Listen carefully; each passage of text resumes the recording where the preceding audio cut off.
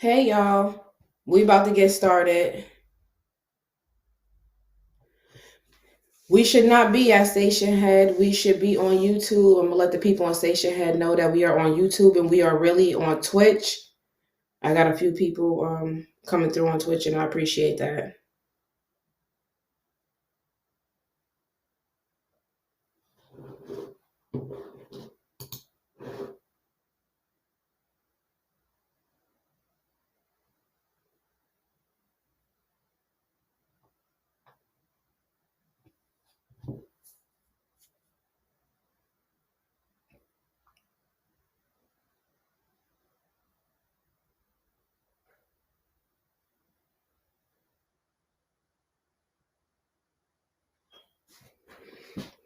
I am live on YouTube and Twitch right now. If you don't have Twitch, download the app, log in for free. If you have Amazon Prime, you already have Twitch. All you got to do is sign in with your Amazon Prime account. It comes with Amazon Prime. It's just like YouTube, except for you can play music over there and the chat is a little set up. I will not be staying on Station Head. I will be getting off of here shortly. I just wanted to let anybody on Station Head know if y'all was looking for me that I'm over there on Twitch and on YouTube.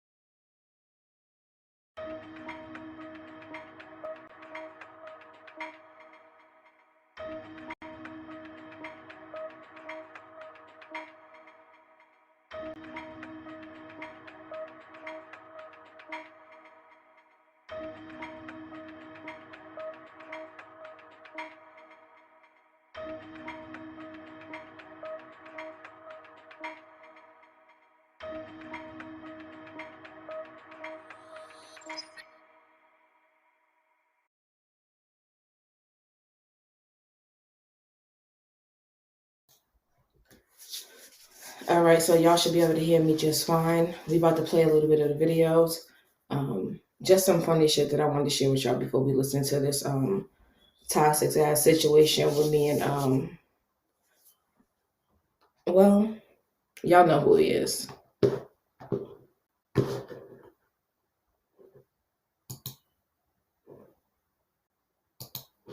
Let's see.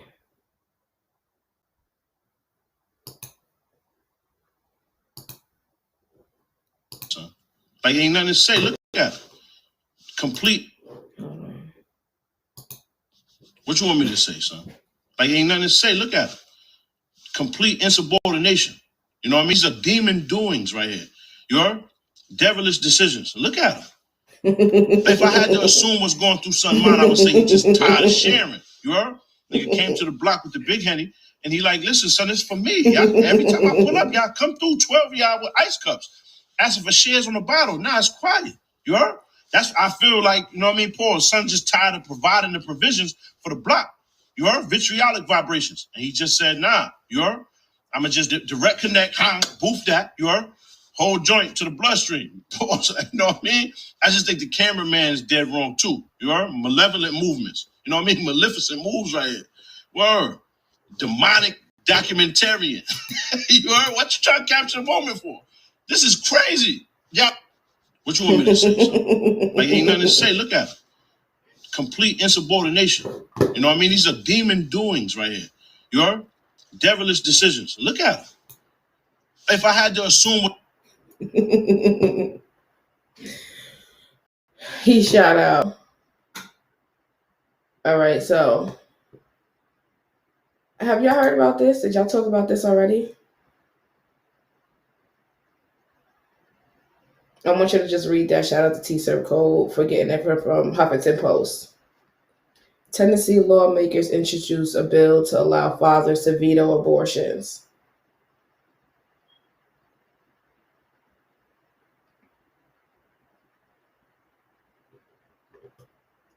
I'm going to just leave that there. I'm going to just leave that there for, well, I'm not, matter of fact, I'm not, that's not what I'm going to do. I'm going to get rid of that. I'm not going to leave that there. I don't got that time for that. In honor of toxic relationships with Valentine's Day, y'all let me know if she's a mood or she a Karen. We're gonna have a segment. Is she a mood or she a Karen? Oh, babe, before I forget, can you have a look at the bathroom door? It keeps getting stuck. I'm not a builder.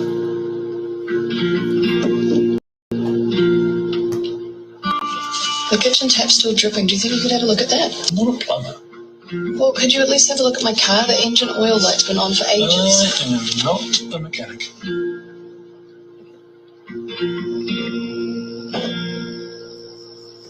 Hey, how's your day? Yeah, good. Neighbour came and helped with those jobs. Oh, okay. You want anything for it? Well, he said I could either bake him a cake or sleep with him. So what cake did you bake? I'm not a baker. Oh, babe, before I forget the bathroom door, it keeps getting stuck. I'm not a builder.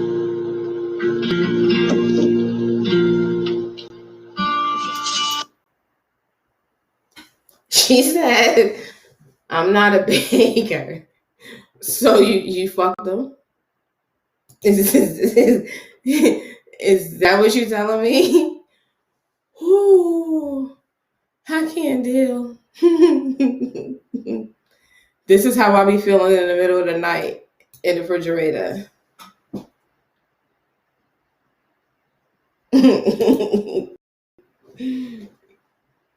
All right, so I want y'all to check the corner out. This nigga got a family of Timberlands in the corner.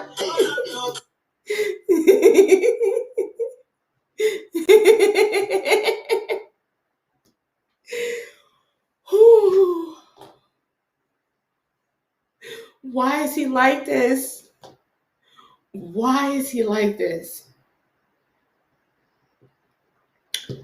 Oh God.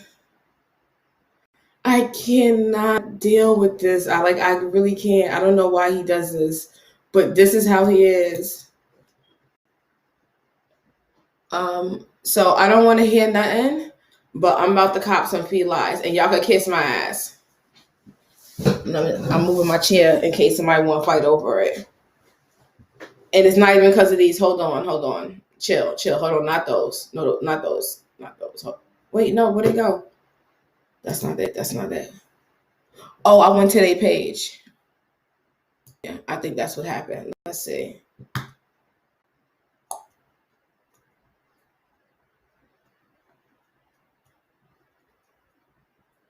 I can't find them.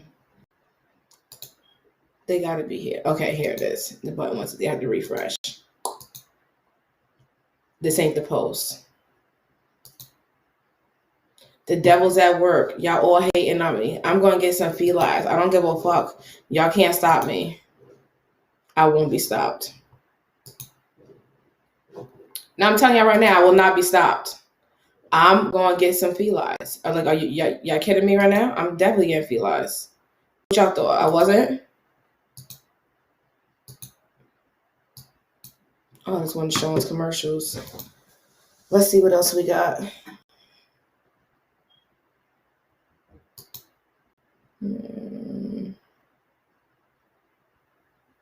I'm sure that y'all seen. Oh, you know what? Is Wonder Woman here? Wonder Woman's here. Saw this Hulu post and thought of you.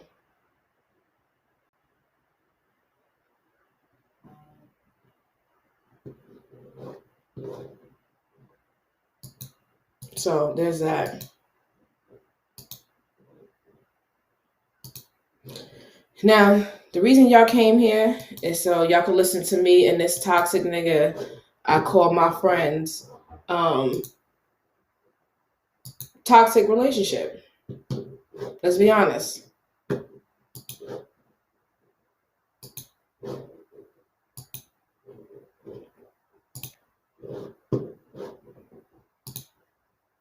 Now, never mind the fact that we still together. Y'all be playing in my face, but I'll be letting y'all slide because y'all know who I'm talking about. Y'all know who I'm talking about.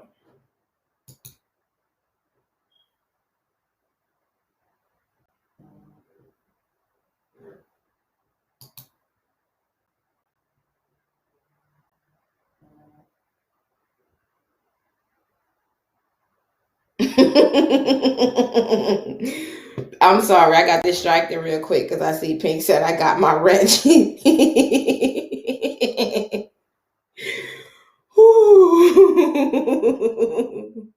Why are you like this? What is wrong with you? Like, I don't get it.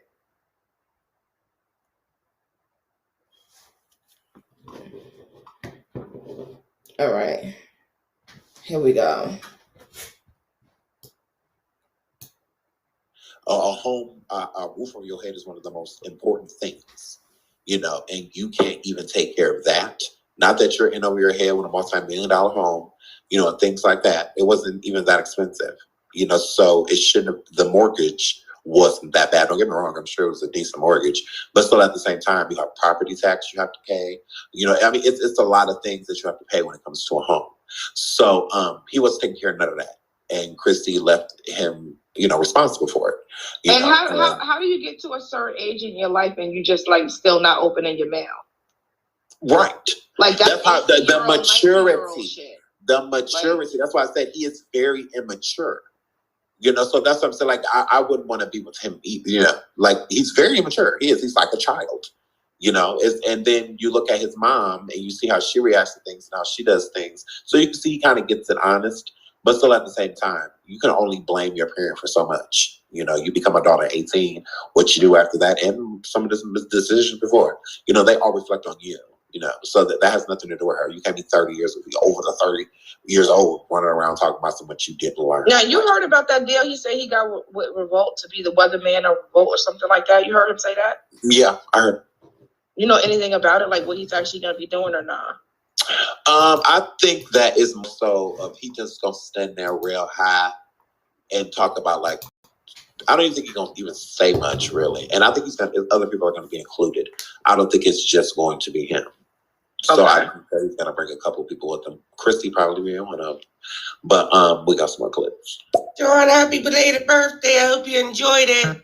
Oh, thank you. Now, oh my God, I did. I had a great. I was amazing. It was amazing. I totally agree because that was one of the reasons that I was attracted to the girl that I was with because she was way smarter than me, and I come from a family of women that I got 3 sisters. I was the only boy out of 4 of us, and these some pretty. I grew up with some pretty strong women.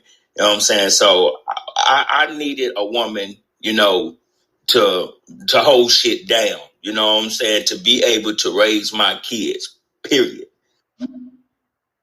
No, I feel you. A lot of people are like that, especially men. I feel that women,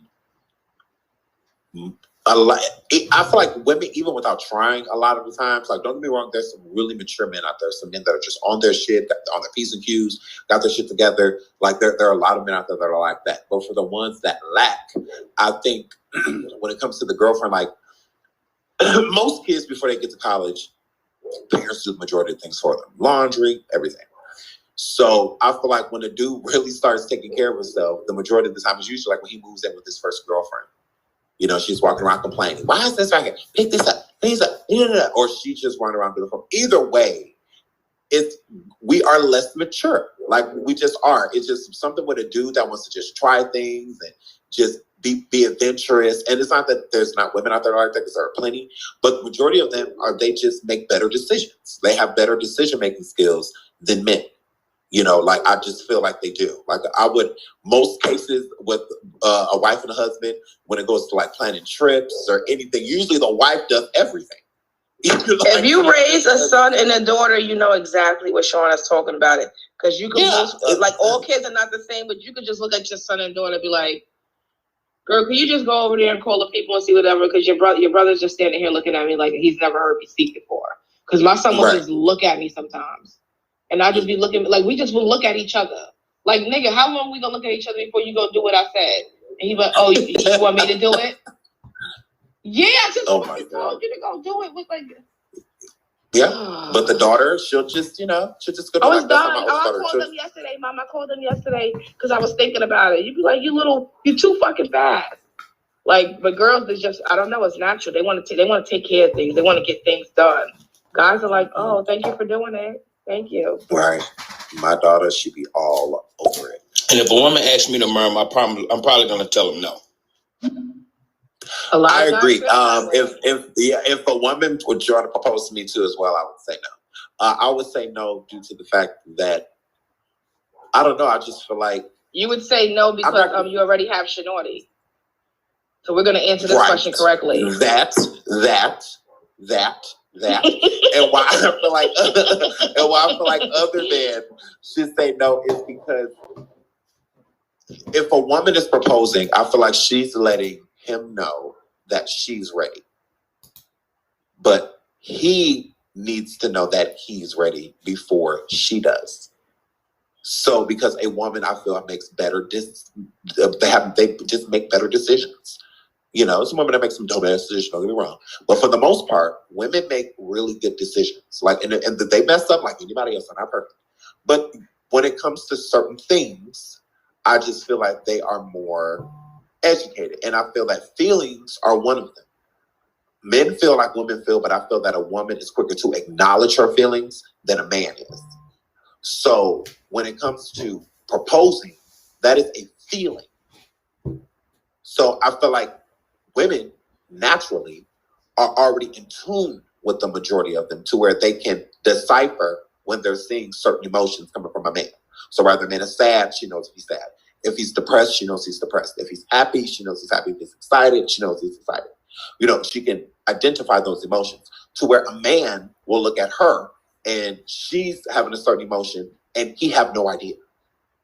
The only So one when they she's pick upset, up on is anger. Absolutely. When she's That upset is is the only emotion that they recognize immediately. But other than that, the other emotions, you got to get your way through. You know, so I would always look at my girlfriend, like I would always look at her, what she said, because I wanted to see like what she meant. Because sometimes she'll say some shit and she'll be mad as hell. And I would have no idea. You know, so I'm just, and then like I'm sitting there happy-go-lucky. And she'll tell her like, motherfucker, you smiling? What the fuck you over this? I'm like, wait a minute. I thought we were having a good day. I'm like, what is happening? What the fuck? I'm like, oh my goodness. Like, what happened? You know, so it's just, you just never know. But when it comes to women, I feel like they can acknowledge those emotions faster than a man can. Because we be kind of lost. Like when Jody was like in a car with Yvette and they was in a drive-thru. And she was just like, oh, have a good day. Give me my change. It's like, what did I do? Oh my goodness. All I said was thank you. Like, he thought he was doing something good. I was like, oh my God. I was like, he can't do nothing. I said, he can't win for fucking losing. This is a shame. I said, that poor man just said, thank you, that is it. And she is cussing him out in the front seat. She said, give me my shake. I'm like, oh my God. All he said was thank you. I was like, girl.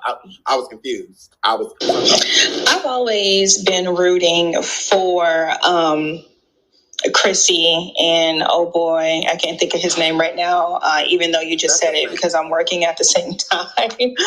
But I just hate to see the fact that he will not marry her. Yeah, I think when they were on the last season of that, not Marriage, but Family Boot Camp or whatever, Christy to me seemed that she was exhausted with it and she's just over it.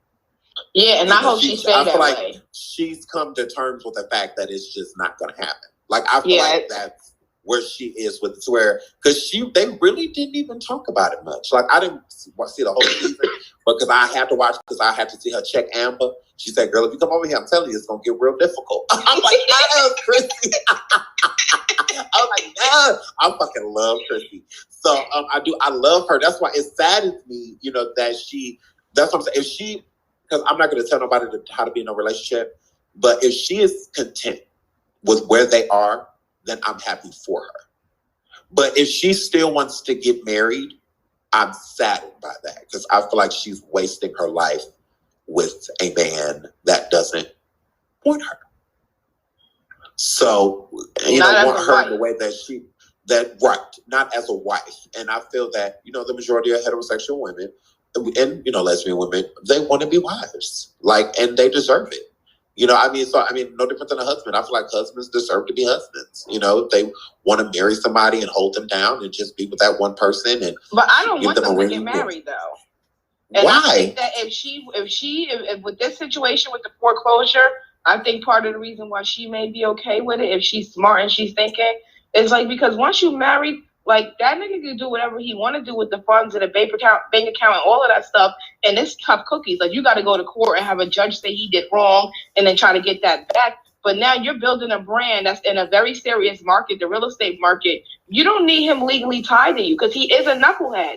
You need to be able to just say, like, just like a lot of rich guys have the dumbass girlfriend who's just bopping around somewhere, but she's just the girlfriend. She's not the one that's going to be wife number 4. She is just here for decoration, people. I think that Chrissy needs to protect herself and her assets, and whatever she does with her extended family that she don't talk about, she don't not need to be married to him because he doesn't make good decisions. And yeah, the good decision you make is not going to be marrying me. That's what it's not going to be. ShaNaughty, we want Chrissy happy, girl. Yeah, and so she gonna be happy when her paperwork stays together. Because I feel like now that she really see, like, nigga, you still can't even hold down, like, one house.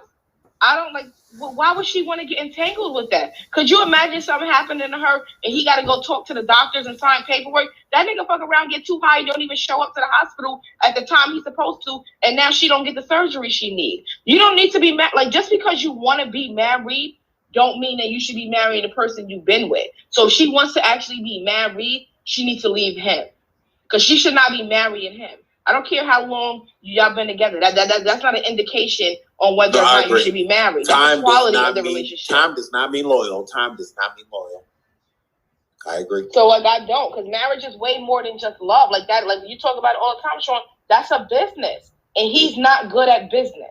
So what makes you think that he's going to be good in a marriage of business? And you know, he's going to be good business decision in your marriage. He's not. But he's going to have hella rights. He's going to have so many rights that she cannot do anything about. Like, she's going to have all of those rights. And it's not like we tell a lot of men, protect your assets, protect this, and, you know, get your prenup. But women need that too. And people fight prenups. And sometimes prenups get dismissed for this or that.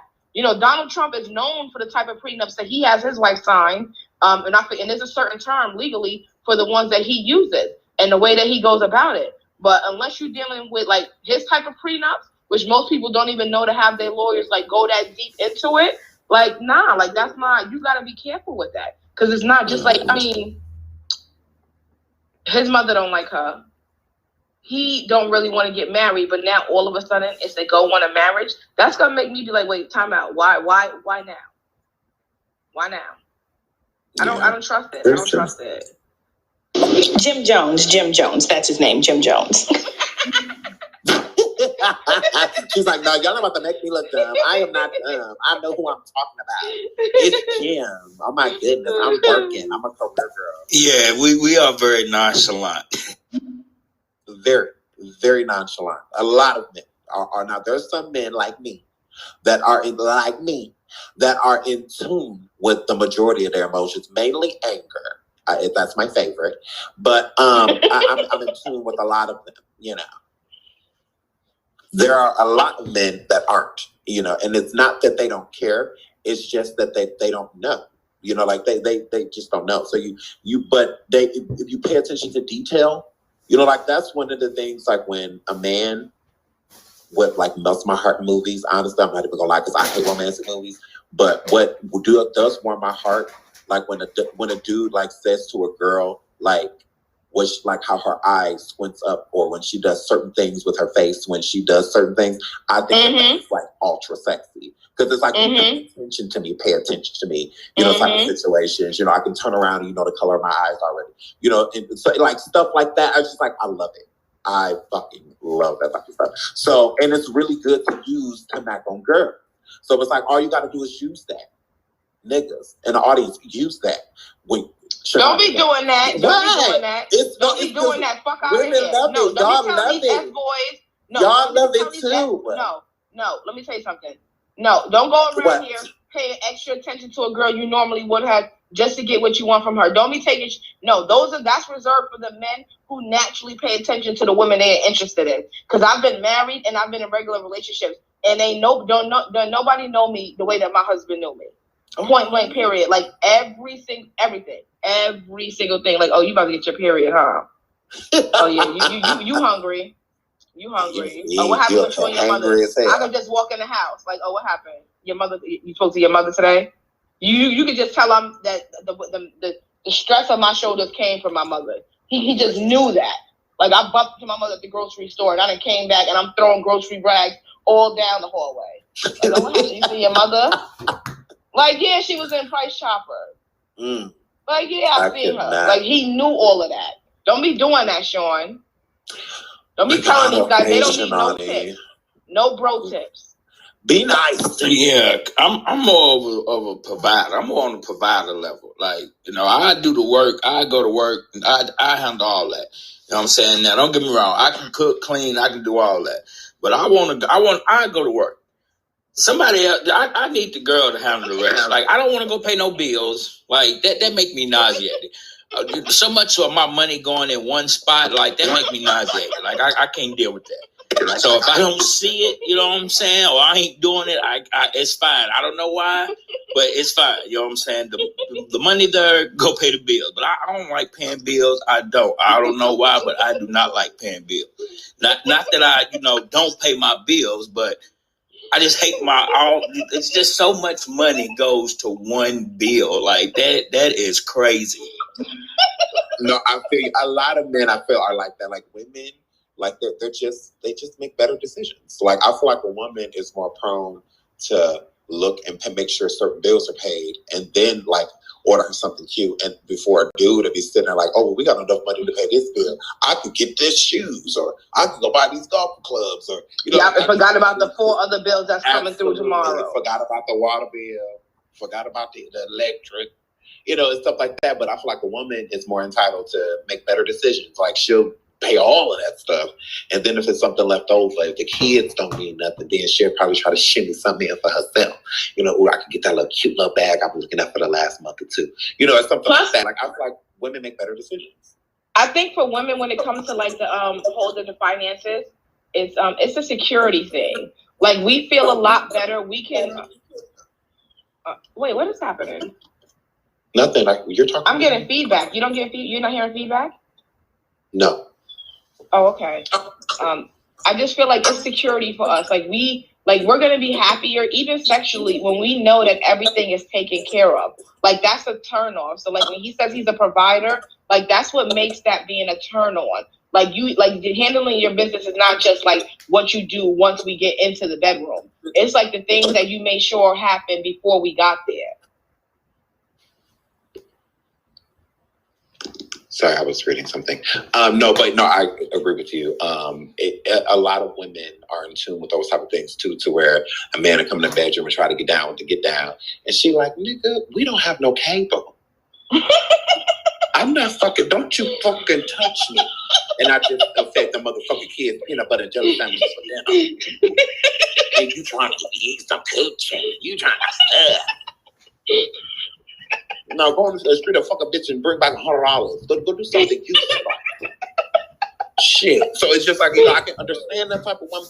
I just don't really, I can understand a woman that don't want to sleep with no broke man. You don't need to be a rich man. You just need to be a man of substance. A man that can have some type of stability to where you can take care of yourself. And if need be, if we have a type of relationship to where I need to take care of myself too, and we meet halfway, we can do that. Yeah. We need to be able to do that. I don't expect you to take care of me, but I do expect you to take care of something.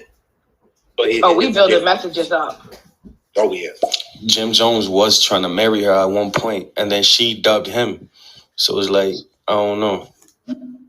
No, it's like she said I feel like when Chrissy did that, Chrissy realized that Jim is still like a little boy.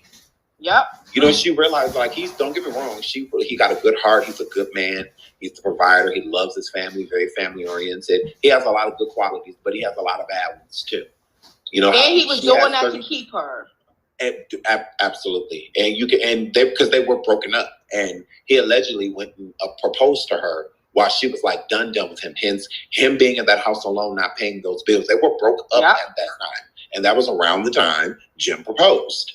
So I'm sure Christy was sitting there thinking like, nah, bro, like, I love you, I ain't gonna front, but nah, this ain't it. This ain't that. This is not that. And at that, Jim Jones get to the bag. He got side businesses, all that type of shit that just bring in so much income. He don't got to worry about no cash. She started living off of him. Well, he should let the banks know about his side business because they foreclosed on a home that was in Chrissy's name, and Jim was on the title or the lease. The deed. The deed, but he wasn't like the sole provider. She was. So I don't know if she did it because on paper she has more income than him. Because, a lot of the stuff that certain people do, not to say like it's illegal, but a lot of it is, money underneath the table. So it's like unaccounted for, so therefore, he can't use his like actual income, but everybody accepts money. Everybody accepts green, everybody does. So if you had enough income to save your home, you would have saved it. That is very embarrassing. Plus, Chrissy wasn't no groupie chick, right? Like, Chrissy was known in the streets and in the hood and around the way. That's why Jim Jim lucked up with Chrissy. Like, Chrissy wasn't no bottom feeder bitch. She wasn't no hanger on. He took her from somebody else, didn't he? A big name dude who moved, we're on. This is being recorded and everything. But Chrissy was no bottom feeder. Let's just put it like that. She was not one of the girls. She was no bottom feeder. Like, she came with resources. She came with contact, access to plugs and things of that nature. Like, she Chrissy, like that. Yes, that's why you don't never really hear nobody come at Chrissy. Not no rappers. They beefing with Jim Jones. They don't never go there with her because she has her own set of Think of her as a nigga when you talk about her in the street. Right. That's Let's it. get that bitch. Mm-hmm. I definitely hear the feedback. It's like echoing every time ShaNaughty talks. Yes. Okay. Okay, y'all. So let's see if this is. I definitely agree. Security in a relationship is a big thing. I was engaged, and that was a big issue. I was the breadwinner, and then when I became pregnant, I wasn't, and he became it. And he was so irresponsible. And that was a big issue. Even me trying to start my business up, we just weren't on the same page. It definitely clears out a lot of issues when there's financial security, or at least a financial understanding or compromising. Absolutely. Financial security inside a relationship is extremely important, even if it's on both ends. In this day and age, a lot of people that are in marriages or just in relationships both have to work. The cost of living goes up each year. It doesn't go down, it goes up.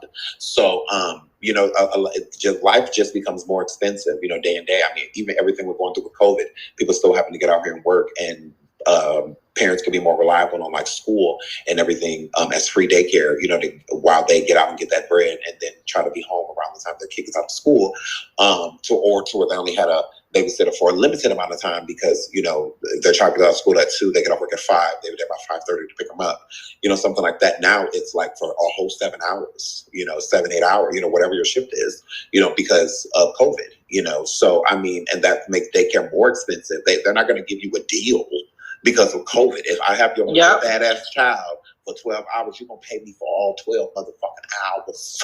Yeah. Ain't no as bad as your goddamn Sherman is. I need every coin, every dime. Shit done ate up everything in my kitchen. No. So that stuff doesn't go down. So life just gets more expensive. So it's good to be able to have somebody that, and then like in crisis like this during COVID, it's one of the worst things to have somebody around you that is inconsistent with keeping stability, with keeping financial security, to a person that is job to job. It's stuff like it's not good in this type of era when jobs are so scarce due to everything that's going on, to people losing jobs that they had prior due to it not being able to meet the requirements of COVID, like people that work in movie theaters and, stuff like that. Now the jobs that other people had, that it was easy for them to get in their field. Now it's harder to do just because people doing jobs that they've never had no experience in and things like that, just to bring some income in because, the unemployment done dried up or, so I mean, this is a hard phase in life, especially to be with somebody that's not consistently financial, because what are you supposed to do? They're still evicting people for not paying their rent because they can't afford it, because they're still trying to put food on their table, keep the lights on and the water, while, taking care of children and meeting their needs, washing clothes. Well, like it just stacks up. We don't realize how much money we spend until we have none. When you get some money and then all of a sudden, boom, it's going within 2 or 3 hours, but you took care of everything that you were supposed to do. Find out like all of your bills and, make sure that if you have children that they're good and that, there's food in your refrigerator and, then you're broke. It's like, damn, like things are really expensive. So it's nice to be able to have that partner to be able to back you financially when you're going through a hardship, especially. So it's hard to do alone. That's hard enough. So doing it in a relationship with somebody that is willing, well, not willing, I should say, that is able to get out there and help you or meet you halfway, and they're not doing it and you're taking care of them too, that is really stressful.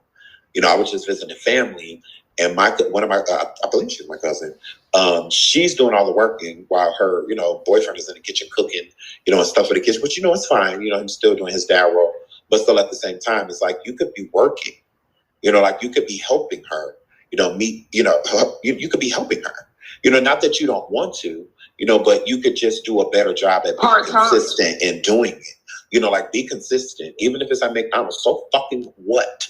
Like money is money. However you have to bring it in, bring that fucking shit in. There is nothing more man-like or more hero-like to me than a man that's flipping burgers that is a father. To make you, I will flip these burgers Friday. I will sit in this drive-thru. I would do all that to make sure. My daughter's 16, and every 2 weeks, if she, especially during this COVID, during summertime, some of her checks from McDonald's was $500 after taxes every 2 weeks. So that's $1,000 a month. That'll pay a bill. It may not pay all of them, but that'll pay a bill. You should be helping. Talking about I'm not working at McDonald's. Like, please. Right. You should be helping in some type of way. It don't matter where you got to work at. It doesn't matter. Work is work. Income is income. Complaints get you nowhere but to the next complaint. That's all it does. So financial security is extremely important. And if there's somebody around you that isn't doing it, make sure you're taking a hard ass look on them to make sure that they're willing to give more than they're willing to take. So that's all I'm saying. Because a person that would do that is a taker to me. That's not a real man. It's not the fact that a real man needs to work to take care of a woman. A real man just needs to work in fucking general. Yeah. So that he's taking care of himself. Yeah. So it's just like, so when she kick you out because y'all arguing, you can go get a hotel room. Mm-hmm. Not you sitting there screaming and arguing and trying to fight with her because now you don't got no money and you don't got nowhere to even go for the night to give y'all relationship space. That's why a lot of them arguments and stuff and fighting be happening when it's time for somebody to leave for the night. Because you really don't got nowhere to go. Right. The police shouldn't be partying you. You should be partying yourself. Yeah. Like you should be able to just go. Like even when just random stuff. Like it don't matter what it is. You should always. My grandfather always told me never spend your last dollar. Number one. Then he changed it and said $5. So it's just like you should always have a little safety nugget. To try to help you. Like it's for you. And it's nothing worse than a man being with a woman that can help but just doesn't. Like even meeting the requirements to where she's out there bringing the bread and he's sitting at home taking care of the kids. You can do that part-time. That does not have to be a full-time job. Yep. Like it's already a full-time job being a parent. You don't get to stop being a parent. Like it keeps happening. Why you at work? Oh, you're still a fucking parent. You don't turn it off. So I would rather have a sitter than, like with my kid's mom, she didn't work. And anytime she had a kid, she did not work. She took her entire maternity leave. And I made sure I took care of everything. And she always thanked me for it. I took care of everything, while she was on her maternity leave. She didn't work at all. Like, your focus is this child, making sure that you bond and, make sure you don't have postpartum and all of that stuff. Yeah, getting your health back together. Right. And get you back together. I feel like that's why a lot of moms have postpartum because they go from having a child to sitting at home for 3 days or in the hospital for 3 days, and then they right back to work, 2-3 days later, a week and a half later, they're already back working within a 2-week, 3-week period. It's like, you didn't even give yourself enough time to bond with your kid. You're wondering why you feel the type of way you feel because you haven't spent that time. It comes with love. Not every a bond is going to be a maternal bond. Just because you have a maternal bond with your first 2 kids doesn't mean that you're going to have a maternal bond with this one. So it's different. So you got to be able to take that time. With the last one, she did have postpartum. But if she was able to cleanse herself from it quickly, within like a 2 or 3 month period, because she got to actually spend that time. So it was different. Like I'm working overnights and stuff and working during the day and getting off work, coming home 6 o'clock in the morning, and I'm taking care of the baby. But I needed to do that. She still needed her time. So I was exhausted. I was tired, but still at the same time, she just feels like she's going through something. I need to let her go through it. Like, because if she doesn't go through it, then it's never going to go away.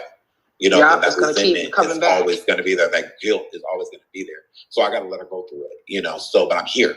But I would come in, walk in the door at 6:30, just got off at 6 o'clock, and I'm up with the baby until, 11 noon, and I'm finally falling asleep. She took so many pictures of us sleep together just because I would be exhausted.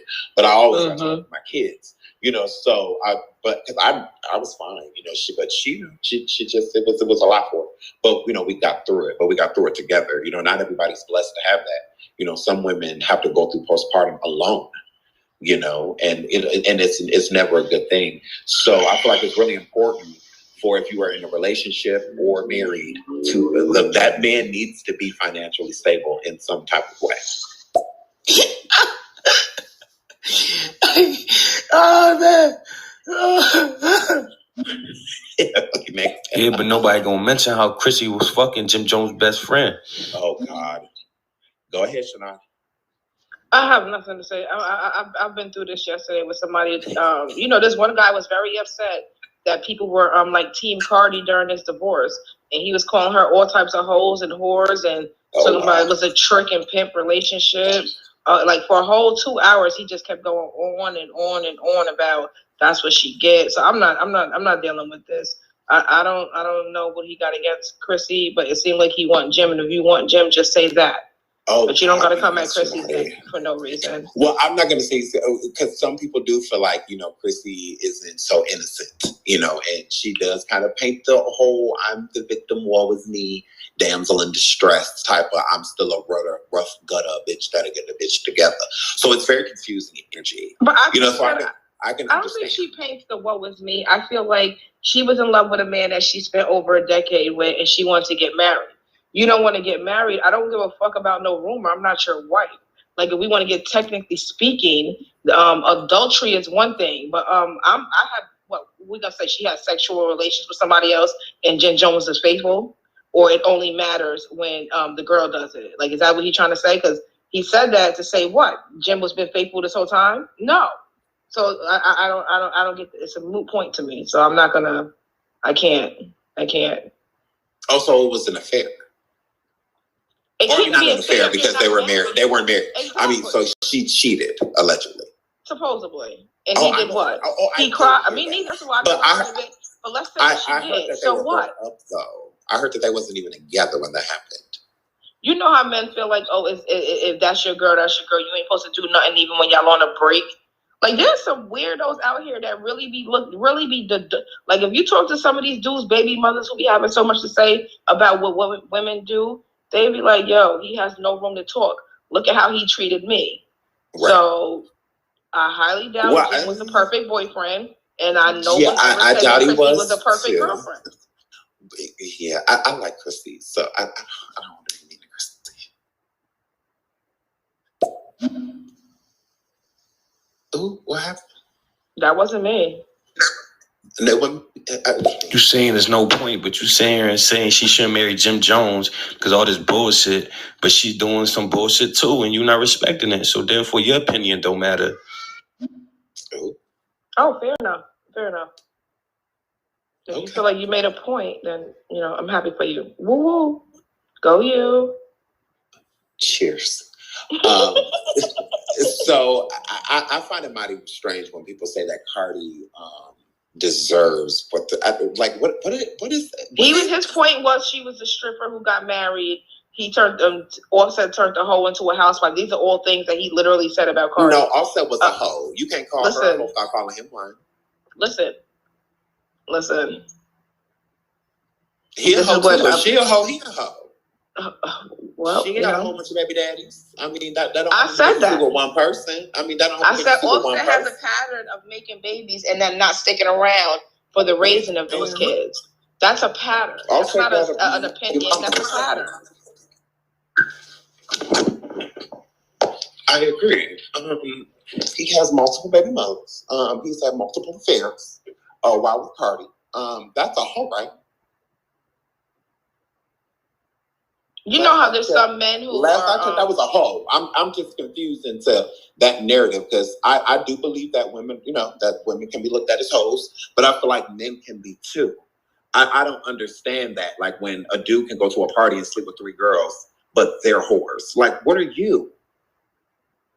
Not even that. It's a narrative. Like, what are you? Like, are you awesome? Like, what the fuck? Like, no, it's a narrative that when a woman does something, it's so much more damaging to the relationship than when a man does it, because a woman has no value to the men who feel this way.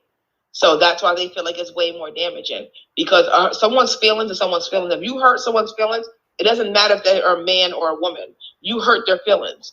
Men get their feelings hurt too by different scenarios. And it's like, oh, but it's so much worse because it's a man. No, it's not. We're both hurt. Your hurt doesn't outweigh my hurt because you're a man and a man's not supposed to go through that. No one's supposed to go through that. We both did. Now we're both hurt. It's equal. It's not, it's worse when a woman cheats. No, cheating is bad in general. That's it. It's bad in general. Agree. We got some clips I want to build out. It sure does. Sound like a hoe, look like a hoe, walk like a hoe. Must be an offset. Period. Future. Period. Hoes. Everybody accepting that and putting up with that kind of rhetoric because bitches think it's cute when these hoes be out here cheating and plotting against other women, and then when it's on them, ain't nobody got nothing to say. Stop making it seem like it's cute for men and it's not cute for women either. Yeah. Absolutely. I do agree. When men do certain things, I do feel like it's downplayed, when a man does it. And then when a woman does it, just like, how could she? Yeah, I mean, when a woman, it's just like, what? I'm like, what? I just be so confused. I just like, oh my goodness. Like with this whole Will and Jada situation, with it being Jada, everybody is appalled. Everybody's just like, I cannot believe this. Jada. Because they think that Will Smith has been faithful for all these years, and he's never made a mistake, even though Will Smith has been faithful when Jada took him from his wife. Now, listen, that is not the narrative that Sharice tells.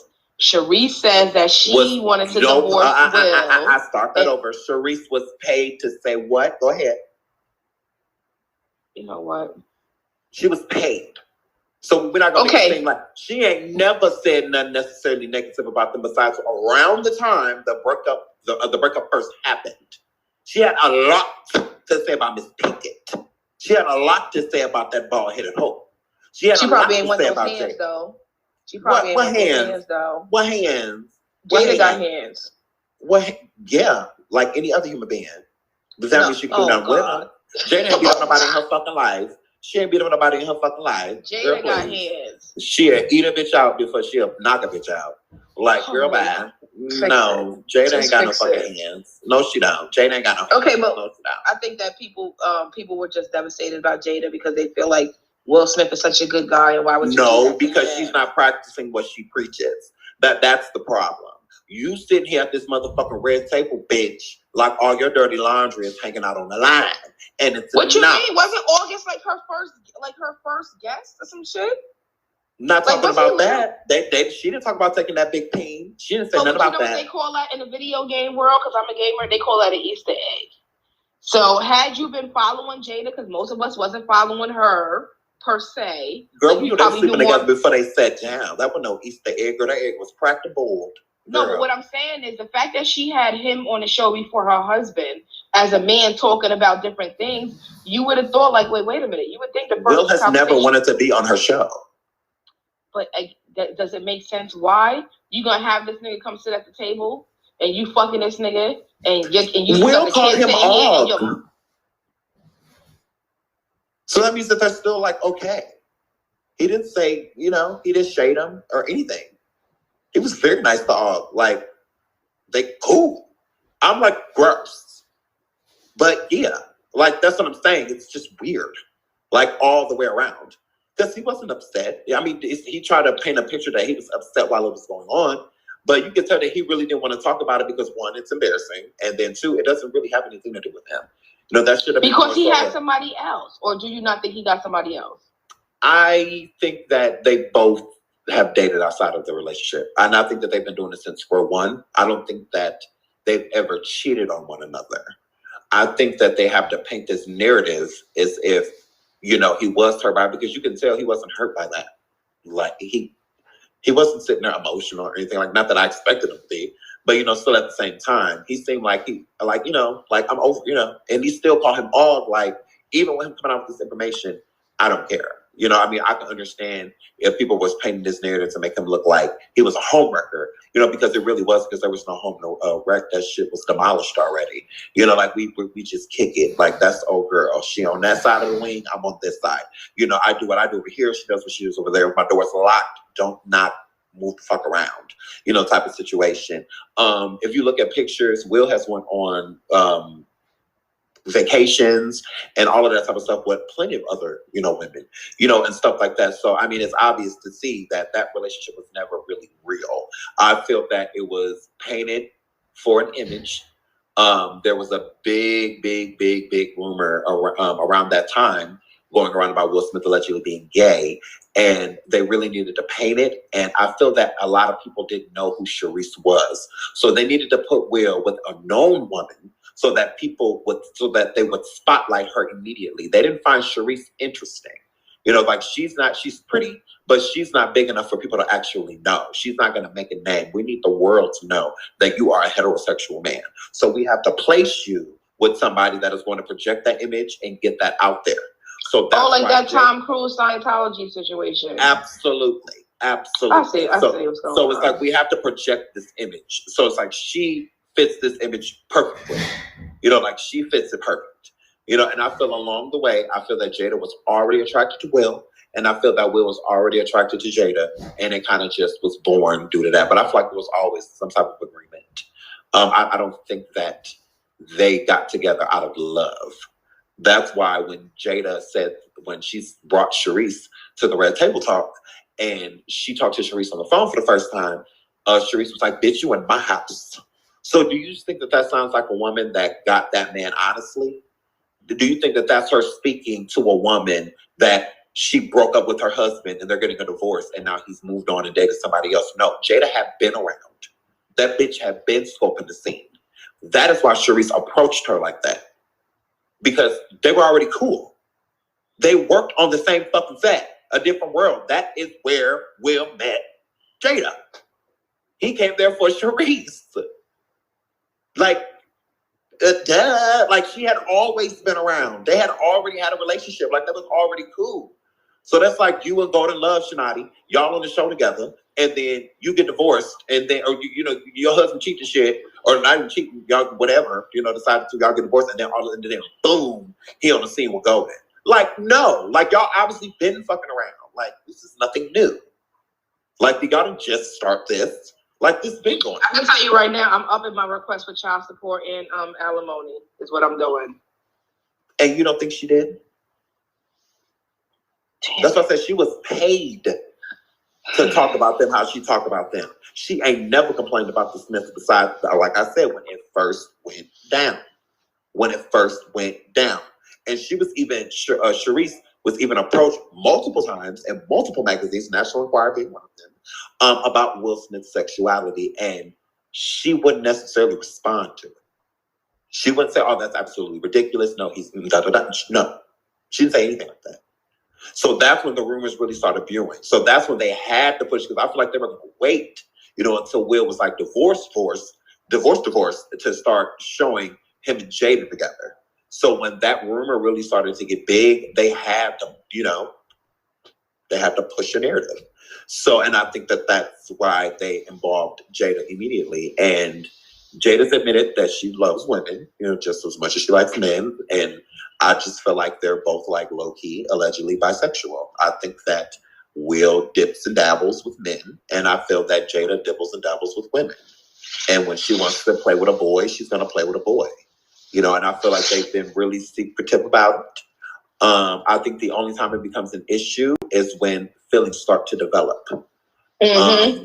I don't think that Jada Pinkett and Dwayne Martin have a good relationship. I'm not necessarily going to state what I think is going on has gone on between Will and Dwayne Martin. But I feel because Jada doesn't really speak of him at all. She'll speak of Tisha Campbell, but she doesn't speak of Dwayne. And Dwayne and Will are allegedly best friends. So if they're best friends, this is your husband's best friend. That's allegedly how they met. Because Jada said that Tisha, back in the day in the 90s, she was already married to Dwayne, was trying to hook her up with the Fresh Prince. So she doesn't speak of Dwayne, but she speaks of Tisha. But she says nothing about Dwayne.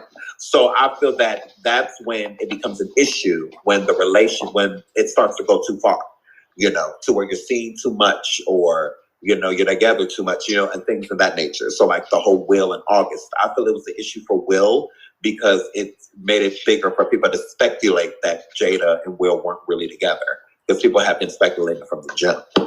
But you don't think that part of Will's situation is she really had that nigga or like the kids was like, Will was about to be pushed the fuck out. Like August was about to be stepdaddy. Like, Dad, August, like, you're cool. That's when Jada ended it. When August wanted to, I want to be with you. Like, I don't want you to be Will. I don't want you to be married to Will, be with you. That's when Jada put an axe in it. So, no, I don't think that Will had a problem with him hanging out with the family and whatnot. He liked it. They have multiple pictures together with Will and the picture with the children as well in August Alsina. So I don't feel like he had a problem with that at all. They're dating. She's allowed to do that. Like, what's the problem? He does. Like, they both do it. So it's like, it's not a problem. Like, we have an open marriage. Like, we don't openly talk about it, but we do have an open marriage. They call their marriage a union. They don't call it a marriage. Yeah. A union can be anything. It could be any fucking thing. That's what Dwayne has. That's right. What Dwayne Wade has. He has a union. Right, a union. You see what I did there? So it's like I made a joke, you bastard. You just let it go. They do. I don't give a no. They can. You see all this shit Dwayne be having on. Nah. He has a union. Yes. Gabrielle Union? No, they have a union. He's married to Gabrielle. I'm trying to get my corny joke. And there ain't no fucking point. Because Gabrielle is a smut. Beautiful woman, but she is a fucking smut. Why y'all think she can't have kids? I'm not talking to you no more. She been That's not. She was 9. I don't want to talk to you anymore. We got some clips here. Excuse me. Look, I'm gonna say this, and I have been thinking this for a while, just because of how Will played the situation and how he acted with the situation. I think Og was sleeping with both of them. I think he was busting down Jada, and I think he was knocking down Will too. You know what I'm saying? And what went on in the meantime, I don't know. And I think when the shit really came out, or it was a situation in there where Will was put out of the threesome, and they continued, and then she wanted to go back with Will. They was gonna work things out, and Augustine got shifted or pushed to the side, and he wanted to come out and talk about it. But I think he was busting them both down for real. That's my opinion. It's a strong possibility. I said that in one of my videos on YouTube. But I mean, it's very possible. It is. I'm not gonna. You never know. Stranger things have happened. Women claim to be independent, and then they do shit like up their child support and alimony, but they're independent women, though. They are independent, don't cheat, and they won't be single women. If you stay in your relationship, you don't have to worry about child support or alimony or anything like that. That's why you should make sure when you get married, it's for a lifetime. There's no rush to get married unless you rush yourself. It's a choice. So being in a marriage is not like she's just, dating him and trying to up the child support. If you're scorning me, I'm going to do everything in my power to scorn your ass my way out the door. I don't think it would have been in the means to, because I mean, if you're leaving, you're leaving, So how you leave is due to what happens to you upon departure.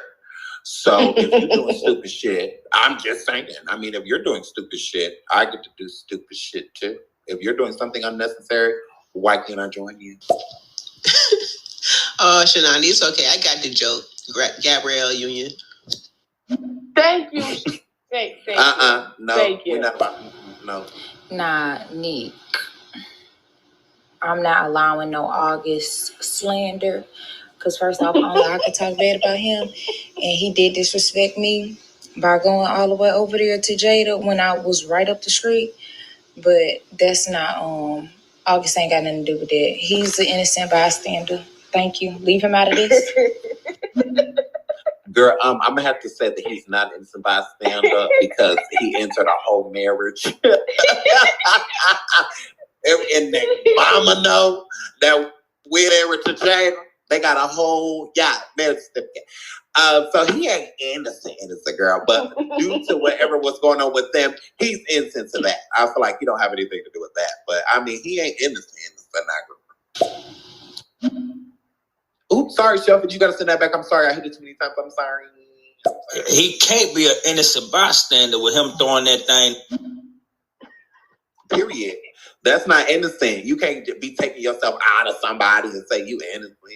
He did it. First off, I was talking to the woman, not the man pretending to be the woman. Secondly, you didn't really answer. You didn't really say anything. All you did was just agree to the fact that women claim to be independent. All the while, they're not really independent because they're taking money from someone, right? Unnecessarily. If they're claiming to be independent, you can't be independent if you need money from someone else. You see what I'm saying? That's not independence. That's just, that's revealing yourself, what you was really there for, which was money. So, which is what all women are there for. Okay, so since you want to get disrespectful and you want to hear from me, I didn't respond because Sean said what he needed to say. It sounds like you have an issue taking accountability for your actions and the consequences of your decision making, unintended consequences included. And you want to talk about women claiming to be independent. That has not been a historical women's we haven't historically said that. We've had to become independent because we run across men like you who like to fuck, have sex, make babies, and then keep it moving.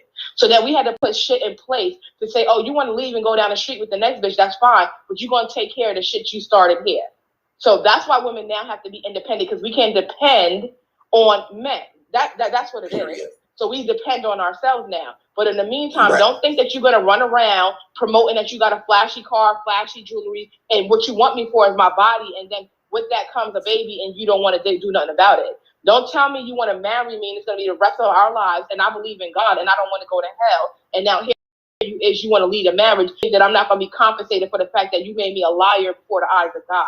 Like, if you can't handle the responsibilities, keep your dick in your pants. If you don't want to be treated like an ATM, stop leading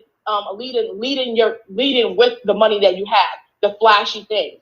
Go up and just be regular. If that don't get you the chick that you going for, then she ain't the one for you. You sound like you got a baby mother and you may be up to date on your child support, but you've owed it in the past. That's what you sound like. That's the vibes you're giving. It's always niggas with baby mamas or that pay child support that got the first to say something about child support. I pay child support. Or independent women. You out here it's a consequence of having a child. It's a consequence. You part of the problem. You're not the solution.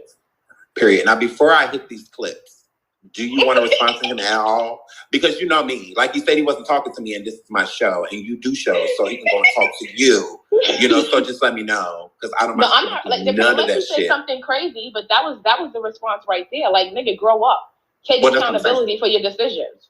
Period. Because there's a lot of them, and bored niggas. So So he said that he was talking to you, and he can talk to you when you're live. So he can't be innocent. Like, he's slinging that thing all the way trying every which way. Like, he cannot be innocent. Period. Shell said August is innocent, damn it. Yeah, August is not fucking innocent. Sean ain't pretending to be no woman. Girl, you know how these niggas be. The unintelligent ones, they go to the obvious because, that their brain, only functions so well. So they have to go to what's obvious instead of actually being clever and stating something that is actually relevant to the conversation. As a man, especially one that is paying child support, it is a consequence of having a child and not sticking with the mother. That is a consequence. While you sitting there getting that nut in, just remember that a baby, STDs, all type of things can result in this. And what also can result in it is if you don't stay with this person person, 9 times out of 10, you're gonna fucking pay child support. If you don't like it, keep a Jimmy on tight. That's not my problem. The fuck? No, my other one was responding to Tavius, who want to be heard so bad.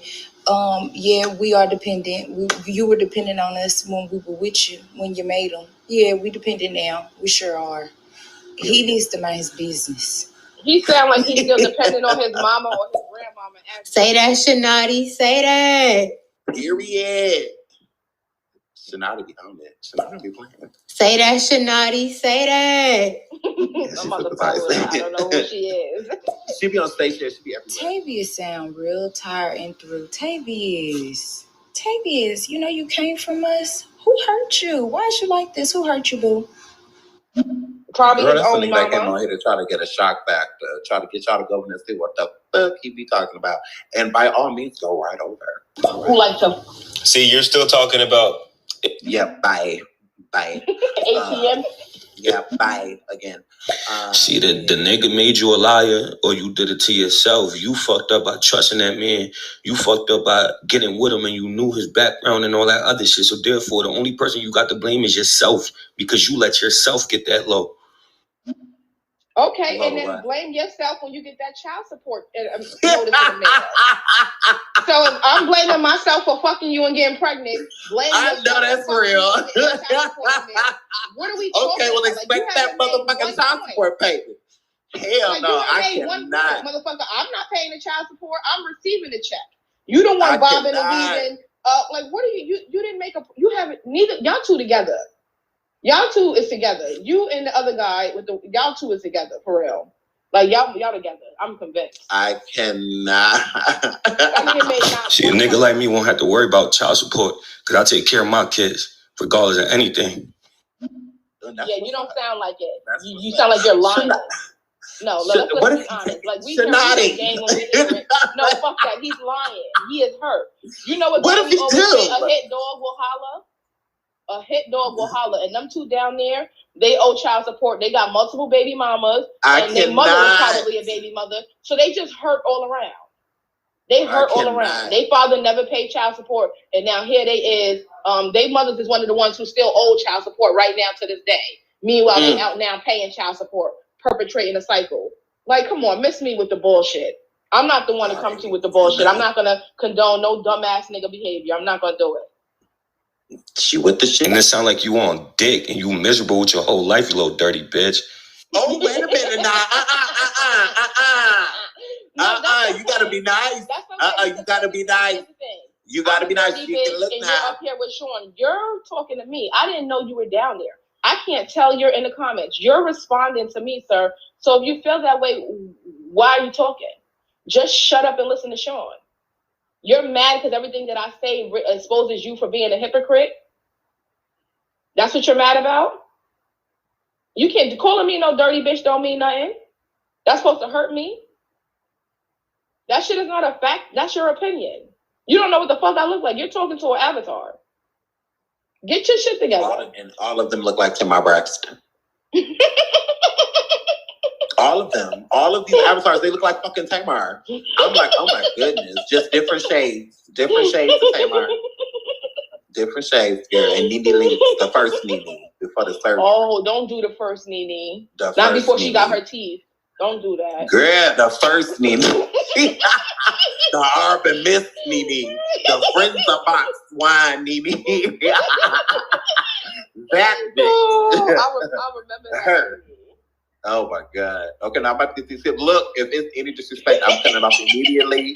I don't play about my girls. I really don't. Now, I don't mind a person getting their opinion out, but you ain't gotta literally call nobody out of their name to get your opinion out. You really Cause you mad disrespectful, bitch. I'm putting my no, see, gotta cut it. Gotta cut it. Gotta cut it. Sorry. Some of them got wigs and some of them don't. Period. But yeah, I don't need the Friends of Box Wine people. You know, the Friends of Box Wine people. You know, you gotta watch out for them motherfuckers. But yes, but no, I agree with. I mean, both of y'all had strong points until it got disrespectful.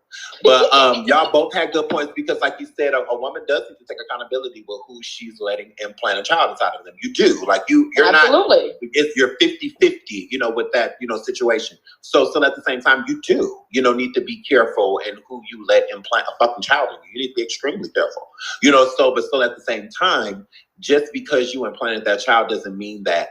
Because I feel like a lot of dudes, when they think about child support, they don't think about what they do. If you are a father that is doing everything you need to do for your child, then there is so much that you can do to where you can avoid child support to where it's sickening. It's sickening. These are men that are speaking that don't have any actual custody agreement with a court system with their children, just have an agreement with the mother. So the court is not taking in any consideration of the time spent with the child, so they have no record of it. So if you cannot be even if you're there every single day, I always have my kid. I have my kid every single day or every other day or this, that. Okay, if you do, that needs to be recognized by the court system.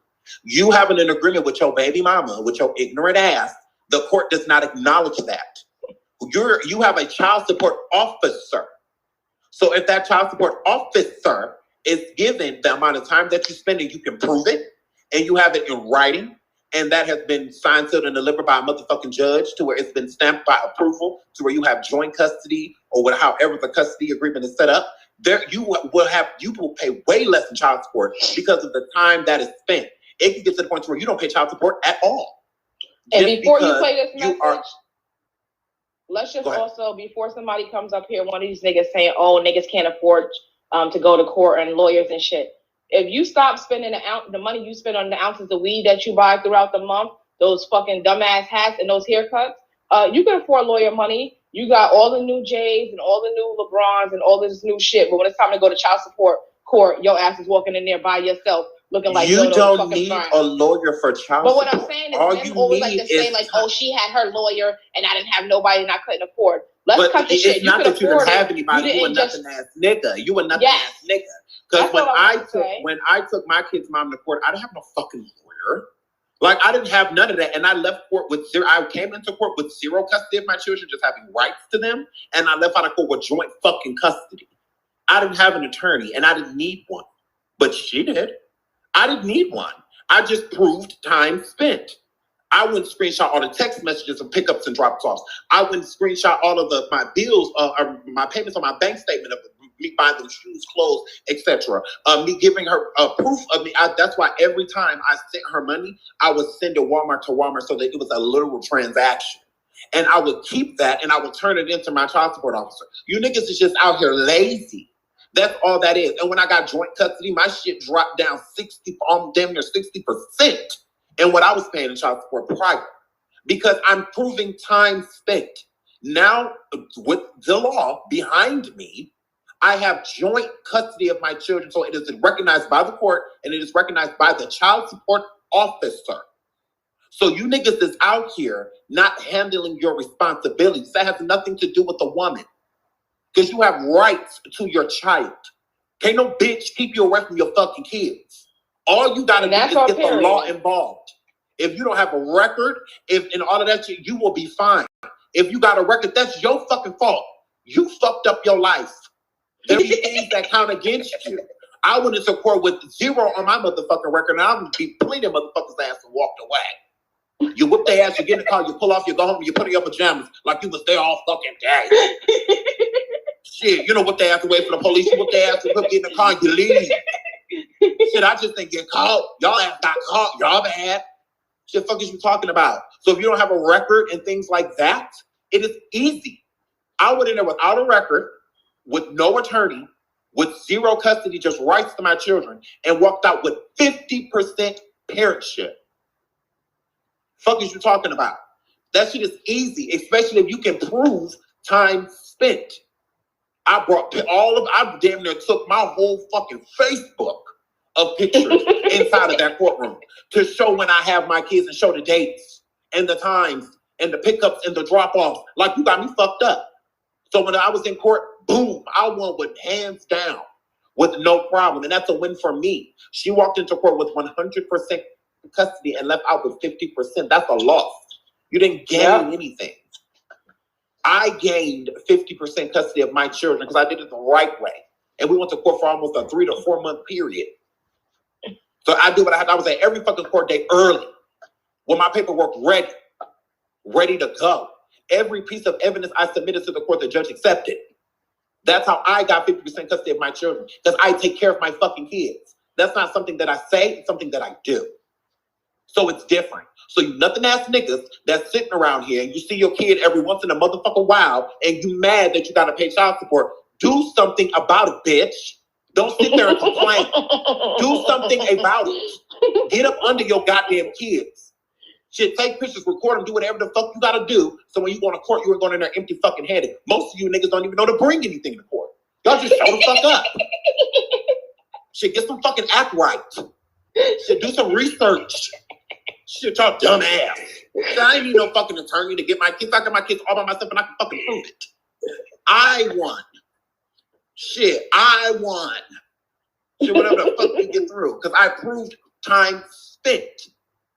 Shit, not time I want to spend. I show time that I fucking spend. I always got my motherfucking kid. Shit, I ain't coming up with groceries and shit in places I wanted to take them. I came up with pictures of places that I already fucking took them. Shit, my kids every fucking February for spring break, they go to Florida. Shit, before COVID. They've been to Disneyland 3 times. Shit, the fuck out of here. And it ain't the money, it's just that time spent. Yep. Shit, we live on the other side of the fucking world. And we drive all the way to, don't play with me. Like, I actually take care of my fucking kids, gay and all. Can you straight motherfuckers say that? Shit, y'all too busy up on the other bitches instead of being with y'all fucking kids. Shit, my kids come first. Don't nothing coming from my motherfucking kid. Shit, nothing and nobody. Shit, whenever you get through. Shit, I spend too much time with them for them not to ever say that I wasn't present.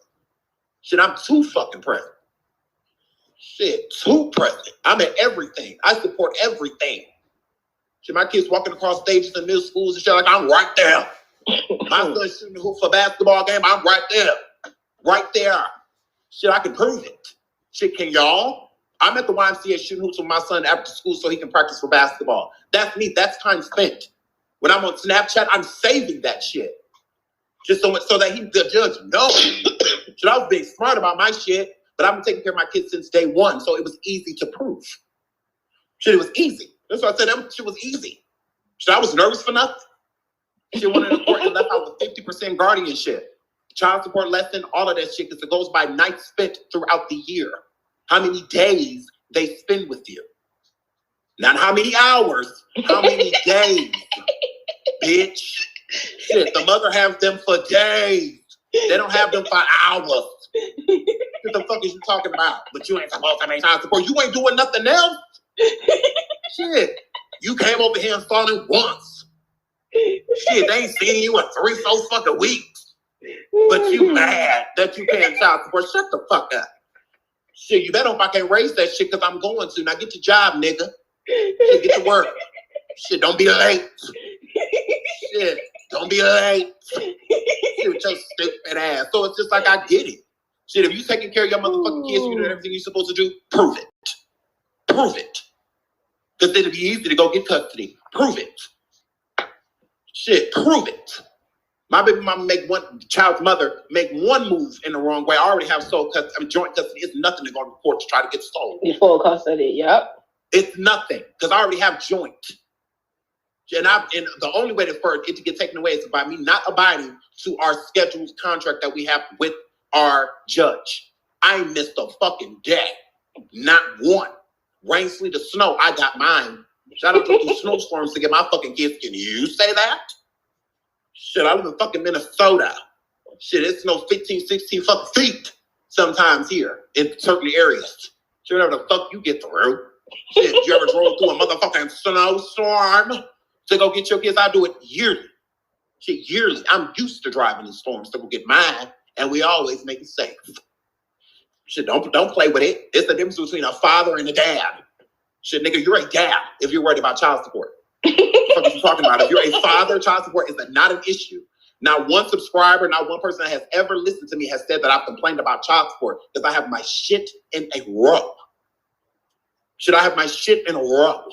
It's not my fault you walking around here with multiple baby motherfucking mamas. You and your dick's bad. That don't have nothing to do with us. Nothing to do with us. Shit, don't feel and that I'm gonna good. need you to come with like an actual insult. Calling me a bitch or saying that I'm dirty is just gonna make me laugh at you, sir. I'm not like I'm a grown ass woman out here. You can't insult me with 90s insults. That's not gonna work. That you do that with the little girls that you used to. If a nigga, ladies, if a nigga is paying a lot in child support, there is one or two things happening. The state does not recognize the time that has been spent with his children, so they're charging him max because the less you are present, that means the less you are doing, so the more you will fucking pay.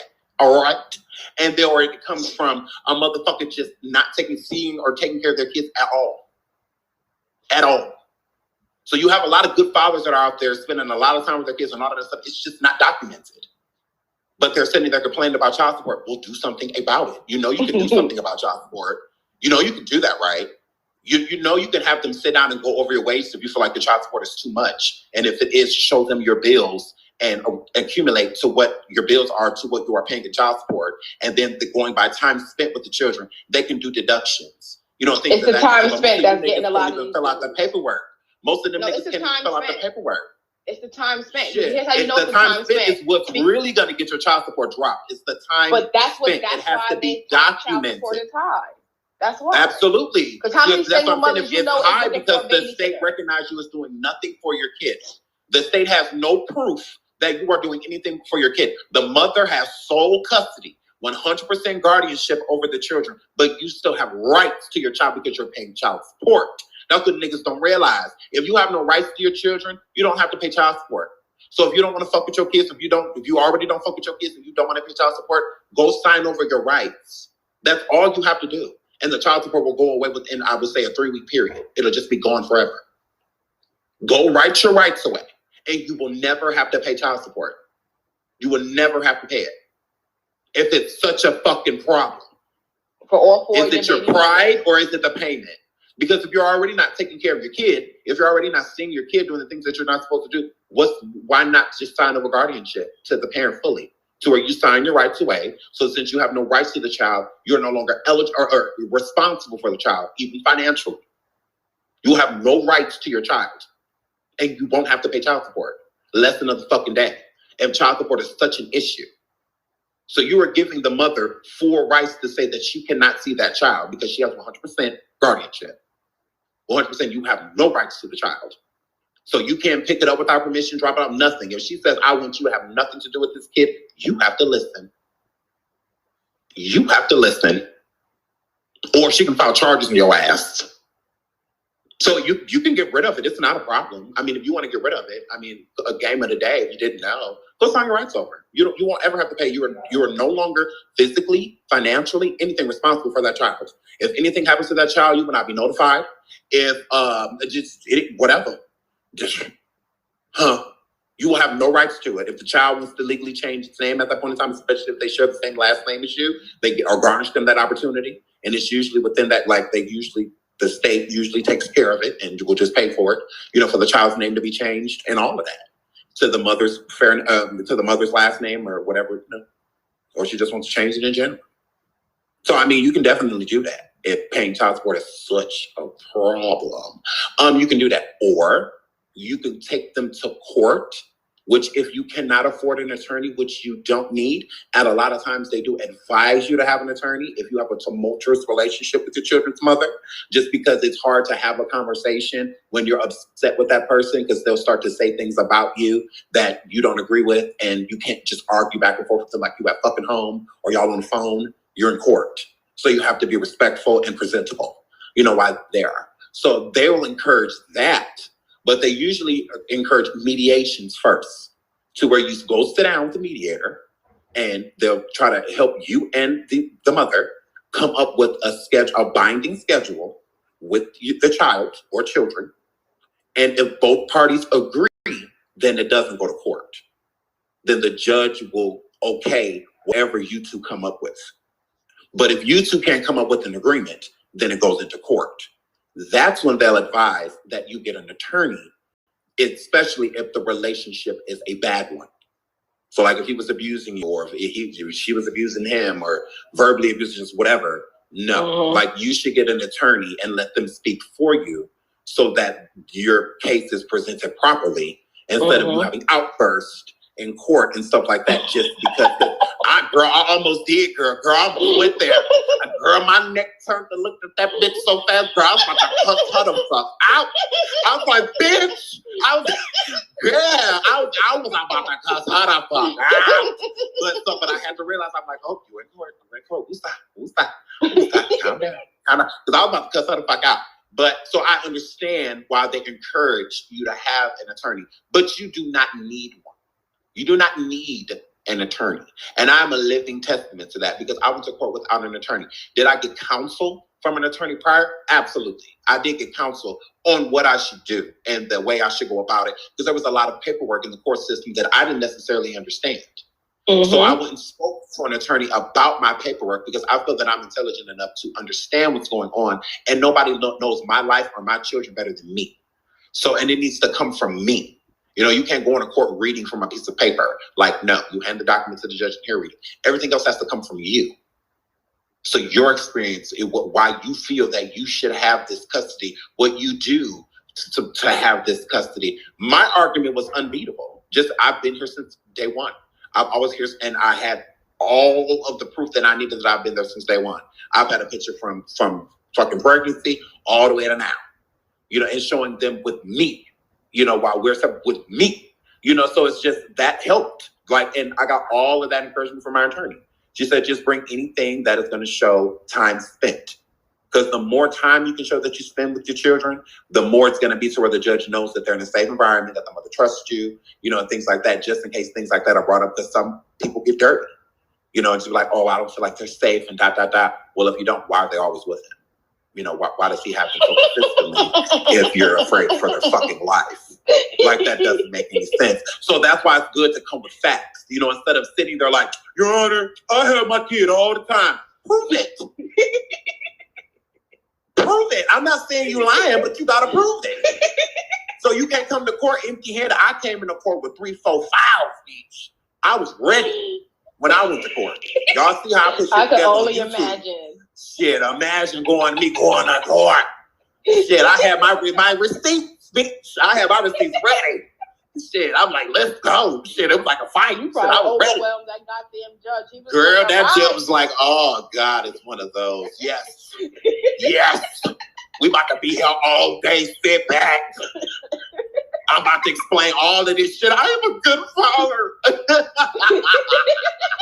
So, you know, shit, I went in, but I won. Shit, I sure did. I sure fucking did. And it wasn't hard. It was, once I got all of my material together, I was ready. And once I went, it was fine. It was fine. We did an arraignment. After the arraignment, we went to court, and he decided that day. You know, well, not literally that day. We got he mailed us what, you know. The notice. He decided, and, you know. So we got it like a month later. So you best wish I was at that mailbox every single day. I was just like, what is? You know, so I wanted to know. I was so anxious. And then when I got the letter out, I was just so happy. Like, I was just like, it was like, oh my God. Like, I was so happy when I opened it. And it had nothing to do. I was happy because I felt like I deserved it. You know, so it's just like, if I didn't feel like I deserved it, then I was happy because the judge realized that I was a good parent. And that's all that matters. You know, the kids are safe. He takes great care of them. They love being with him. You know, so it's like, that's what really mattered to him. And I appreciated that. And he took my side, you know, and I was, you know, it's not like she didn't, well, because she didn't contest in court against, you know, the joint custody either. So it's not like she was trying to paint a bad picture of me, you know, because it's hard to do. Like, you don't have it. Like, what are you going to say?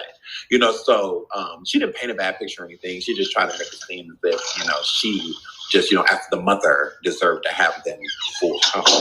You know, so I agreed to doing joint custody and her having them throughout the school year. And that's what it came to where I have them, we have a schedule set for our holidays, and which holidays of the year is odds and evens on years and who has them for set holidays. And then I have them all summer, and I have them we do every weekend, but it's supposed to be every other. So I pretty much have them any weekend I can get them, I take them, you know, so it's just, especially while they're in school. So, but with, you know, so and it's been good. Like, we don't have any issues with it. Like, it's fine. It works out, you know, it works, you know, so, and we have not argued about it yet. Like we haven't had one argument, and we found out like last year. So it's been over in October will be a year that, you know, I've had joint custody on paper, and we haven't had one argument about it. You know, it goes pretty smoothly, you know, so no issues. So everything worked itself out. Hey guys, just checking in. Me and Ruth still listening and loving the conversation. Yes. Say hi, Ruth. Hi, Sean. Hi, Ruth. Hi, Oh my God, I Ruth. love her. Yo, shout out to you, ShaNaughty. You know what I'm saying? Just want to step to say you're doing your thing. She sure is. And you still better have a job because the rears don't go away. They surely fucked down. Hi, you guys. Hi. Hi, ShaNaughty. Hi, Sean. Oh my God, hey, fake ass bitch. Hey, girl. I have a son too, guys, and let me tell you, he's only 6 now, but when he becomes an adult, if he's an excellent father, I'm gonna tell him to fight too. You don't gotta pay no child support or pay the max if you're an active father. Absolutely. If you're an active father, you don't have to worry about that type of stuff, and it's easy to prove. Girl, you know, I had witnesses ready, all of that shit. Like I was ready. I told my brother when he go to Walmart, like to get the diapers and the wipes and the clothes and all types of shit. Cause then he would be going back to school for the baby. She she only 1 year old. She ain't even going to school. I'm like, yo, we're gonna go to Walmart and you're gonna get the things you need for your house, and then everything that you buy for her is going on a separate receipt. You're doing 2 transactions, and then we're gonna take a picture of the transaction because you're gonna lose the receipt anyway. So we're taking a picture of the receipt right now, and you're gonna send me a picture of every receipt. So that way, anytime if she ever try to get out of order. Because this is me as a sister, I'm being preempted. Y'all broken up and things is going well right now. Everything is still cool. But if ever it was to change, we already got from the time y'all broken up till whenever she tries to act crazy to prove that you've been doing what you had to do. So there will be no arrears. Absolutely. If they're going to order child support, it's going to be from this day forward. So, yeah. All right, you do what you need to do. And then anything that a man buys too, you keep that and you turn that receipt in, and they will acknowledge that towards your child support, especially your arrears. And you can have that applied towards your arrears. You can buy a bunch of shit for your kid and have it applied, because that's what I did. That's how I got the majority of when I did, because my arrears was only like $600. But when I got there, I just went because I was going school shopping for them anyway, because I could do it here. That's exactly so I would spend like $750 on them, and I turned that receipt in, and they counted a heavy percentage of it, and then I just paid the rest. So it was, but they took off about a good $300. Like they don't take off the whole, so don't go spend $750 thinking they're gonna take off $750. No, they take off a percentage, because it's the same thing with the mother. That they still have to garnish the mother's income to where the mother is buying a lot of things too. So they still want to make sure that she's getting a decent amount of support. But you are allowed to support your child in the same shit she can buy, the same thing that the man can buy. And if he's buying it on a consistent level, you'll never fall into arrears if you're consistently turning those things in. Because there's a lot of ignorant men. I'm not going to say that not all men are ignorant that think this way, but there are some men that pay child support and they feel like they don't have to buy their child anything, you know, because I pay child support. And I think that is gross, especially when you have them. So if I'm with my child and I pay child support, which I do, and my daughter says, "Ooh, daddy, I like this," or like, I'm still going to buy it. I'm not going to be like, "Oh, no, because I paid." What? And there's so many men that think that way, and I think that that's gross, because it makes your child feel like they can't ever come to you for anything financially. And that makes the baby mother go back and get more. Right. That's what's gonna make her go back and get more. If you sending your kid home with a couple of bags for back to school, like outfits and book bags and notebooks and pens and stuff, what is she gonna be bitter for? She's not. Like, part of that is a reflection on how you're behaving and how you're acting. If she needs the registration money for the fucking child to go play baseball, pay it. Don't say take it out the child support, because then guess what she gonna do? She gonna go to court and she gonna get that motherfucking child support up with the text message of you saying no, and it's gonna be on your fault. Like, you just shooting your own self in the motherfucking face at that point. Right. So no, I agree. I took my oldest son's mother to court, and I got full custody of my son, my oldest son, which is I'm with my other 2 kids. I'm with their mothers now. But the judge actually appointed me a lawyer or whatnot, because I went in by myself, but I had a problem with sitting there through the lies. Like, I couldn't stand it. And so the judge, I mean, he knew that I think he felt like I was, really was what I was saying I was doing, but as he said, his hands was tied because, you know, I wasn't presenting it right. So, but I got full custody of my oldest son once I got that lawyer though. Absolutely, because that's the thing, it's the representation too. Not a lot of people understand, like, when you do go to court, what it implies. So many men especially are used to going to court because they did something wrong. Because when you did something wrong, you kind of just show up, unless you do have an attorney.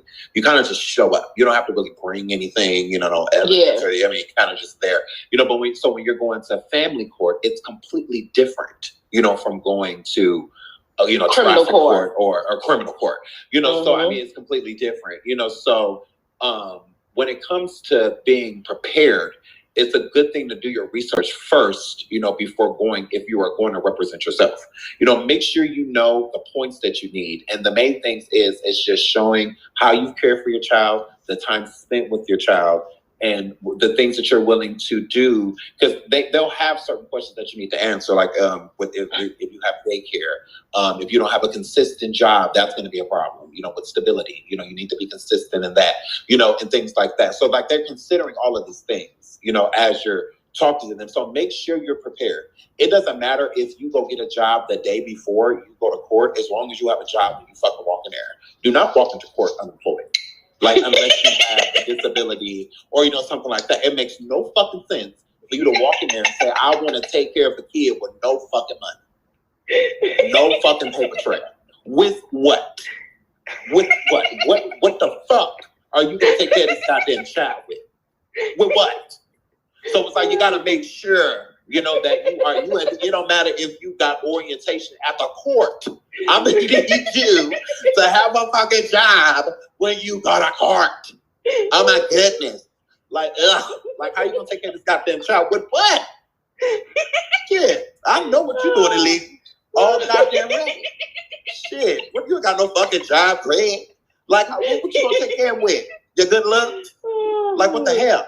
So make sure you have a job. You know, you living with your girlfriend who ratchet herself and the house is all dirty. Because then where you bringing the kids to? Period. You don't got no address. You don't even. Sometimes these dudes don't even be having proper ID. Let's cut the shit. Absolutely. Absolutely. ID all expired, so yeah, make sure your shit couch. together. You got to make sure your shit together before you go to court. And a lot of fathers don't realize too how big of a commitment it shows the judge with you coming to court with it at all. That's a big step, you know, and they pay attention to that type of stuff. You make sure you are the one that petitions child support, that you are the one that petitions custody. You know, it's not going to be her. The mother is garnished basically 100% custody at birth. At birth, you know, at birth. She has 100% custody. In order for you to get custody, there has to be some type of agreement. Yeah. So it's like right now with Cardi and Offset being, you know, being apart, their divorce has been amicable and she wants it to technically be joint custody. But at this point in time, if Offset just try to come over there and take Culture, she could say no. Until a judge says otherwise, she has 100% custody of that child. He does not have any custody. There's no agreement set of him having custody of her. So at this point in time, he has rights to Culture, but he doesn't have custody of Culture. You know, so it's different. Cardi decides to drop up to pick off any of that, or if it's going to be anything at all, she could say, no, you ain't seeing her. She could. She could technically say that if she wanted to. And he would have to abide by it until court. Now, once they go to court, then she would have to meet whatever agreement that they come up with in court. Then she could neglect. Then that's like, it's technically kidnapping. So like I have custody of my children and we have a set plan. If she does not give my children to me the day that I'm supposed to have them, I can call the police and say she kidnapped them. I think she will be charged. You cannot withhold my children. It's court ordered. That means you are going against the law. It has nothing to do with me at this point in time. You are breaking the literal law. Like and that's what men need to realize about that court document too. That is law. That is a law-abiding contract. If those contract details are not met, you can go to jail for them. So don't think that I don't have to give you my kids still because you have joint custody. So what? I'm keeping them. We got something to do. Or we going here and there. Bitch, that is kidnapping. Like you can try to play that role. I'm the mama if you want to. You can try to play that shit if you want to, and your ass gonna go to jail. You better ask Jaguar right. Jaguar right. That's why I talked about that bitch like a dog, because that's what she did. When she was supposed to have her son back, she did not have him back, and she flew him to Florida. And he called the motherfucking police on there. And when that bitch got off the flight, the police was sitting there waiting for her ass, and they arrested her and expedited her mother. And he came down there and got his fucking son. Yeah, that's what she literally, her charge is kidnapping. That is her charge.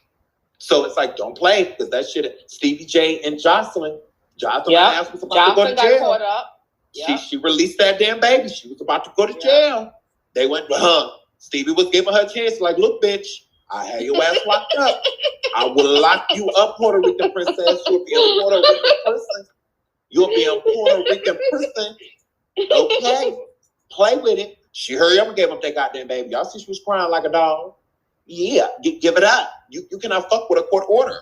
Like, you cannot mess with it. You really can't. No. It's a binding contract. Like, you, girl, that's law. So you pretty cannot much go across it because, I'm the mom. Yeah, you are the mother, but that's the judge, and this is the motherfucking police. So you're the mother on the way to the county jail. Yeah. Then I'm having them longer because I was only supposed to have them Saturday. Dang it, you're going to court till at least Monday, bitch. See you on Tuesday. Shit, nah. Y'all motherfuckers love me, okay? You love me. You can say that. Yes, and see, the girl that I'm got with, she's the one that got me on to saving the receipts and all of that. Period. Good woman to do that for you. And a good woman will do that for you. Well, absolutely. So I mean, that's a good thing. Save those receipts. Anything you buy, even if it's a motherfucking lollipop. Shit, if it's a sundae, she ate it. You bought it. You turn it in. You know, I go through that. My oldest daughter was going through a time and period where she felt like she was being bullied. And I wanted to put her in like karate so she could learn how to become, not just to be able to take up for herself, but to be more disciplined. And I asked her dad to, let's sit down and let's come up with ways to sit down and pay for it collectively together. And he just like brushed off like it wasn't nothing. Absolutely. And them is the type of motherfuckers I'm talking about. Them, because not all men are like that. There are great men out here that do what they need to do to provide for their children. And even when they can't provide, they are at least spending time. It means the world to a mother, even if their dad isn't working, for them to come up there and pick up their children and acknowledge the fact that they have them and still hang out with them. Parks are free.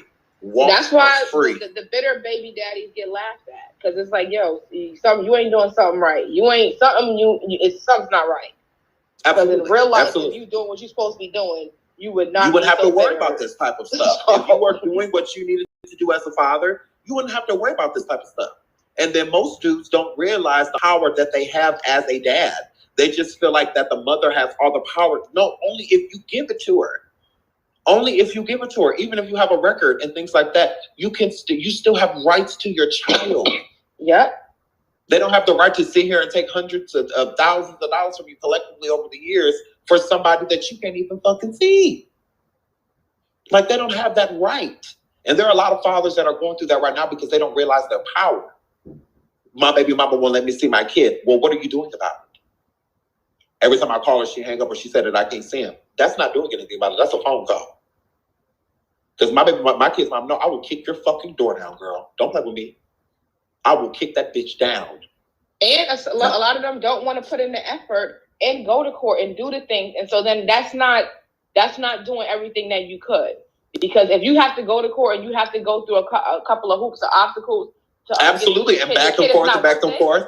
Absolutely. It's not worth it, going. Though. Like, so, like, your kid is not girl, worth it. I already had my comeback already set up, girl. I was already putting it because I didn't know if I was going to win or not. So I already had my paperwork ready to go back and forth. I had it ready. My husband right now, he'll tell you, I had it ready. Because I was not playing. I don't play about my kids. Like, I would do anything for them. Like, you got me fucked up. Like, these are my man. I done did too much for these kids and spent too much time with them and been too present for you to treat me like I'm non-existent.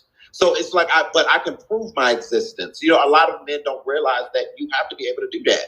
If you are present, prove it. Prove it. And even if you don't have a bunch of pictures or anything like that, that's where people come in. You can literally bring in people. your mother, your sister, your brother, your cousin. Teachers can write letters on your behalf. A daycare provider. Absolutely, doctors, daycare providers. I mean, you can prove it. You can prove it. You just have to want to. You got to really put that effort towards. If it means a lot to you, it'll show. It'll show. And if it's minimal to you, that will show as well. So you can't sit there and complain about something that you could change. You could change that. You don't have to pay an arm and a leg. If your child support is high, it's because the state views you as non-existent in your child's life. End of story. So if you paying an arm and a leg and your child support is high as hell, that means you ain't doing shit. And if you are doing something, prove it. Prove it. Take it to the judge and prove it. You need to prove anything to your fucking baby mama. Prove it to the judge.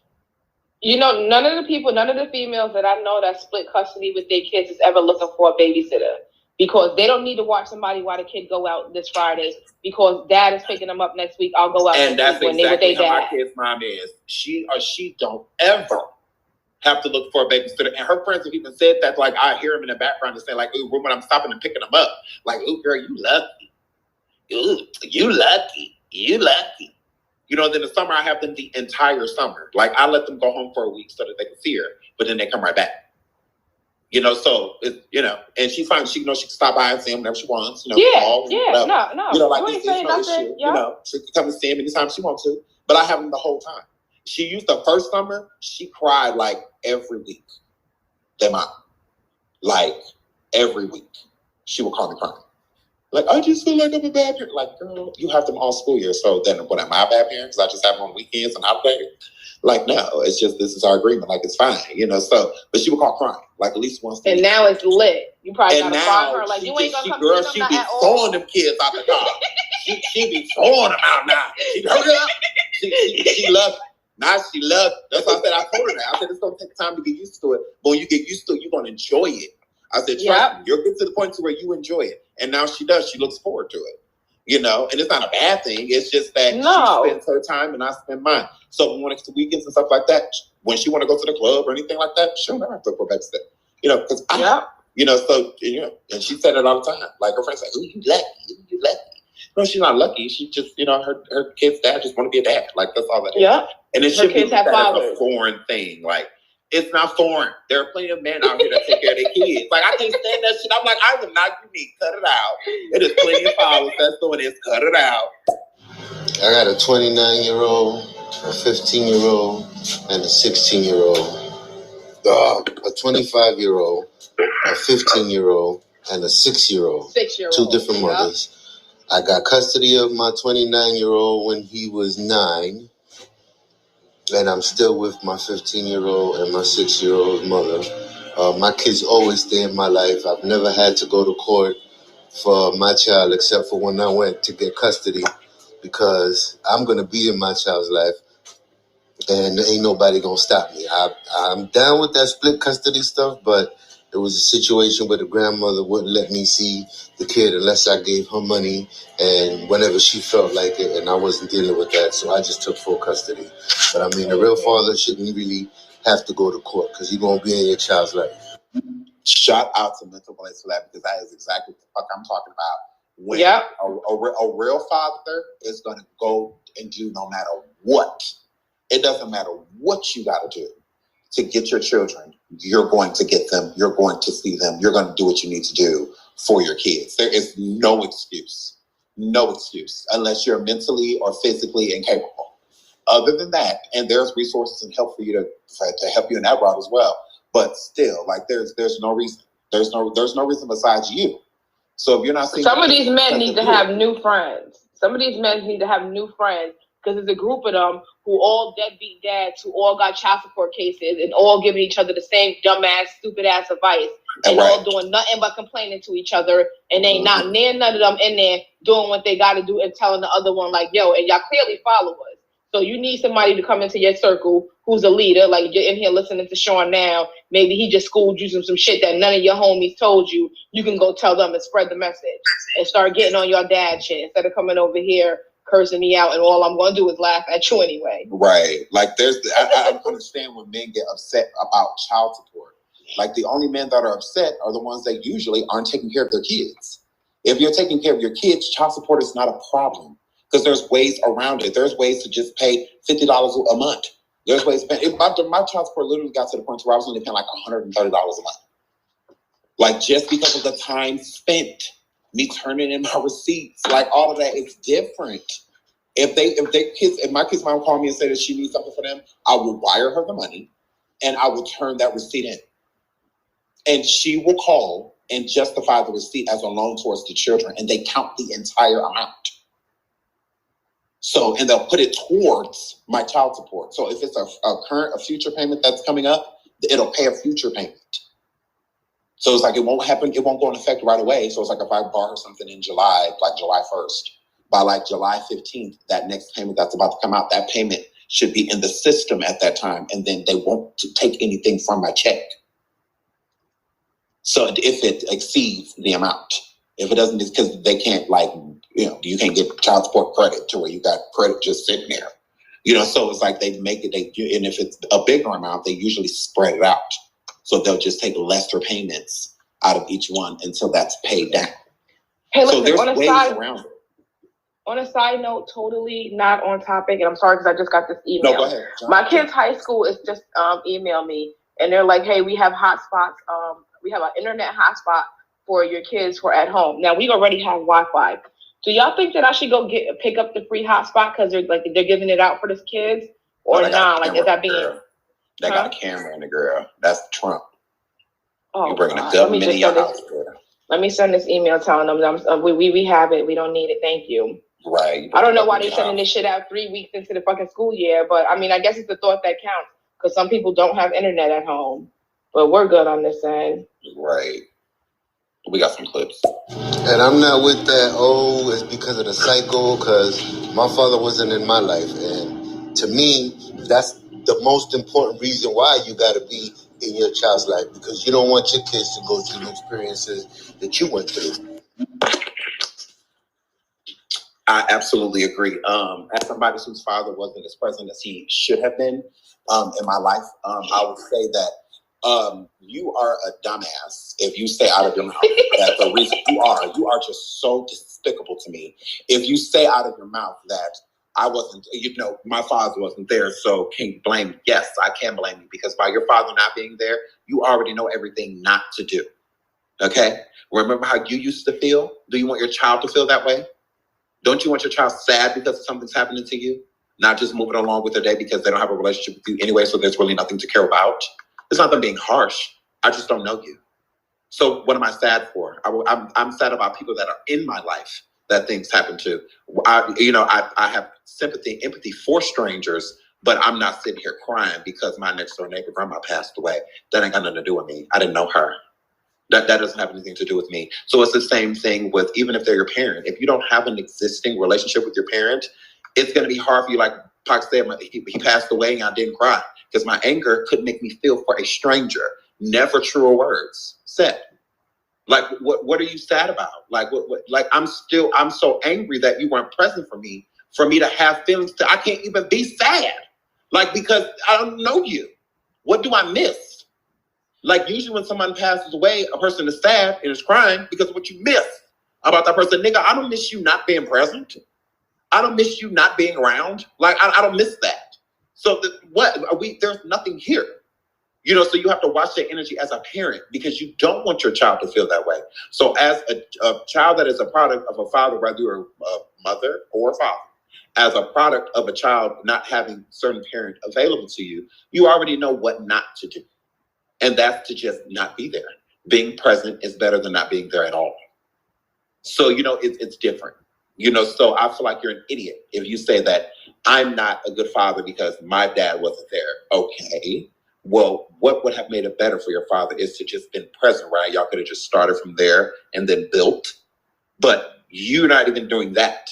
And he didn't do that. So you can't excuse your behavior because somebody else did. That doesn't make sense to me because that's an excuse. I'm excusing my behavior of not being there for my kid because my dad wasn't. No, that's an excuse, not a reason. It's different. Sean, just be my baby daddy, please. Gabby, girl, you messing with Brian, man. You messing with a girl. You was talking to that notebook yesterday, girl. I heard you, girl. I heard you. I was jealous. I'm like, oh, look at her. Just running a goddamn muck right in front of me. All up in my face? All over my face, though?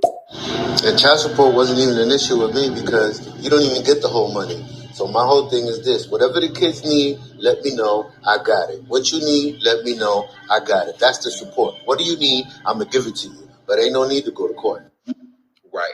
And especially if the mother is on any type of county assistance or anything like that, they take a proportion out of the child support too.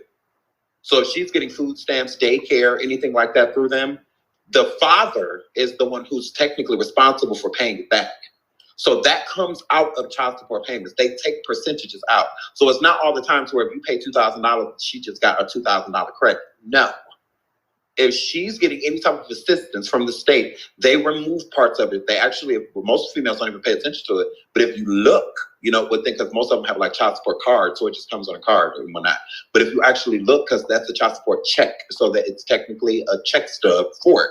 If you look on there, which you can, there are things being taken out for anything that the state or the county has garnished you through any free service.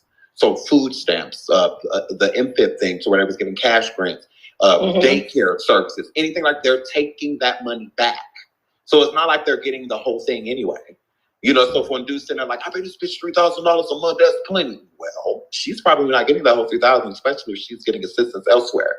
And then I don't feel that it's a mother's responsibility or a father's responsibility to take care of a mother's lifestyle. I don't feel that that's his responsibility, but I do feel that if they're using the money towards like rent, or anything like that, or wherever they're living, especially if they have the children the majority of the time, or 60 to 70% of the time, I don't mind them doing that because they're putting a roof over their head 70% of the time out of the year.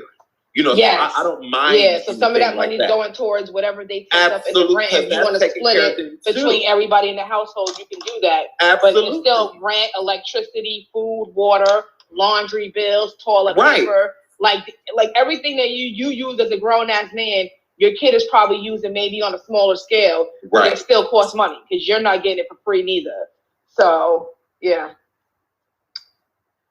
A couple bitter baby daddies and look. What happened? What happened? Can y'all hear me? Somebody clap and tap on the screen and tell me if y'all can hear me or if y'all can hear Sean. Sean, you back? I can hear you now. I don't know what it just like crashed or just like took me out. What's happening is you moving up on the leaderboard, and so you know how the glitches start happening once you want to rise. Coincidentally. Let's play some messages. Oh God, I told the judge that. Like, Judge, I can do a lot of things wrong, but I can never be a bad father because I never had one. Absolutely. Absolutely.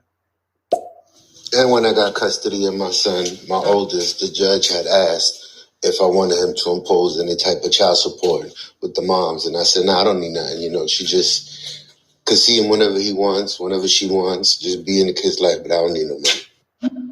Absolutely. And that is so dope that you said that because I did the same thing when it was requested. Even though I've been paying child support for about to be 12 years, I still said no because I'm fine, and I really don't need anything from her. And technically she is a single mother. So by her being a single mother, I don't want to make life any harder for her than like it already is. So, and then with my kids, if she uses the child support or whatever to take care of bills or anything like that, I don't mind because it's not like she don't buy my kids things. So it's like if she's taking the child support and spending it on on bills and stuff, that's just because maybe her bank account's a little lower, or whatnot. But then as soon as she gets paid, if whatever they need, she'll go take care of. She'll just go use her own money to do it. So it's kind of like tit for tat, So in that I don't mind. I don't mind that at all. Because you have a lot of fathers that feel like if I'm sending you $3,000, it should strictly be spent on the children. Well, if she's providing a household and providing a roof over their head and she has them a better percentage of the time. Now, if they're 50% at your house and 50% at her house, then no, she should be taking care of her own bills. The money should just be stem for the children, because y'all have them an equal amount of time. but you have fathers that just have their children on weekends, and a mother that's been a single mother still providing a roof over their head. And what the fathers don't realize is that they're just coming over there every other weekend. So when it comes to food and stuff like that, that's the only time you're feeding them. She has to feed them every single fucking day. 3 meals, sometimes 4 meals a day, and snacks and shit included. So she's feeding them a lot. So that refrigerator is constantly going down, especially if there's more than one child. If there's 2 to 3 kids, oh yeah, that motherfucking refrigerator is getting some action. You know, if it's multiple children. So that's expensive. You know, that's a lot of money. You know, and with how the state and the county works now, if a mother has a job at all, she's damn near not even eligible for like food stamp assistance or anything like that anymore. Just because they say, oh, you make too much. You know, so it's like, okay, well, she's on her own. You're only feeding them 2 to 3 times out of the month. She's feeding them every single day consistently. So if she's taking money buying groceries, if she's taking money, you know, to pay her cell phone bill or their bill or the house phone bill or the electric or the water bill or something like that, I'm okay with it for the simple fact that my kids are eating. They're all clean. She's doing what she needs to do. So I know that they're fine. You know, there's constantly coming to my house in different clothing. You know, so I know she's buying them clothes and shoes and, you know, and stuff. So I know she's doing that type of stuff. So I don't worry about it. What I would worry about is, you know, a female that I'm paying a lot of child support to, and every time I see her, she's in, you know, Gucci, you know, or something like that. That would annoy me. That I would understand. But if she's bringing in a decent income herself to be able to buy those Gucci shoes herself, then I don't give a damn. But she's, you know, but if you ain't really got no goddamn money and you walking past me in some Christian Louboutins and I got a really good job and I'm paying you $4,000-$5,000 a month in child support, I'm gonna feel like I bought those. Like I'm gonna feel like that came from me, bitch. Like I'm gonna prompt that. You know, so I mean it's different. Like I'm still your nigga. Right. You're sitting here some Christian Louboutins when my daughter got on a Walmart outfit. Like that's the problem for me. You know, that's the issue. Why is she rocking something from Target or Once Upon a Goddamn Child and you standing here in motherfucking Giuseppe's? Like I don't understand that. Make it make sense for me. Sure. Everything Sean is saying is a fact. I'm a manager for Medicaid at City of New York, and if the father is paying child support, they taking their money first. They absolutely. So the mothers are not getting all of that money. So if they're getting any type of assistance, it's being removed slowly but surely. Now they're not taking huge chunks from them, you know, or anything like that, but they are still taking a decent amount of money out of each payment. So it's not like they're getting the whole thing. If you're paying $300 or $400 and they're getting assistance from the state, they're probably only getting like $180, you know, or something like that. Like they're taking a heavy, you know, a decent amount, you know, from, they're not taking the whole thing, but they're getting their money. It's not free. You thought it was free, but it's not free. Oh, they're getting that. Afternoon, Sean. How are you doing? This is Brown Girl. I hope you're having an awesome day, and I enjoyed the video earlier today. I wish I could get on station here, but I have an Android, a smartphone, so you can only get on with an iPhone. So I'm happy to see that you're over here. Talk with you later. Bye. Absolutely. I love you, Brown Girl. I hope you're having a wonderful day. You know, I love me some you. And, you know, I do it for y'all. Oh, my God, I love y'all. And you got to put, like, your personal feelings to the side, even if you're on bad terms with the mom, because at the end of the day, that still is your child's mother, and your child has feelings for his mother. So, you know, you got to treat her accordingly. Absolutely. There's times I wanted to literally strangle her. There's times I've been like, look, I'm whooping her ass today. When she pull up, I'm getting her. I'm beating her up. I'm like, I'm sick of this shit. I am sick of this. I'm fucking this whole. As soon as she pull, I'm beating her ass. I'm like, this. Ooh. I'm like, I can't wait till she gets. She talking I used big to have shit. to hold my mother down for my brother's baby mother. Like, Mom, you can't do that. Like, that's, you know, that's Shania's mom. Like your grandma, that's nice, but like she like nah. As soon as boy, I'm like, Ma, chill. Like you cannot. So even the family gotta fall in line and gotta, you know, respect the fact that at the end of the day, it's all about the kids. And once you keep that first and foremost, everything else works out. If it ain't working out for you, then your priorities is not aligned with what they should be, and that's why shit ain't working out for you. Absolutely, I would have to agree. Things will work out if you have to put the personal aside. Yeah, I feel like especially a lot with the mothers, the fathers have done so much to them at times to where it's hard for them to get over. Yeah, and the majority of the time, I feel like it's because the main time is because they just haven't gotten a proper apology. I think that's really what it is. When it came to my kid, when it came to us, I didn't realize some of the things and some of the ways I would act, at certain times, to where like I would cut her off and, and things like that, to where she just didn't necessarily felt hurt by me because she just felt like I have such this dominant personality, to where she never felt heard, and that. So once I actually listened to her, I realized that, and she wasn't asking for an apology, but it was in the things that she was saying, I felt like I owed her one. The apology that I gave her, I needed to make sure that I'm changing my demeanor. So even now, when she makes me mad, like when she just called me, it was like a week ago. She was like, yeah, Sean, so what are we doing? I could just tell she was stressed. And she's like, so what are we doing? Like, I just stopped at the outlet mall and all of this stuff. I got to get some stuff. Like, can you do something for your kids, please? Like, I'm like, hold up. Wait a minute. I'm like, who the fuck you talking to? I said, wait a minute. Don't come for me. I said, you know what? And then I had to revert because I was about to cuss out. So I'm like, okay, calm down. This isn't gonna make it any better. So I'm like, okay, look, we haven't had a prior discussion about it. We usually do it every year. It's fine. Send me a list right now of the things that they need, and I'll get them. We can either argue or you can send me a list, and I can just get what they need. Okay. So then she was just like, okay. She called me immediately. Okay. Yeah. She messaged me everything they needed. They sized and all that stuff. And I went and got all that shit and then some. And we're good. We're good. I saved my receipts. I'm going to turn my motherfucking receipts in. We're good. What's the problem? We what's up? Whatever they need, I'm going to make sure that it happens. So what's up? But at least you recognize that she was probably already stressed, and it was just projected onto you. It wasn't personal. Because we usually do it together. And she was doing it by herself. And, the kids are bigger now. So, now they're deciding what they want and stuff like that. So I'm just sure she's just stressed out that I'm maxed. Like, oh my goodness, her daughter keeps trying to get fucking crop tops and shit. She already know you gonna say no. But she keep asking me and I don't want to be mean. Like, oh my, what are we doing? So I'm just like, okay, I get it. You just stressed out. I get it. Like, I got you. Just tell me what they need. Because she wanted to be done shopping. I could tell. She just wanted to go home. And she was like, it's still some shit I didn't get. Can you just go get it? Because I'm about to kill these motherfuckers. Like, I'm about to strangle them. So she's just like, yeah, can you just do this? Because I can't. Let's get into these clips that growing. Damn, Sean, I gotta disagree with you on that one. I did not do that. I made that bitch pay child support. Sure did. Ain't nothing wrong with that. If you feel like that she doesn't, it's all in your decision. If you feel like she deserves to pay child support, hey, it is what it is. Hey, my beauties. I had a second. I had to make a phone call, and I said, let me drop in here real quick. Just to say, hey, love y'all. It's Golden. Hi. That's Golden. That's the queen. Golden love. That's babe. Love you, Golden. And kids are not cheap. That's why there's such a big gap in between mine. My first one was 29, then 15, and 6. Because between the 29 and the 16-year-old, I had to get myself together to be able to have another kid. So I wasn't really thinking about no kids. I can afford one right now. That's another thing a lot of guys got to think about, If you can't afford it, don't have it.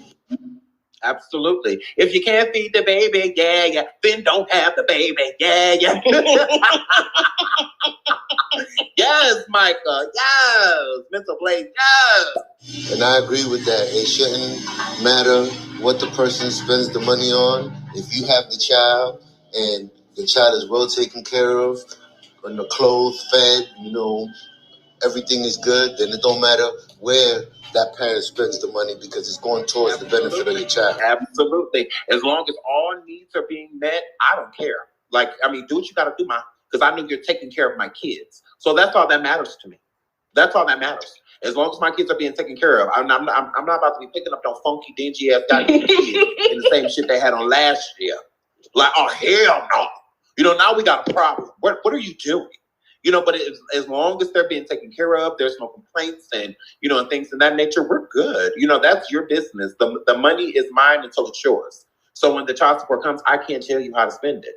I can't tell you that. So since I can't tell you, I'm just going to not make, and then I feel like a lot of men, when they just assume that the mother is spending the money on themselves, or if they're dating somebody, spending the money on another man, or something like that, I feel like it kind of pushes them to kind of want to make that person right. You know, like if a person is constantly accusing you of cheating and you're not cheating, you're going to kind of feel like, well, since I'm already being treated like I might as well do it. You know, I'm already being punished for it. So, I mean, at least if I do it, you know, and she keeps saying it or he keeps saying it, at least it's true. You know, so I'm not sitting there feeling stupid, you know, for this person constantly accusing me of something that I'm not doing. At least the guilt that I have that I shouldn't have, I'll feel a little bit better if I do it. Because then I'll be like, oh, okay, yeah, you're right. You know, but I'm not cheating. So, so it's the same thing. If I don't know exactly what you're spending your money on, I'm not going to assume. Because that's what a lot of dads need to realize too. The child support goes to the mother. Okay? She gets that check. So she gets to decide where it goes. If you want some type of control over that household or how that money is spent, join it. If you're not going to join the household, shut the fuck up. I see y'all just gonna go ahead and put in y'all 8 hours today, and I am not mad about it. Period. Because I'm trying to give you something to do at work, girl. Me and ShaNaughty, girl. Me and ShaNaughty are playing with these hoes.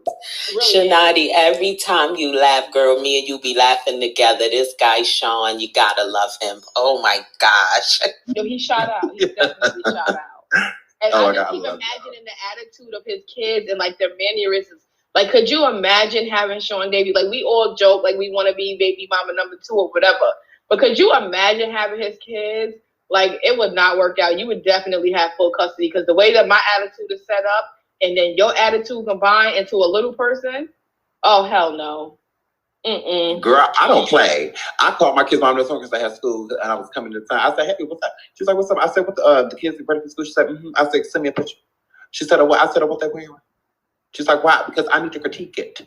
Like, I need to know. Like, I just want to be involved. Like, I don't know. I'm so nosy when it comes to my kids. It's just like, I don't want to miss out on anything. Like, I don't.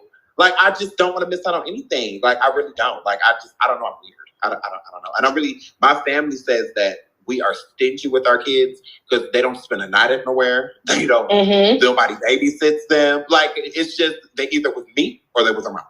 End of story. Like, that's it. That's it. They don't spend a night at nobody's house, and if so, we do too. They're with us, you know, like it's because and they're like they don't, and they really won't, you know, like especially my son, like he is a magnet to me. I cannot do if he is in my presence, I cannot move without him, and he's about to be 9. And it's still like he's been like this ever since he was a newborn. Like when I move, he moves. If I go to the car, he goes to the car. If I go to the bathroom, I open the door, damn near trip over him because he's standing there waiting. I just be like, look, I like you too. I get it. Don't get me wrong. I am the shit. I get it. But I'm gonna need you to go. All these goddamn kids here, and you on my face. I'm like, oh my goodness. Oh my goodness. And so it's like he follows me everywhere. I am like his hero. Like he looks to me for everything.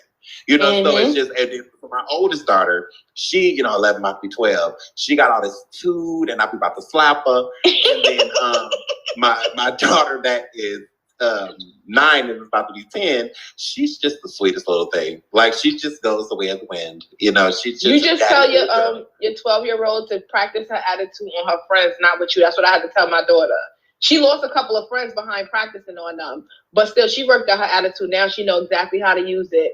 And I'm like, look at you, my girl. daughter done lost a couple of hair ties to fuck with me because I done bought out plenty of them. What? Excuse me? Who you talking to? Who you talking to? Do I need to stand up? Are we throwing shit? Is that what we're doing today? You want to fight? Oh, you want to fight? And you should just be dying laughing, like cracking up, like, no, Dad. Okay, well then I'm gonna need you to get it together, girl, because you don't even realize when your life in danger. You don't even realize it because you about to be all type of fucked up with that type of attitude. Don't come out. This is my house. Don't come out the room like that. Don't do that. I said good morning, and I'm gonna need you to turn around and say it back to me because they be getting mad because it was just the summer and they feel like they get to sleep till 2, 3 o'clock in the evening. No, you don't. Like you don't. Like you're still gonna get up and be productive. Ain't nothing to do. There's mops. There's brooms. Girl, it's plenty to do.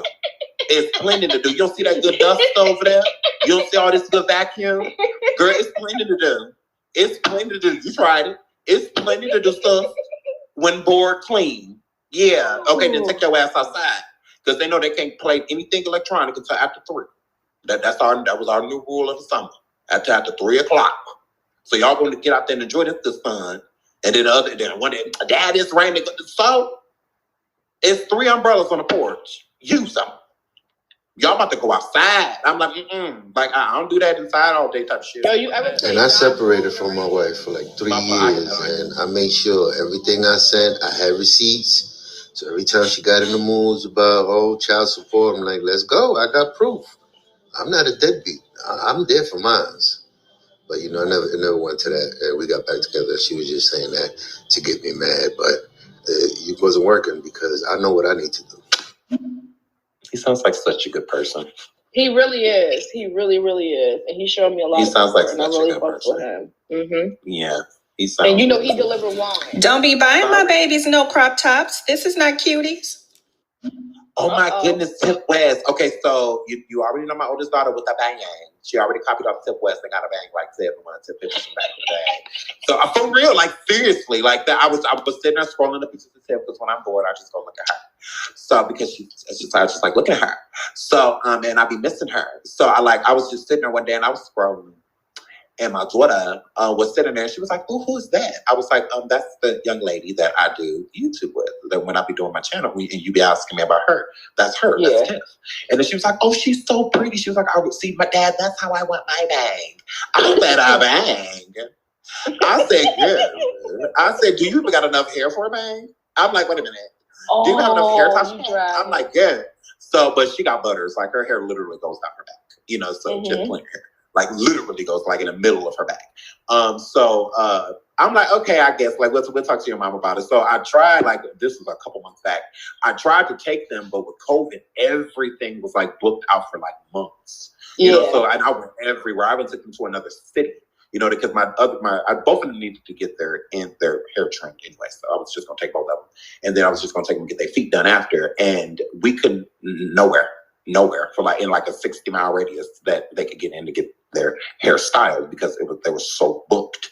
So I'm just like, well, damn. So her mom has a hairstylist friend, so she ended up doing it for her. So so now she ready for crop tops and shit. No, you not. I'm literally just getting used to the fact that she has boobs. I mean, she has boobs, girl. I mean, she got titties. And I'm just like, oh my God, this is my daughter. Oh my goodness. And she's thick, and I just hate it. I hate that she has thick thighs and big, but I just don't like it. I'm like, oh my God, these niggas is about to be on you. I'm gonna have to be beating this niggas. But you own a couple of things, don't you? You own you carry. Girl, more than a couple. Girl, I have a collection. I have a fucking collection. A collection. And they stay on loaded. And they stay on fucking loaded. No safety. No safety. I removed the safeties. Shit. I removed the fucking safeties. Shit, I ain't playing about my motherfucking children. Oh no, no Lord. No Lord. That's why I don't keep my kids away from I don't tell them they know they're not allowed to date. They're allowed to have guy friends. So you can like a boy. I don't mind if it gets to the point where you like holding hands and stuff like that. That's fine. But because if you keep them from it, I feel like it pushes them more to it. So I feel absolutely. So if I give them a little leeway, I feel like it'll help me in the long run because they won't feel like they're being deprived. I feel like a lot of girls especially lose their virginity abruptly and make dumb decisions just because they feel they're so deprived from it. They feel like, and because they gotta hurry up and do it while they can, because they know the leash is tight anyway. Right. So it's I gotta hurry up because I never know when I'm gonna get out again. I ain't never been out this late before. Yeah. So let me hurry up and get there. No. So it's I feel like if you don't put that pressure on them, then they'll feel like it's okay to wait just because they're already allowed to be around boys. All of my friends, the majority of my friends whose fathers were super strict and kept them away from boys were pregnant before the age of 18. So my daughter, she has a little boyfriend or whatever, but they go. I taught him and her because he didn't really know too much how to go on dates and how to spend time with each other besides rubbing and touching. So let's go bowling, let's go to the movies, let's go shopping, let's go paintballing, let's go laser tagging, let's go to the library. You gotta need to go and do something. Go and get some coffee or whatever it is from Starbucks that you be drinking, and sit down and talk on your phones and learn how to spend time with other people in public and not just be so, oh, you're going to his house. That's where you get somebody getting ass whooping and I'm sending the cops to his mama house, so you ain't welcome over there ever again. And if she got kids, I'm calling the people and telling them she unfit. So let's not go, because you know how I am. She know how I am. I will fuck up her whole shit just to make a point. Right. So let's just learn how to date. And he can learn how to date too, so he can learn how to treat a girl, whether he's with you later on or not. Y'all can both get this experience. Your brothers is here watching and they learning the same thing. And then we can all be happy. It's not a big deal. But as soon as you want to do too much, then I'm going to do too much. Absolutely. And with my daughter, because she told me, this over the summer, she was like, Dad, I think I'm ready to have a boy. I'm bored. Like, can I have a boyfriend? And so I'm like, okay, here's the ultimate test. If you're dating a boy, you're talking to a boy, because you ain't doing nothing but that. Don't get it twisted. You're talking to a boy, right? And then this boy starts talking to one of your homegirls more than he starts talking to you. And then it gets to the point where you guys just don't talk anymore, really. And now he's kind of like dating your homegirl. What are you going to do? How would you feel? Well, I would be mad and I would call her and I would call him, yeah, you're not ready. I say, yeah, you failed. Sorry, you're not ready. You're supposed to just not care. You don't have to be friends with her anymore or anything like that, but there's no reason to, get into, like, you're too young to be getting in that type of situation. Like, no. Like, so it's just like, yeah, you're not ready. I said, but nice try, girl. We'll try this again same time next year. What do you know? Well, same time next year. I'll meet you here. But yeah, you're not ready. So yeah, no, you can't have a boyfriend. It's very unfortunate. But yeah, you're not ready yet. But you can have some guy friends. I mean, you think you cute. I understand boys are going to like you. I look at you. I mean, you're gorgeous. So, I mean, guys are going to like you. I get it. I'm not holding you from it. But I'm not pushing you to it either. So, yeah, no boyfriends. You got way more shit to be focusing on. Now y'all doing Zoom learning and all that shit. Girl, you too focused to be thinking about a boy. So they're not going anywhere. I promise you, they are not going anywhere. They're not big thing. Like, I mean, and that's how they be acting, girl. I'm like, girl, they not going nowhere. I promise you, them same dirty niggas is gonna be around in the next 3 or 4 days. Yeah, give us some time. My kids. And I want to give a shout out to the step parents. I don't care what color you are or whatever. I know being a step parent is a hard thing to do. Me personally, I don't think I could do it. That's why I think, my kids is by a woman that didn't have any kids. But, the woman that I have now, she is the step parent to my oldest son, and she is great. Like, they have a wonderful relationship. She have always treated him greatly. So just a shout out to the step parents. Absolutely. Shout out to the step parents, the good ones, the ones that know their place. The ones that are assisting instead of trying to raise. You have the ones that try to raise that kind of step out of their place. And you can have a say, but it's just like calm down now. That's still my motherfucking child.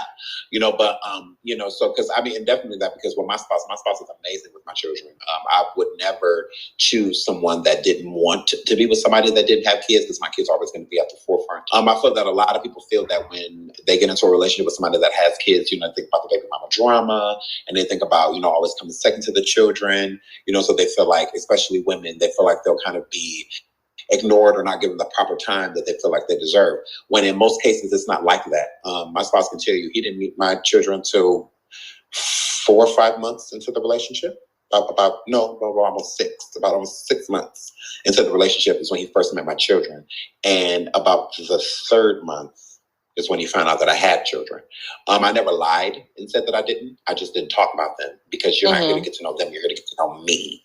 So if you don't like the fact that I have children, that's fine. At least you know me enough to decide if you even want to continue, approaching this. Because sometimes you just don't know that it's okay. So, and I only spent time with him when my children weren't around, because I feel like I owe that to my children. I don't want temporary people, I only introduce them to permanent people, so I'm not bringing somebody around them that I don't even know how long you're going to be around. So I need to know that the relationship is going to be pretty serious before. My spouse is the only partner that I have ever had that has met my children. Nobody else has met them. Nobody. It didn't make it far enough. And the majority of the people that I dated didn't even know that I had kids. The majority, I think maybe one or two, knew that I had kids. But other than that, they didn't even know. They had no idea, because I would only spend time with him when I was without him. I just feel like a lot of people do that, and people that they're dating around their children too early. Well, because Steve Harvey said you gotta let them kids meet that man right away. That way, that man know what you're getting into. I'm telling you, they read that book, and Steve Harvey saying, "Ladies, bring that man right around them kids day one, so that way he know if he really want to know what he getting into." That's what Steve Harvey said. No, you could talk about them. Talking about them is enough. I don't really feel like them being visible is good. I mean, you need proof. There's pictures. I don't feel that that's healthy for the child. Because if the child gains a liking to this person and you decide that you're not going to be with them, how is that fair to them?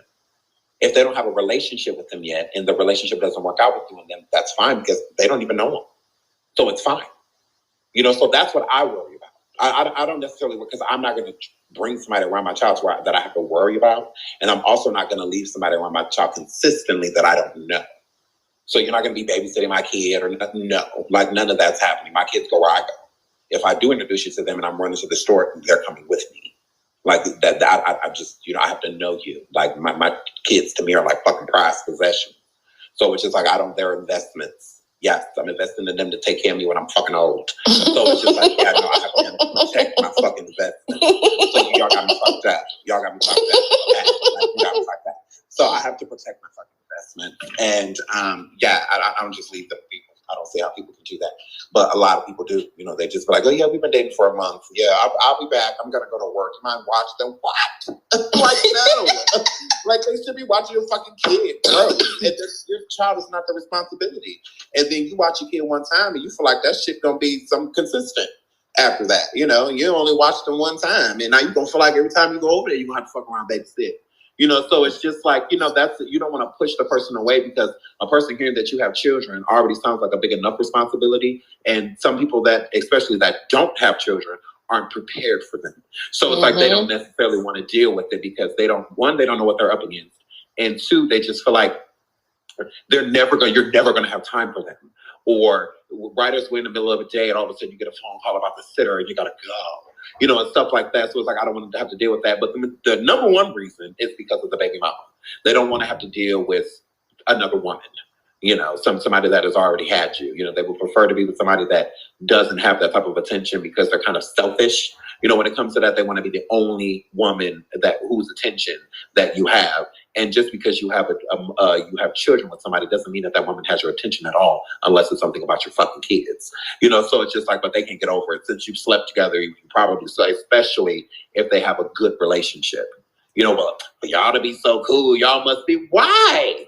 No, because I be feeling like to get along. Yeah, if you a good dad, that's a turn on. Like, okay, so you have responsibilities and you handle them. So you're responsible. This is not something you're just telling me. You've proven it because in your real life, your day-to-day life, you do what you're supposed to do. And you don't have a bitter ex? Wait, so she's not riding around lurking in the bushes somewhere waiting? Like she's off living her life? The breakup was a good breakup, meaning that you dotted your I's and crossed your T's. You didn't leave her scorned and you're still affecting her to this day. You didn't do any of that. That means that whatever reason it didn't work out, it didn't. But you guys realized that you were friends before you were anything. And I think that's what a lot of people that have children with each other need to realize, that you were friends before you were anything. So you always hold on to that friendship as much as you can, because that's what's going to get you through. Being everything with else, not cordial. Cordial is only, to me, it's like putting a lid on top of the pot. It's still gonna it's still gonna overflow. It's still gonna boil over. It's still gonna do it. So that cordialness only lasts for so long. When you're friends, that can last forever. So it's just like, I feel like that's what my kids' mom, I try my hardest to have a good relationship with her, because we went from making each other laugh to making each other yell. So it's like, if we can get back to the making each other laugh, we just have to be okay with each other's lives. I have to accept your life for what it is, and you have to accept my life for what it is, so that we can move on and be good to our kids. Because that's the only thing we owe each other now. I don't owe you consistency. I don't have to be there for you. I don't have to do any of those things anymore. I just have to make sure that I'm there for the products that we created, which are our children. And we're just going to keep it at that. And we both love our kids. So what are we mad at? This is our common bond, and we both love them. So what's the problem? What's the problem? If this is the only time we should be in contact with each other when we're talking about our children, it should always be a good conversation, right? Yep. I mean, what's the problem? What are we arguing for if our common bond is our children? Like that doesn't make sense. So that's why I stopped arguing. That's why I'm like, I gotta stop doing that because it makes it seem as if like there's still some type of feeling there. If my spouse is sitting there listening to me going back and forth with this woman, at some point in time, you're gonna have to start considering, especially if we are bickering how we bicker, it's gonna make it seem like we have more in common. You know, like, are y'all like that's personal? I ain't talking about kids, and this is personal. Right, between the two like of y'all not even talking about kids anymore. Like, Yep. what's the tea? Like, because I mean, this seems like it's something else. You know, so that I can understand. You know, but if it's an argument strictly about the children, then hey, that's what it is. I mean, that's just a disagreement about the kids. That's gonna happen. You know, but it shouldn't boil over to where it's starting to get personal. So it's like, is you was around here fucking bitches and all that? What does that girl? Like, you're not what? What?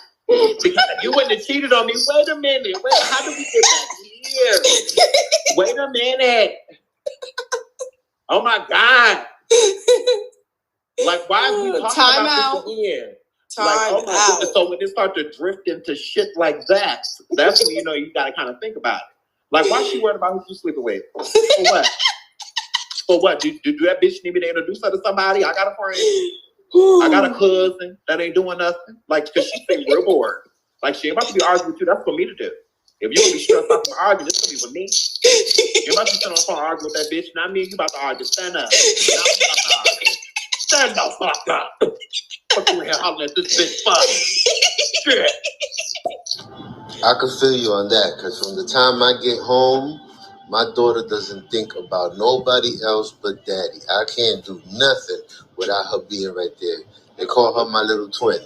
I mean, I get up, where you going? She's right there with me. Absolutely. That's my baby. His daughter's the youngest. Everywhere I go. You know, his wife had a 15-year-old and she was done. And then here he goes to go talk about something. He want a girl. So now they got like a 15-year-old and then a 6-year-old. I said that gap was selfish. That is so wrong that you did that to her, to that lady. She would have been almost done. But they let a baby and everybody's happy. And we joked about a mental place. No, I'm just teasing. But yeah, that's what he did. He has 2 boys and then a girl, he said. But listen, he delivers wine. Such a good dad. He delivers wine. Are y'all hearing me, people? He owns a company that delivers. Oh, he does? Shout out. Yes. Shout out. That's what's up. Yes. That an entrepreneur? Yeah. Y'all missed out on the good one, y'all. Y'all missed out on the good I feel you on that. I'm in no rush for my daughter to grow up. Me neither. I told, look, girl, I'm going to need you to stay 11 till you're fucking 12. I'm going to need you to stay 12 till you fucking 13. Like, yeah. Shit, this shit going to fly past. Shit, I promise you. You're going to look up and you're going to be walking down the aisle. Mm-hmm. Shit, I told you, big y'all, I better calm down. I just want to grow up so fast. That shit is over, right? Shit, because I can't stand y'all. Yeah, and I don't like the fact that my daughter is starting to develop. She's thick. She's only 6 years old, but I got a whole bunch of weapons in my garage. Swords, side swords, baton, axes, and I study kung fu. So whenever it comes to the time that she's gonna be dating, I'm gonna have a nice little talk with whoever it is that's interested in her in my garage. Y'all are horrible. I'm gonna have a talk in my garage too, surrounded with guns. I'm gonna have a semi-automatic, a bazooka, a grenade in my mouth. So I need her home by 10. Here, take this with you. If it starts ticking, you know it's time to come home and fuck back home. What is you talking about? Shit, I will blow up some shit about mine. Alrighty, bye, my loves. I'm gone. Y'all enjoy your day. You too. You too, Golden. I guess the question is, if you didn't have kids with that person, would you still want to talk to them? That's a good question. I feel like the majority of the time, I think of it as a breakup without children. If you break up with somebody and you have no connection to them anymore and you stop talking to them, it makes it difficult when you have children, especially depending on the departure of the relationship. If it was a tumultuous breakup to where it was bad, like things got really bad, things aren't going to be okay just because you have a kid together. Like, it's not going to smooth it over because, oh, well, we still have to deal with each other. No, that anger that emotion, it is still there. Especially when a woman or man is cheated on and it's not actually dealt with. So if a woman is cheated on by a man and he like caught red-handed pretty much in the situation to where she's breaking up with him because of it, he's normally saying things like, I don't give a fuck. Oh well. ... That's it. You know, so it's like that, you know, she's throwing his shit outside. He's not, you know, there's some men that are begging for, you know, forgiveness, but the majority of them are just like, well, especially a black male, fuck you, bitch. What you talk about? Yeah, I am fucking another bitch. I'm about to go right over her house with all this shit. You know, so it's just like, you know, niggas is different. You know, so they is, man. Niggas is just different. They be like, so. I promise y'all, I have commentary. I gotta stop laughing. It's just Sean just really tickles me. I can't take it. Yeah, that's how they be. So when it's like that, good. When it's like that, these niggas, you know, they don't realize that when you scorn a woman or when a man is scorned, if there's no actual conversation to where you acknowledge it, and when it's being acknowledged, if there is an apology needed, it's given without request, that energy is still there. So if this woman was in love with you and she didn't want to part with you and she has a child with you, but she just felt that she couldn't keep taking the disrespect, y'all break up and you come over there the next week or so to come and get the child, you don't still think she's in love with you, although you got a bitch in a car waiting for you? You don't still think she love you? You don't still think she want to be with you? So that's not her being no hating ass hoe. That's just you not determining the situation and being a man and doing what you need to do prior to departure in that relationship. And it's the same thing if a woman does it. That's just you not being a woman and doing what you needed to do to make sure that that departure was a good one. That's what they call closure. That's what they call closure, people. You have to so if your sure. ex says she want closure, that's what she's talking about. That's what she's mean. I'm still hurt by you. I still love you. Like, just because we're not together, just because you done already moved on, and just because you're doing this and we still have a kid, that doesn't mean every time I look down and see my kid, I see you. Like, I still want to be with you, but I know that that's not necessarily possible. But it doesn't make me that fit. It doesn't just go away. No, nope, like because it was real. It away. You know, like it's here still. You know, it'll leave when it leaves, but at this moment in time, it's still fucking here. And a lot of women can't come to terms with that. They can't come to terms with the fact that they're still in love with that person because then it's admitting some type of defeat to what this other person has come in and swooped and took something you felt that belonged to you. So you don't want to admit defeat. You don't want to admit, you know, so it's just like, you know, fuck him. I don't want him. That nigga, that bitch can have him. That. Knowing the whole time on the inside, you still want him. You still want to be with him. But you can't admit it to yourself because you know that it's not necessarily an option. So since it's not an option, you just walking around with a fucking scorned heart. Like you're just walking around in a terrible mood. Bitter. It's a terrible mood. Absolutely bitter. Absolutely. You know, you're just a bitter person now. And you don't realize that if you actually had some relief, some closure from this situation, you will be able to move on. But you still feel like this person wronged you. And you still have to see them. You know, it's different when you don't have a child because you don't have to see them anymore. So it makes it a little easier to get over. But when you have a child with them and you're still in love with them, that shit is hard. That shit is hard. Like, I think that would be a tough situation, you know, to be in when you're still in love with your child's father. You know, but they've already moved on. They're in another relationship or, you know, they just don't see you that way anymore. That's hard. You know, love is not something you choose. Love just happens. And that's love is more powerful than any emotion. It doesn't matter how much you hate. It doesn't matter. No, it takes energy to hate. It takes energy to be disrespectful. How much energy does it take to give somebody a hug? How much energy does it take to give somebody a kiss? How much energy does it take to wave? How much energy does it take to smile? Bare minimum. So love will always be bigger than any other emotion. And love is also the hardest thing to get rid of. It's easy to hate somebody because it's a certain action behind hating.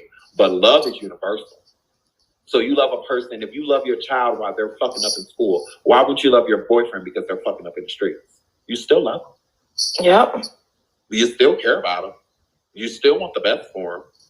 Like, you still want those things. So even if he's fucking up to the point where he's cheating on you with people or things like that, and you have to part ways from him, you still love him. That didn't leave because he cheated, because you're trying to outweigh the love right now with hatred. Love will always win. It will always win. So there's not even a point of fighting it. That's why you can't fight love. That's you like what you like. When you're in love with somebody, you just fucking are. Like, it just happens. It's not something that a person plans. Like, you can try your hardest to plan being in love, and if it's not there, it's just not fucking there. Like, it just isn't.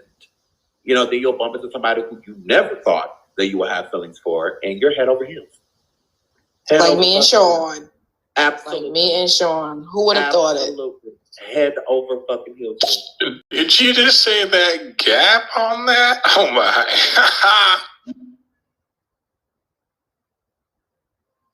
Hey, I'm over here drinking my Corona. You know it. You drink it. Corona. You drink it, but you don't catch it. Yeah, you know what I'm saying? Anyways, gotta go. A bazooka and a grenade in your mouth, Sean. I can't. Period. Yes. I'm ready for that. So why is it so easy for dudes to move on, but ladies don't tend to move on like that? I think that men are immature. I think that it comes to a certain part in a man's life to where he gets a certain maturity to where he realizes a lot of things that he's been doing he shouldn't be, to where he should change his life. And I just feel like women are, and the main reason why I feel like it's harder for women to move on, because they're more informed, like I said earlier, with their emotions. They're more in tune with their emotions, and love is an emotion. So a lot of men don't convey their emotions. So the man could still be in love with a woman too, but he feel like, I'm just gonna go out here and sleep with other people and be with other people and start something quickly just so that I can get my mind off of her, so I'm not concerned about what she's doing. I disagree.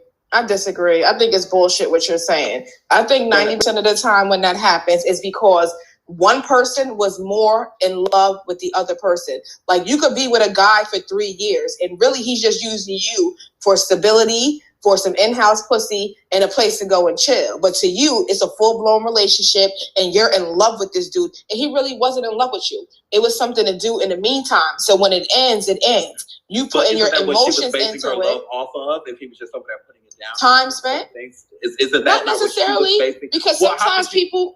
But when a person is in love, they do certain things. They feel your soul, not you physically. They feel your soul. So they're doing just universally, it's everything about them. Okay, so let's not say in love then, because a lot of people have never experienced being actually in love. A lot of people have loved people, they like people, and they've been digmatized and pussy whipped. And there's attachments that come, there's feelings that come with a good orgasm. You don't necessarily want to let it go just that easy, because it's not easy to come by. But a lot of women put way more weight on a relationship than they should be doing. And so when it's time for it to end, that man will show you real quick, like, yo, sweetheart, it's been 6 months. You're not going to sit here and act like we've been together for 6 months and now you can't breathe without me. Like, we're not going to do that, because I was in this relationship too. So I'm going to need you to, like, get yourself in check. Women be planning, marriages. They be planning grandkids and funerals with the guy, and they 3 months into the relationship. That's why women be so fucked up and men don't. Because men is just thinking about today and maybe tomorrow. Meanwhile, she's 6 months down the line in her head talking to her girlfriends. Like I said, men are extremely immature. And it gets to a point to where they mature later on in life. So with them being mature is also a way to convey and notice certain emotions that you ignored before. So like, you have men out there to when they hurt a woman or do something that makes them feel bad and they don't care. They come basically to get over it. And then they grow a little more. And they realize that may have not been the best way to approach that situation. So it's the same thing with men always letting that one, because I feel like in most cases when it's the one that got away, it's in a case with men. It's a woman that they had that was perfect for them, and they let get away because they were too fucking immature to realize that they were perfect together. There's no degree to me in love to where a person can love a person more than the other person that's in love with them. You either are in love with that person or you're not. Because when you love somebody, it's for who they are, not what they provide or anything like that. Those are bonuses. That's a bonus. If you either love somebody and they also are providing certain things, that's about whether it's orgasms or stability or whatever. Those are bonuses. But what I'm saying is some people confuse those bonuses. But that's what I'm saying. Some women confuse those bonuses with love. Agreed. Now that I can agree. Agreed. I can't not knock that. I agree. I do think a lot of women misconstrue, certain things that are bonuses in a relationship with something that is the only thing that they focus on when getting into relationships. Mm-hmm. He got a nice truck, he got this, or he got that, or, so they, everything else must be dope. Yeah, no. The majority of the time, those are really empty people, that base themselves off materialistic things. They're really empty on the inside. So it's like they have to have all this external stuff because they don't have anything internally. So it's like they use women and... Or like when I said earlier, you said about women not need, or people in general not settling. It's okay for women to have standards. A lot of times too, women be hurt because she feel like she lowered her standards to be with the dude in the first place, which is her mistake. Yep, it's her mistake. But then now she's bitter when you like, how dare you decide to leave me when I shouldn't have never even chose you in the first place? And it's like you just answered your own question, sweetheart. Absolutely. But you don't see that. Absolutely. Yeah, and I feel like that. I'm not going to say a double standard, but it's just like I don't understand when a woman says, I did this, I did that, I did this, I did that. It's mighty funny. You have this long list of the things that you did, but you haven't even named one thing that he's done for you. What does that say about you? You're too focused on the things that you did for him to where you realize that he didn't give a damn to do shit for you. So I'm like, weird. Like, what did he do for you? Like, I mean, girl, like, bro, like, what did he do for you? You sitting there naming all this shit like Bernadine the way they excel. I did this, I did that. Okay, well, what the fuck you do for you, girl? Let's get to these clips. Yeah, man, you're straight up preaching about love, man. Kudos to you to actually being in love with somebody or have been in love with somebody, because a lot of people don't ever feel that. Absolutely. A lot of people, shout out to Dex, a lot of people have never felt, like ShaNaughty said, being in love. When you're in love with somebody, it's a completely different wave. It's like a high. Just the thought of them alone, if you can get the most terrible news on the planet and you can think of their face and that's enough to still make you smile through all of that tragedy, that's being in love with somebody. Just you're going through something and just the thought of them is a warm feeling to where you feel protected just because of the love that they have for you and how they feel. That's being in love. Being in love is basically being able to get not a literal orgasm, but just an orgasm off of being in that person's arms. Just because you being in love is like it's like going Super Saiyan. Like you are now operating at a higher level than everybody else. Absolutely. You don't feel better than anybody or anything like that. You're too focused on the feeling that you're feeling to even really acknowledge anybody else. Like you don't give a shit. You don't have a care in the world. You just give it to like la la la la. None of that is stemmed off of sex. Because sex can make you feel differently. That's why sex changes everything. But if sex makes that feeling better, to where like forget about it. Already great, and then we just had sex, and then it was off the chain. Forget about it. It's a wrap. Like it's a different type of vibe. Like it's a wrap. Like they got you. They got you at this point. You are eating out of so that's when you in love with somebody to where you'll do things you've never done. And you'll open your palate to food, and you're not embarrassed or ashamed. Like there's no hiding. There's no like you're turning away your mom, your dad, your friends, your sisters, your brothers. Like y'all all gonna get information, or y'all gonna watch me go float on my cotton candy that I'm floating in the air because I am chilling. I am on a high that ain't nobody ready. So is it actually really love or just a chemical reaction between men and women? I think the chemical reaction has something to do with sex. If there's no sex, then you are already like swooned by this person. I mean, they have already literally swept you off of your feet to where you're thinking them before you fall asleep. The first thing you think of when you wake up and you just can't wait to hear how their day is going type of situation. You pretty much are head over heels, at that point in time. But when that person matches that energy, that's when you're in love. That's when you're in love. When they encourage it, they feed it, y'all feeding it to each other. It's a two-way street. It's not just you. If you're putting forth all the work, then that means that you love this person, that you're falling for the person. You're not in love unless the energy matches. It's 50-50. They have to match that energy to where they literally feel the same type of way. If they don't feel the same way that you feel, to where they're the first thing they think of when they wake up, they can't wait to hear how your day's going, and you're the last thing they think about or talk to before they fall asleep, then you're probably not in love. I wouldn't say that I'm in love with this person. I would just say that we talk a lot. You know, but the love, that's what I was saying. We probably just talked on the phone a lot. That don't mean you're in love.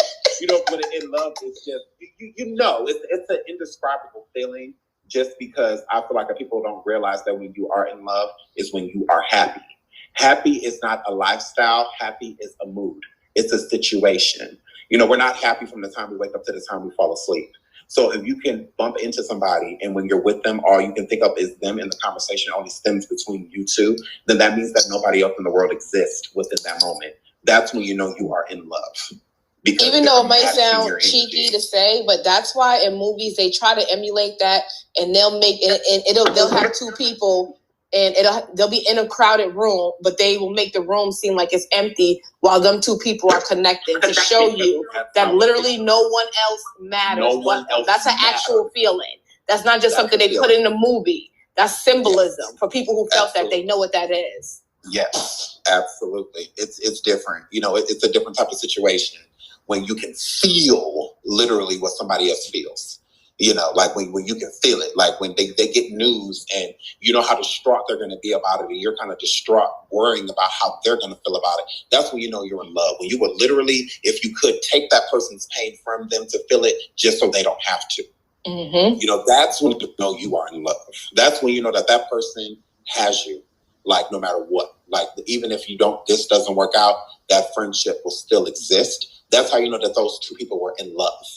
Because they're not together, but they're still just as cool as the Don't say that. Don't say that. Don't say that. Don't say that. Don't say that. Don't say that. Don't say that. You can still be cool as the other side of the pillow after with because I'm cool as hell with my ex, and it is not because I was in love with him. I will never say. We will never. I rebuke that. Well, I mean, it might not be something that you want to admit, but it doesn't mean that it's not true. It doesn't mean that it's not true. It doesn't mean you might not want to own up. But it don't mean it's not true. Keep it rocking. I gotta go get my charger tonight. My phone about to die. I'll be right back. Okay. So we're gonna play some of these messages while Sean come back because we got a few anyway. Well, the thing is, you got to think about people's love language. Some people use money to buy things as a love language. Some people do things to help others as their love language, and some people just love people just to love them. Yeah, but that's like when your love language is providing for the person that you're with. When you want to make sure that they have everything that they need, it's not necessarily using money. It's that your love language is providing. So whether it's food, whether that's the type of person who will give you a foot massage, they will give you a back massage, they will run your back water because they just want to, whatever it is that you need in that moment to feel good or feel better, they want to provide that for you. But no, you're definitely right. And then you just add a bowl to that. And then, bam.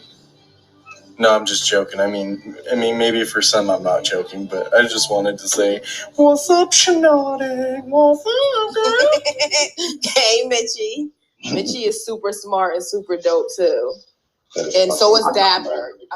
If you meet somebody named Dabber on here, he's super dope as well. Yeah, I've been married for about 6 years now, and it's interesting that you say that. Like, when you're in love, you don't get that wandering eye. You know, you got your bro going, "Hey man, check out that chick," and you're like, "What chick?" Because you know you're so in love with the person that you're with. Yeah. Yeah. Super interesting that you say 50-50. That is actually how I started my relationship with my wife. Absolutely. That's how it has to be. It has to be 50-50. If it's not 50-50, one, it's not going to work out. And then two, you're not in love. One person is falling for the other person, and the other person is still trying to decide how they feel. So I wouldn't say that that's in love. In love is when everything is 50-50, when you're willing to meet them halfway. You know, the type of female you call and say, "Hey, babe, I'm going to be running a little late. I have to run and do ... when I get off of work." And they'll say, "Hey, I can do that for you if you don't mind." That's love. You know, that's somebody that loves you, somebody that wants anything I can do to make your life a little bit easier, I want to do it. You know, anything, because you're doing the same thing for me. You know, yeah. And that's how you base it. If you're just constantly doing everything for this person, but then when you need something, it's a problem, how do they love you? How are you in love? And you can't be in love. It's not tit for tat. It's not, well, everything that you can expect, because, you know, there's the saying that goes around that says you can expect people to do for you what you will do for them. Absolutely. But I should be able to expect that out of the person that I'm in love with, out of my spouse. I should be able to expect that from. No, I shouldn't expect that from a friend or a family member, somebody I'm deciding to do a favor for. But when it comes to somebody that I'm in love with and that I would do anything for, I'm going to expect that in return. Yeah. You know, that's not a tit for tat. That's not a, oh, well, just because you did it doesn't mean that I have to. Absolutely. Yes, actually, it fucking does. It does mean that. It does, because that's what being in love is. And if it's getting to the point to where I'm doing things independently, I might as well just be independent. I might as well just be by myself. Like the only time a person, especially a woman, she shouldn't have to realize that she's in a relationship with somebody because they're having sex with her. Other than that, there's really no relationship. That's gross. Like, that's gross. I mean, that's just my opinion. But I mean, she shouldn't have to determine that she's still married to her husband because he in there trying to climb on top of her. A girlfriend shouldn't realize that her boyfriend still want her or they're still in a relationship because he's trying to get it in. Like, gross. Because we don't do anything else relationship-like. Meaning spending time with one another, seeing what's on each other's mind, spending quality time when we can. Like, we're not doing any of those things. So why should I be so concerned about having sex if you're not feeding the other parts of my soul that needs feeding? What you want to do, my finger can do, or my toy. Like, I'm good. You know, or Jake across the hall, he can do the same thing. So I'm gonna need you to, you know, show me why I need to reciprocate this energy that you're trying to give me when you've done nothing to do that for me in return. Like, gross. Yo, these messages they're not playing. I tried to get through them when you was gone, and they've been going back up again. Let me play one. If I may, and this isn't just my personal belief, but it's also my personal opinion. But I believe a chemical reaction alone in your body, the way you feel towards someone. Lust. That's not love. Look up the definition of love. Generally, it's a set of actions that one takes. It's what you show to one another. What you do.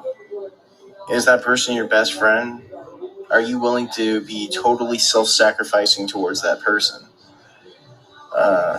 I believe that love is a set of actions that you continuously show. And if you don't show them, then it's just an emotional feeling that will eventually subside because you have no action to keep that fuel. Yeah, we're not disagreeing with you. No, we're definitely not disagreeing. I mean, you're saying that it's basically the same thing we're saying, just differently.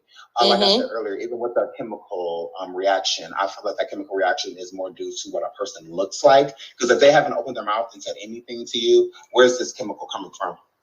Like, where is it coming from? Well, I mean, in order to love someone, you have to interact with them prior. It's so you can decipher that feeling. You know, I don't believe in love at first sight. I don't believe in it. I believe in love at first, maybe conversation. You know, or something like that, but not no love because we saw each other. Let's go be married. Gross. So, but you know, gross. But whatever, it is what it is. But no, that's the same thing that we're saying.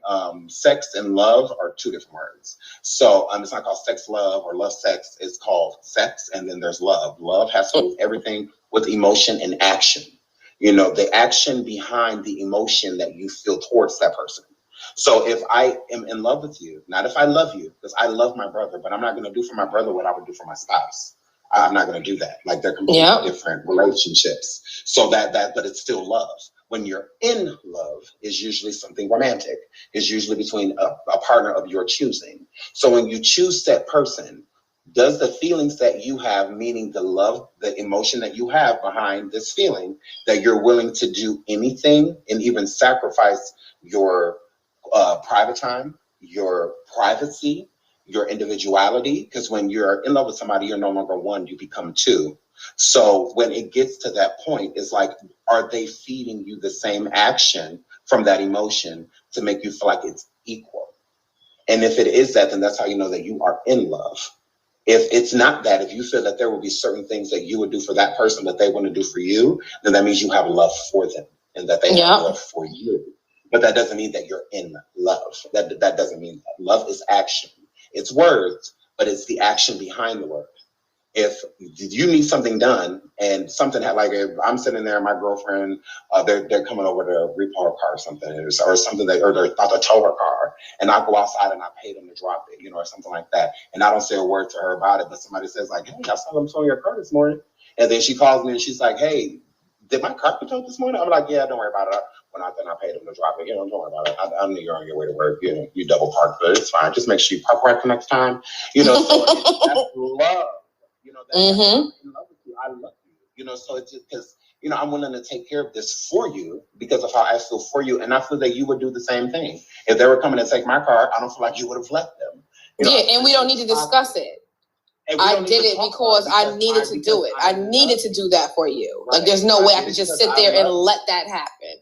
Absolutely. I did it because I love you, not because I had to.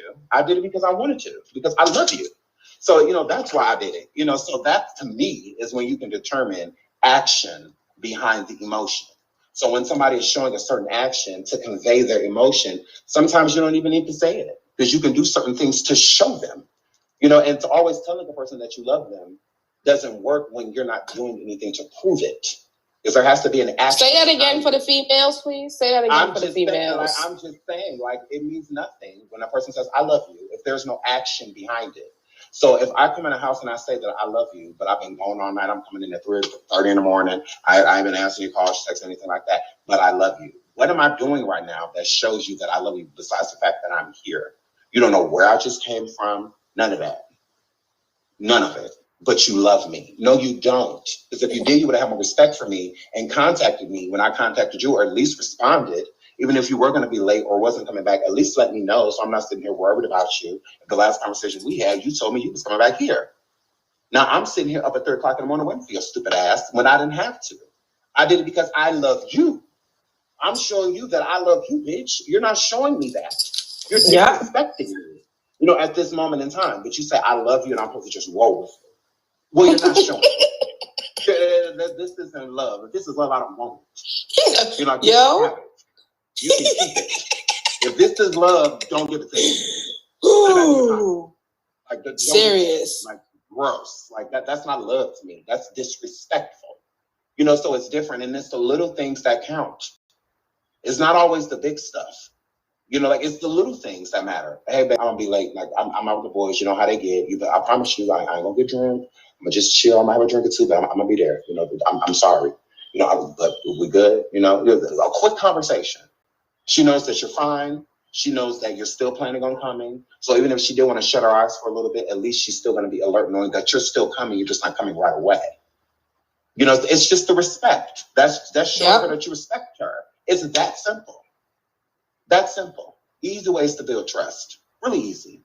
If you were doing something, why would you call me during it? If you're doing something that you need to feel guilty of, 9 times out of 10, you're not going to call. You usually avoid when you're doing something that you shouldn't be doing. So it's different. It's completely different ways that you can show somebody you love them. It doesn't have to be because you want to bought them something. Gross. But it is what it is. I'm never going to turn down a cute gift. I'm never going to do that. I'm never going to do that. I'm never going to do that. I'm not going to encourage it, but I'm not going to push it away. I'm like, oh my goodness, fuck you, nigga. But give me that. That's when you hungry, when y'all arguing, but he offer you to feed you. And he bring you some food. That ain't going to stop the argument. I'm going to eat while I'm cursing your ass out. Set that down and warm up my cheese sauce. Why you get cussed out? Because you still get cussed out. Did you get the rib? It better be some ribs in there. You trying to come up here all late. You're gonna come in here with some loosies. But at least you came out okay. That's only 2 points. That's you still getting cussed out. You still get cussed out. This ain't even the right sauce I like. This ain't even the right sauce I like. This ain't even the right sauce. You just fuck out all the way. What bitch like this sauce? What bitch you normally bring this to? Yeah. You just find it. What bitch like this sauce? I don't eat darling. Confusing me with the rest of your bitches. You got too many. Period. That's when all of that come in. If there's more folks you can play them, I'm not in the house right now. So okay, I'm gonna play them. Shoot, there's more. Listen. Hey, and there's many different types of love.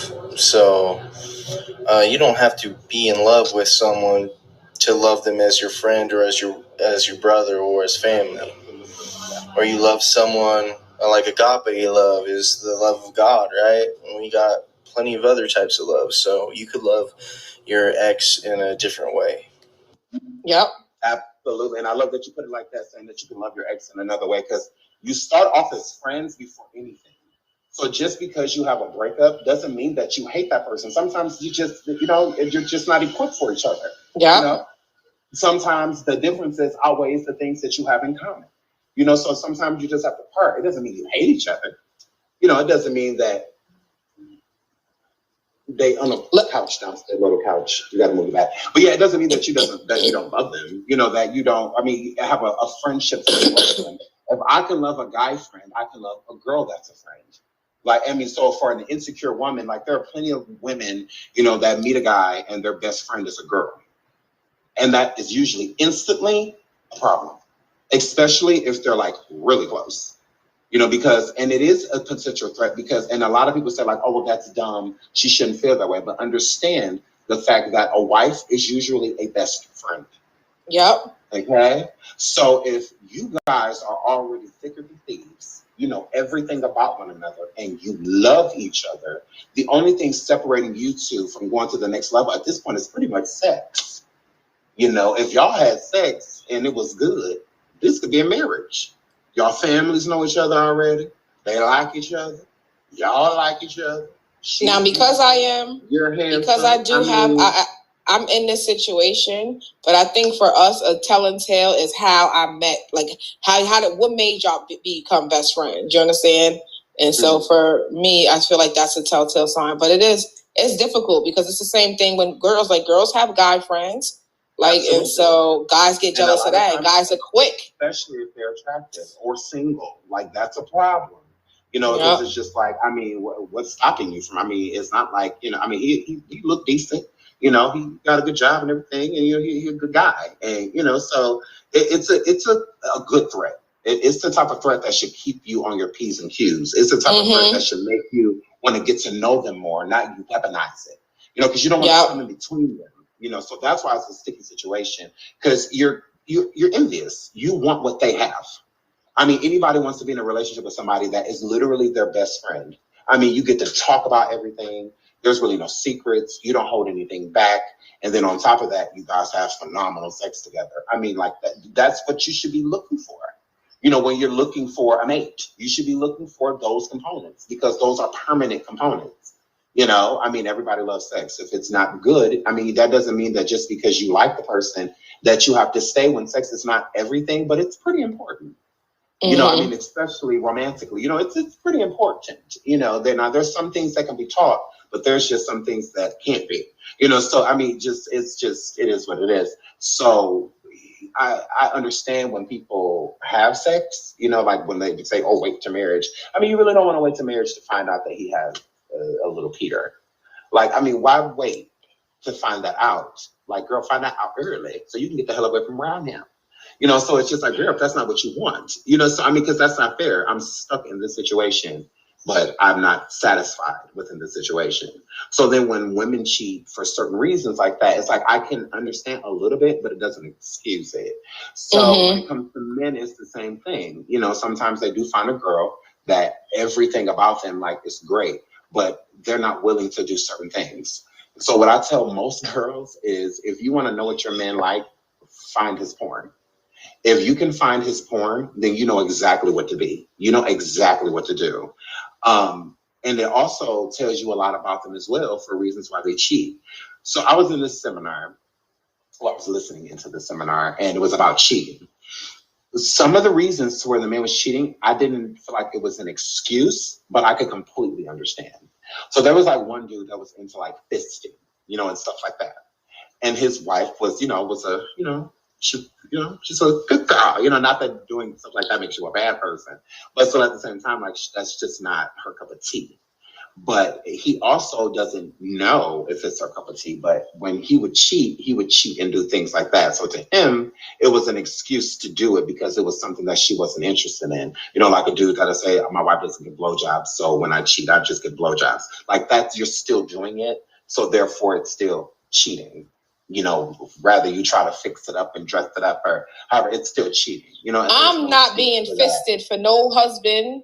No, I'm not being fisted, Sean. So I need to start letting these niggas know ahead of time. I'm gonna say right now, I'm not being fisted. I wouldn't give a fuck what the arrangement is and what promise I made to God. You're not putting your you're going to jail. As a matter of fact, that's domestic violence. You just punched me in my private party. You're going to jail.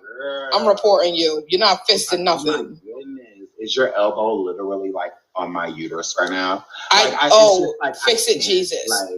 I can't. It's like I understand. I ain't even dilated properly for you to be doing all of that type of stuff. You're going to hell, sir. I'm not sure. I'm telling you right now, no. But he didn't even know she was interested, though.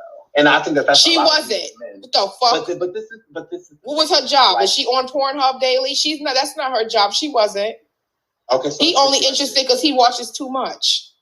Say a guy is dating a girl, and they have like sex often and whatnot, and then they end up getting married. Now, throughout this relationship, he hasn't necessarily requested a blowjob, and she's never necessarily given him one. That doesn't give him an excuse to go out and cheat because he doesn't think that she gives blows. But she might do it. See first. If you keep getting turned down and turned down and turned down and turned down, then that I would understand that a little bit better. But most of these men didn't even communicate anything with their wives before they went out and did these things. And it was the same thing with the wives. They did not communicate anything with their husbands before they went out and did anything. So it's like there was. Do you see why they say communication is the backbone of any partnership? Because without communication, shit's just gonna go left. Because that's just a matter of a conversation. Like you can ask me if I want to be fisted, and I'm gonna tell you to try it. And I'm gonna say, you know what the name I call my phone? That lady. All I gotta do is say her name, and she gonna call on people on you. Period. I don't even gotta press the button. I will say Siri, and she will dial it for it. Okay, don't try to fist me. I'm gonna tell you that right now. I tried to tell you that. All right, let's go through like the 10 at least. Okay, go ahead. I want to express my opinion on the 50-50 thing, and this might get deep for you, but I don't believe relationships are 50-50. I believe in order to have a successful relationship, each of you must give 100%, because that way, when one is struggling, the other has their back. And then later down the road, when the other that had their back is struggling, then the other has their back, right? So we must give 100% of ourselves in a relationship, not just 50%. And by doing that, you grow not just learning to love what you've already known, but continuing to grow and finding different ways to love and appreciate each other. That was beautiful. I'm going to answer that really just say. See, and this is why we got 27 goddamn messages.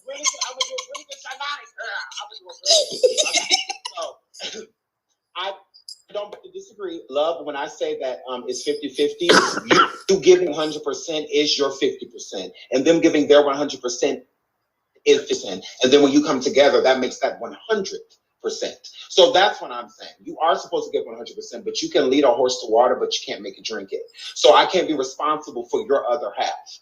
Now, when you are on down times with that, it's my responsibility to be there for you, and I'm going to do that. But that's still me giving my 50%. That's not me giving my 100. Because if I'm giving 100, like what the whole relationship, I'm doing your part too. Like, no, that means I'm in love by myself. And there's a lot of people out there that are. That in a relationship by their goddamn self and don't even realize it. So go ahead, ShaNaughty, to the next step. Right?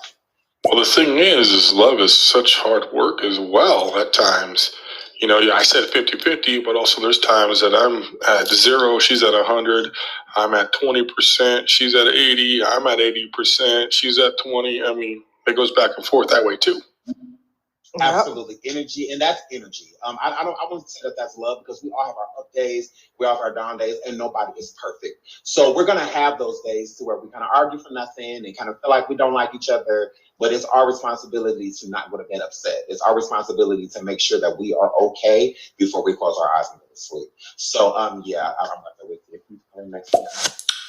Okay, so I'm going to disagree with you a little bit right there, because Everyone's expectations of people are different. And this is why I've learned not to have expectations within a relationship. I've been married for 12 years and together with him for 22 years. The things that I do for him are not the same. And you mentioned earlier love language. What I like to do for him is very different from what he likes to do for me. So expecting him to do exactly what I do for him, I've learned over the years, will set me up for failure every single time, because that's simply not his love language. He's not even wired to think that way. So expecting him to do things for me, because I did it for him, is actually going to drive a wedge between us. I have to meet him where he's at, and how he thinks what he wants to do for me is very different from what I would want to do for him. I'm going to have to agree and disagree with you at the same time. I'm not, I feel like you put that too specific when you said the fact that what he'll do, what I'll do for him, I don't expect him to do for me. It's energy. It has nothing to do with actual things. Like the things that you view as sweet that you do for him. No, it's the energy. It's the energy to where if he could do anything for you to make you happy, like you will do anything for him to make him happy. It's not at a certain time. It's not at a certain point. It's just a generality. So if he's not doing things to make you happy or doing things for you to see you happy, then I would, suggest you analyze your relationship, because it seems as if that you're putting him ahead of yourself. So it sounds to where like you will do certain things for him, and then when it comes for him doing certain things for you, he doesn't. That's not how he is. His love language is different. Or ... So I'm not gonna state the fact that we're putting that in like a literal layman's terms to say that I expect him to do for me what I would do for him. No, it's an energy. If there's anything that you can do to help him or anything of that nature, you'll do it. So he needs to match that energy as well. So if there's ever an opportunity for him to do something to make you happy or just do something for you in general, he should be doing that. End of story. Next clip.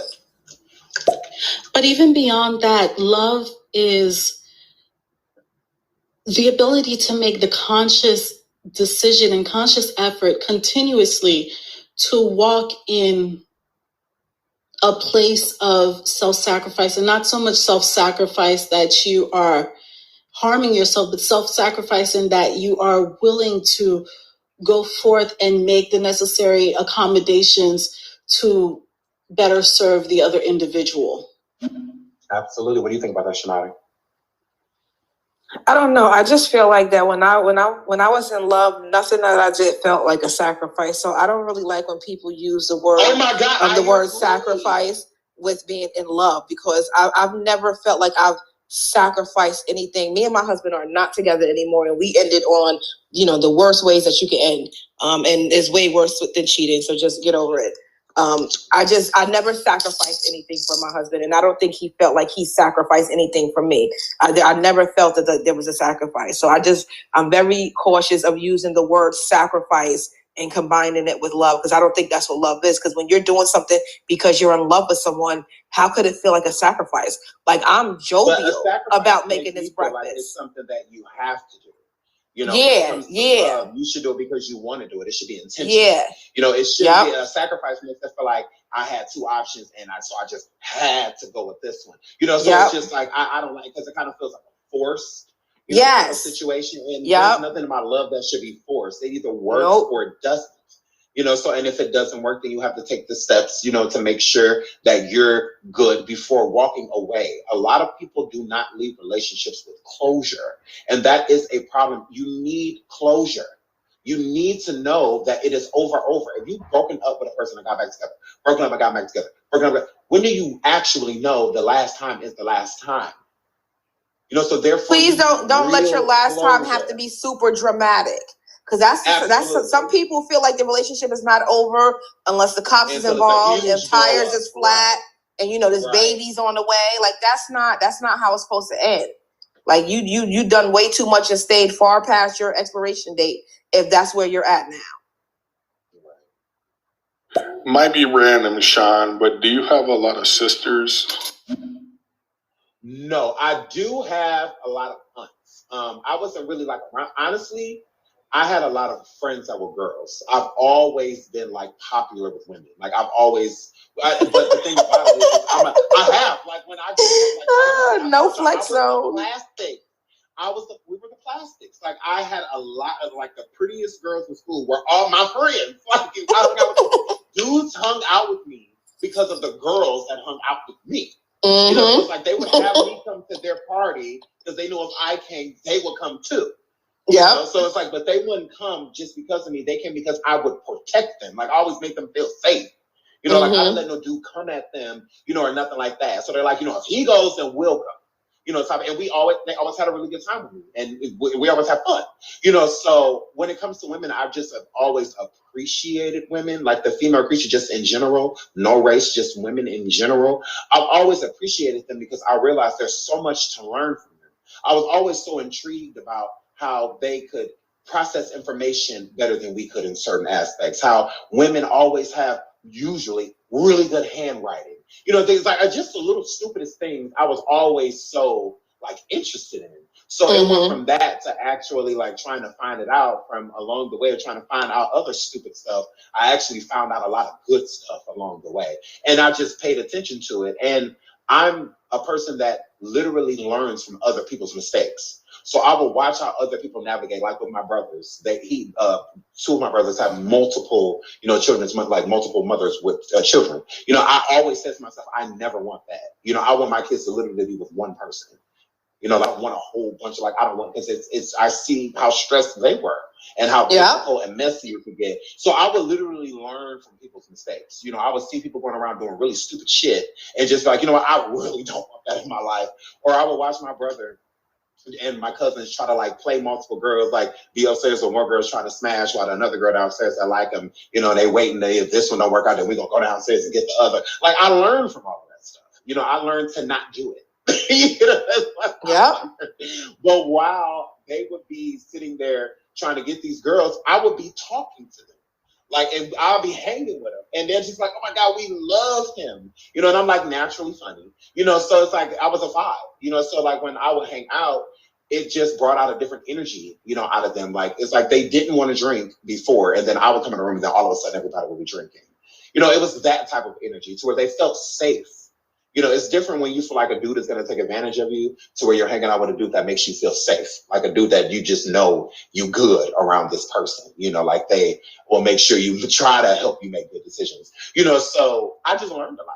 You know, like that's all. And I'm a big reader. I love to read things. And I like to read in between the lines. I like to try to look at situations from multiple perspectives instead of just look at it for the obvious perspective, the one that people, the popular opinion, the opinion that people will go to immediately. You know, like if a man cheats, all men cheat. If you cheat once, you cheat. No, let's decipher. Let's look into see actually why that man cheated. You know, like what made you want to do it? Was it an emotional thing? Like, were there arguments that were going on and you felt like the relationship was over, or y'all weren't really talking to each other? You were going for a day or two and y'all didn't talk. Like what? And like, yes, like, women, a lack of sex and someone having a need and an urge can make someone do something that, you know, is considered cheating.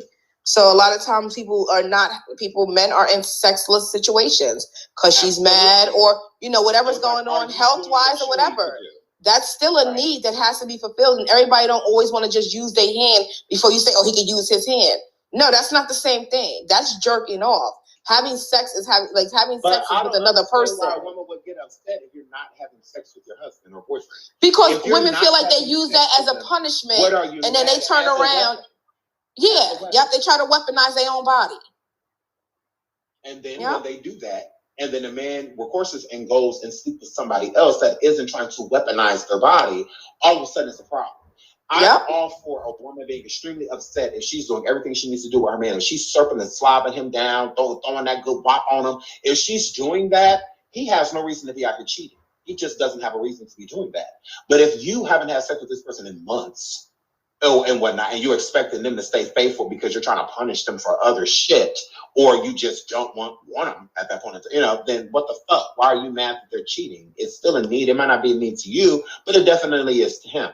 You know, you can't go from, especially when you're compulsively, you know, I say impulsively, you know, having sex to where it's just random and often, to just taking that away and expecting the man to just sit there and what you're not doing, somebody else will do immediately. Not in months, not in years, but in a day. Like today, right now. Same day. She will come through and do everything that you are not doing. So it's different when a woman is stimulating her man sexually. If you're doing what you need to do to be satisfying him, and he's the same thing, because it's not just a one-way street. It's not just women need to be doing what they know. Niggas get on y'all ground too. Men, y'all need to do what y'all need to do too.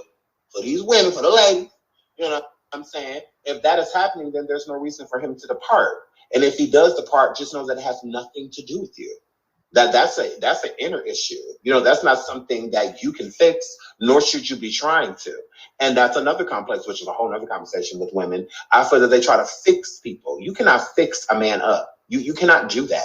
You cannot create a person in your image. You are not God. So you got to stop thinking that just because he cheated on her, he's not going to cheat on you because I'm not her. Okay, girl. Yeah, okay. You can play that next clip. Can I give you a viewpoint of love at first sight? Okay, now, I'm not going to say I believe in it or don't believe in it, and here's the reason why. If you're a person that puts positive vibes out in the world, when I say this, you're a loving, caring person, and then there's someone else out there in the world that also does those things. And imagine the world puts you in the same place at the same time. Why? Because both of you were putting out nearly the identical vibes. Now, what's to say that when you first see that person, the reason why your attraction towards them wasn't just physical, but because they stepped down on their knee and they helped a handicapped person out, or they paid for your meal, or something like that. An action happened in that moment that may have sparked love at first sight initially. Now, I agree with if Sean. you just so happen to, if you just Sean. so happen to meet somebody, let me get some of these messages played. Okay, go ahead. Hurry up, ShaNaughty.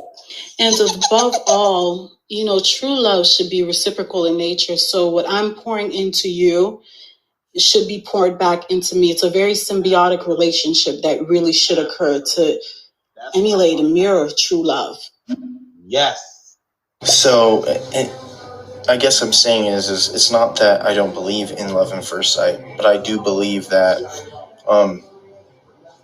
circumstances could put you in a way that not only could you see their physical attraction, but also their action attraction at the same time. And that may trigger an emotional and physical, and mental response within you that drives you to feel like you're in love with them. And for instance, my grandpa was married to my grandma for 75 years before she passed, and they knew each other for 1 week before they got married. So, I mean, I believe it can happen, but I believe it's a very, very rare, because in the day and age that we live in, there's very few people who focus on the positive, and there's very, very many that focus on the negative. Girl, the Kardashians don't ruin marriage. I appreciate that perspective of action needing to back up the emotion of love, but then you also need to take into account how somebody receives love, because sometimes words are just enough. That is so not I would true. definitely look at how that person is receiving love and what that person's love language is, and is it compatible to how you show love? That's not true. That's not true. Like, I cannot just call somebody and say. No, I think she's saying that, like, if a person is already showing you that they love you, then words at that time is enough. So it's like, no, she's saying it's not an action. She's saying that you don't got to do anything to prove that you love. Just saying that you love someone, it should be enough. No, they're doing things, whether you acknowledge it or not.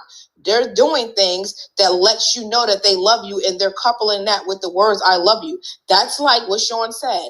I love you, but I'm going to sleep at this woman's house for the next 6 weeks, and I'm just going to text you when she's in the bathroom and just tell you that I love you. That's not love. That's not, just because they keep saying it. I mean, if that's all it takes for, then we going to be all messed up in the world, because men will start sending email blasts that they love girls and keeping them on the hook. Meanwhile, they in between somebody else's legs. That's not it. It is an action that's coupled with the word. It has to be. It's the only way that it works. I love my baby, so therefore I'm going to get up every 2 hours and feed my baby so my baby can survive. I can't just say, oh, I love my baby, but I'm out to sleep these 8 hours tonight. That's not how it works. I got to do something besides just say I love you. Oh, mommy loves you even though you're over there crying and starving and need a diaper change. No. That's not love. That's some bullshit. That's neglect. That's abuse. So yes, he has to do things and you have to do things and y'all say I love you. Some people will do everything for you. Just saying the 3 words is type hard for them for whatever reason. But you looking at them like, I know you love me. Like you just did this, and this, and this, and this. And you be doing things you don't think I know you be doing, but you do it because you love me. You just haven't said the words yet. And that's a different conversation. But love and action go together. You cannot just tell somebody you love them and then just walk away and never see them or speak to them and not because you can't, but because you choose not to. That's a deadbeat. That's not love. Very true. Okay, what about when a man says, I love you both, I'm in love with you both? That can't be true, can it? Because love is supposed to be exclusive. I don't know about that one. Now, girl, ain't no such thing as loving multiple people. Like, now you can have love for multiple people, but you cannot be in love with more than one person.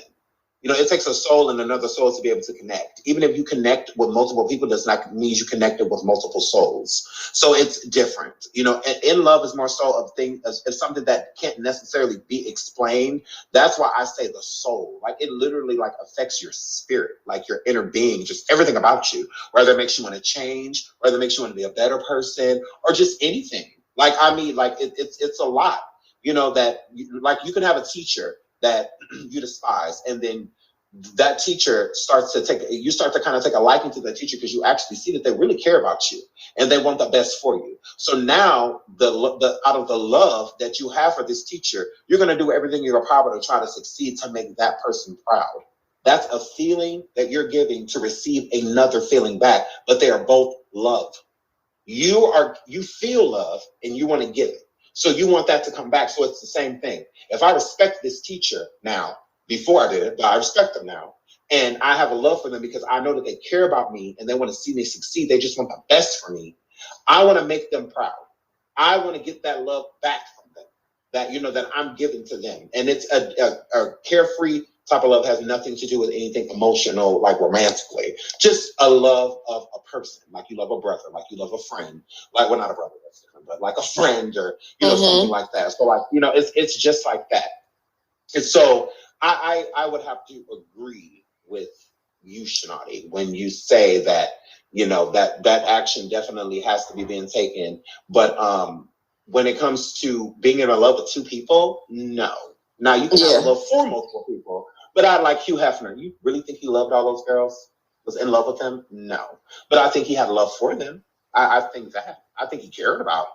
But I don't think that he was in love with 3 women at once. I feel like that is impossible because you can only draw that type of emotion. It's so powerful, so you can only really draw it one at a time. Like, and honestly, if we're gonna talk about like loving multiple people, and there's some people in the audience who may be thinking about, okay, what about polygamous, right? Typically with polygamy, there is an actual wife, and then the rest are sister wives. So there is one that person took the step to go and make it official with, and the rest of y'all are just happy to be here. Yes. And then the other one he has love for. Yeah, he's just y'all happy to be there. The wife is the one he's in love with. The other sister wives are the wives that he has love for and makes love to. So it's different. You know, it's not like he's literally in love with all of those women. No, he has love for all of them, but he's only in love with one. Yeah. You know, so it's different. If they had to make him choose, he would choose. Yeah. So a man that's in love, he wouldn't be able to. He wouldn't be able to choose, but he would choose if he was told to, because there is one that he's actually in love with, and the other ones he just have love for. You know, so it's different, but no, you cannot be in love with multiple people at one time. No. Now you could be in love with somebody and then leave that person and then meet somebody else and think you're in love with that person. But if you were truly in love with that last person, that still exists. It doesn't just like that. Well, go ahead. Hey, y'all, you know, this is my own opinion, but this is why I say don't give the test unless you know the rest. Love is not jealous, and it is long suffering. which means you do what you can to communicate with that other person. You give your 110%. Being in love is a set of actions like we've been talking about.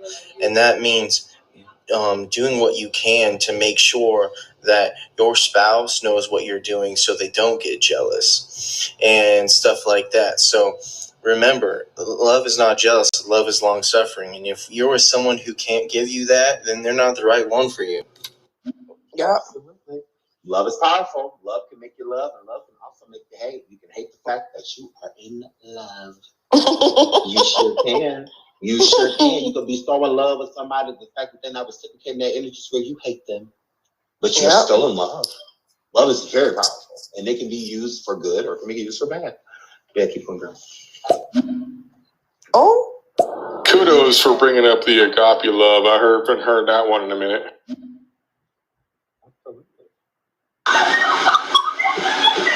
Exclusive. She tried it.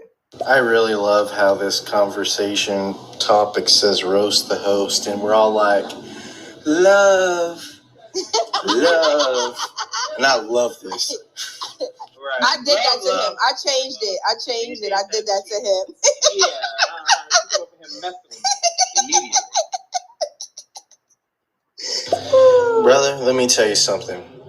Love conquers all. And when you truly love someone, it doesn't matter what their Peter size is, you're really going to feel satisfied because you're happy. And sexual sex in itself is only temporary. But when you have sex with someone who makes you happy and makes you truly feel loved despite what they got down in their package, when they do throw down with you, that feeling, that sexual feeling, it's forever. Okay, can I speak on this? No, can I speak on this? But do not say the obvious. Do not say the obvious, ShaNaughty. All right, let me just go ahead and go there. That is a fucking no-go. No, I'm ShaNaughty. What? I was saying. She responded to him, not me. Well, no, I'm saying because usually when people speak on the itty bitty committee, they usually are part of it. So I was saying.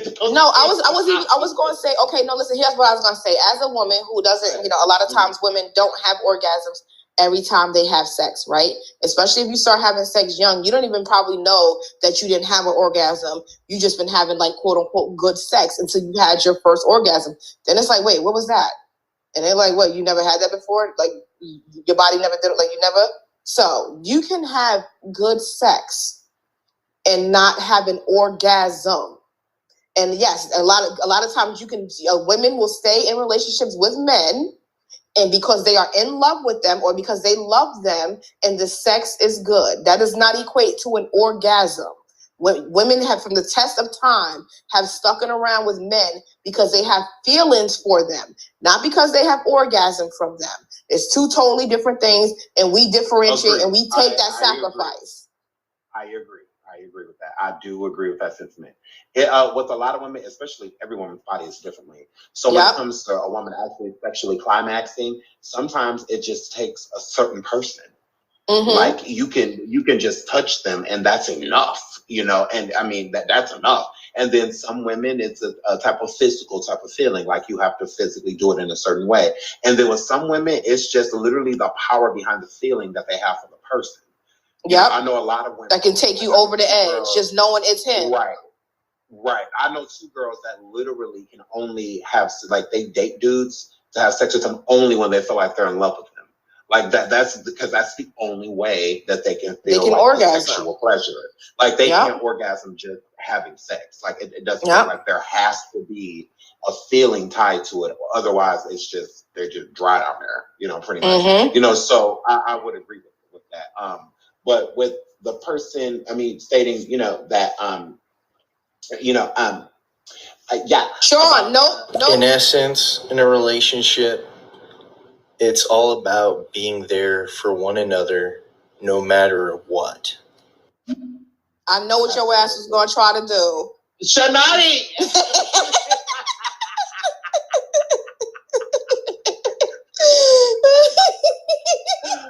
could not. Oh, let me press this button. I feel like when you're in a relationship, you have to put in what you want out of it.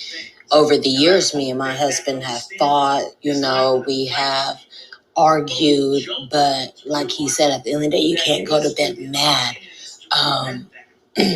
And yeah, you can't really set expectations into a relationship because you will be set up for failure. But always, no matter what, just do your best. Absolutely. I like that. Absolutely. You are absolutely right. Ooh, I like that. And set your boundaries before your relationship takes off. Let your spouse know what you will put up with and what you won't put up with. And once you do that, follow through. A lot of people, to pivot off of that, a lot of people, especially I feel like women, they try not to have certain standards when it comes to men because they seem like it makes them feel like bitchy or really like, high maintenance, when they, have certain expectations. But I feel like it's extremely important. They've been brainwashed. Right. Extremely for women to know their worth. If you know what you are worth, then you'll know what you want. If you don't know your worth, then you don't know what you want. So you got to know what you are worth to people, what you provide, what you offer. When you are receiving energy from a man, you know what energy you're looking for. Not having obvious standards, or anything like that, having your own standards. It's different. So it's like knowing your worth. And as men too, you need to know your worth. Before you enter a relationship with somebody, what do you want? And before you decide what you want, go stand in the mirror and decide what the fuck you are worth. Not money, not any of that shit. Emotion-wise, do you have enough of free emotion to be able to give somebody, meaning that you don't have current baggage right now to where you're still fighting or having disagreements with an ex or, something like that? Because that's very selfish, to go into another relationship when one isn't finished. Yet you have men out here that do it every single day. Jadakiss said he bring more to the table than income. So when you're dealing with a man, when you're dealing with a man who knows he brings more to the table than income, he gonna move and sound different. You may not be able to get him. You may think you a badass bitch, and he look at you like, trick, please. You better try that with somebody else because he has his own set of standards. But for me, somebody said to me, it's like, yo, you can't expect more from your kids than you do from that nigga. Like, you have expectations for your kids. You're going to clean this room. You're going to get up and make it to school. So if your kids could get up and make it to school every goddamn day, why he can't get up and make it to work? Like, if you have expectations for everyone else and then you bump into him and he the only person you're not supposed to have expectations with, he ain't the one for you. Right. And that's what I'm saying. Like, when people say that too, like, I don't have expectations when I go into relationships, then you shouldn't have any complaints when they don't work out. And there's that. You shouldn't have a complaint. You shouldn't have a complaint at all. If your relationship doesn't work out, shut the fuck up.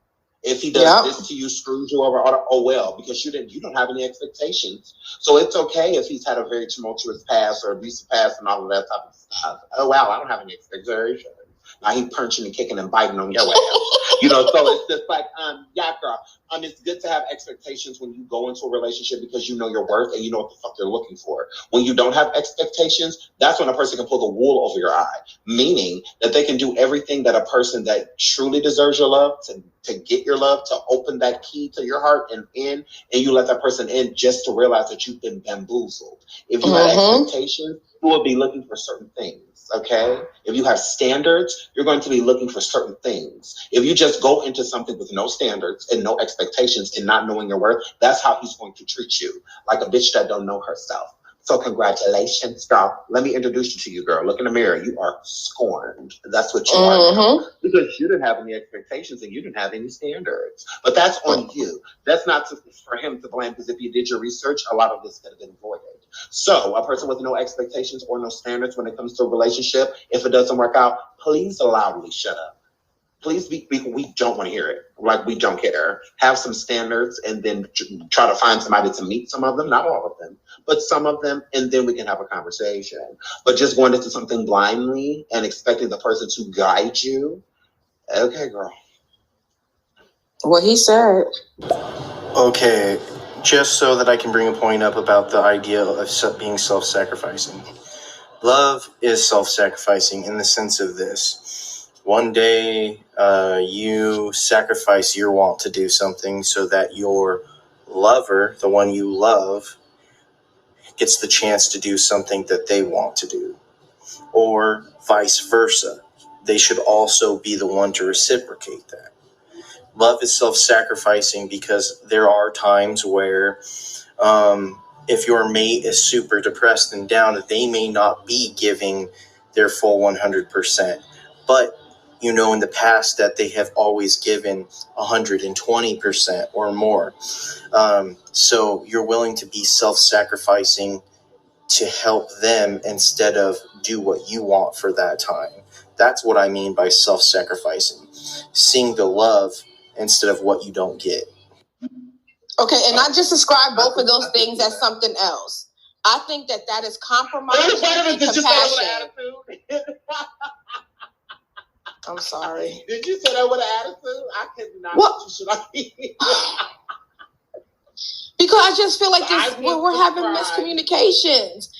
For me, that's not self-sacrificing. I feel like the first example he gave was compromising, and the other example is showing compassion. That's not sacrificing.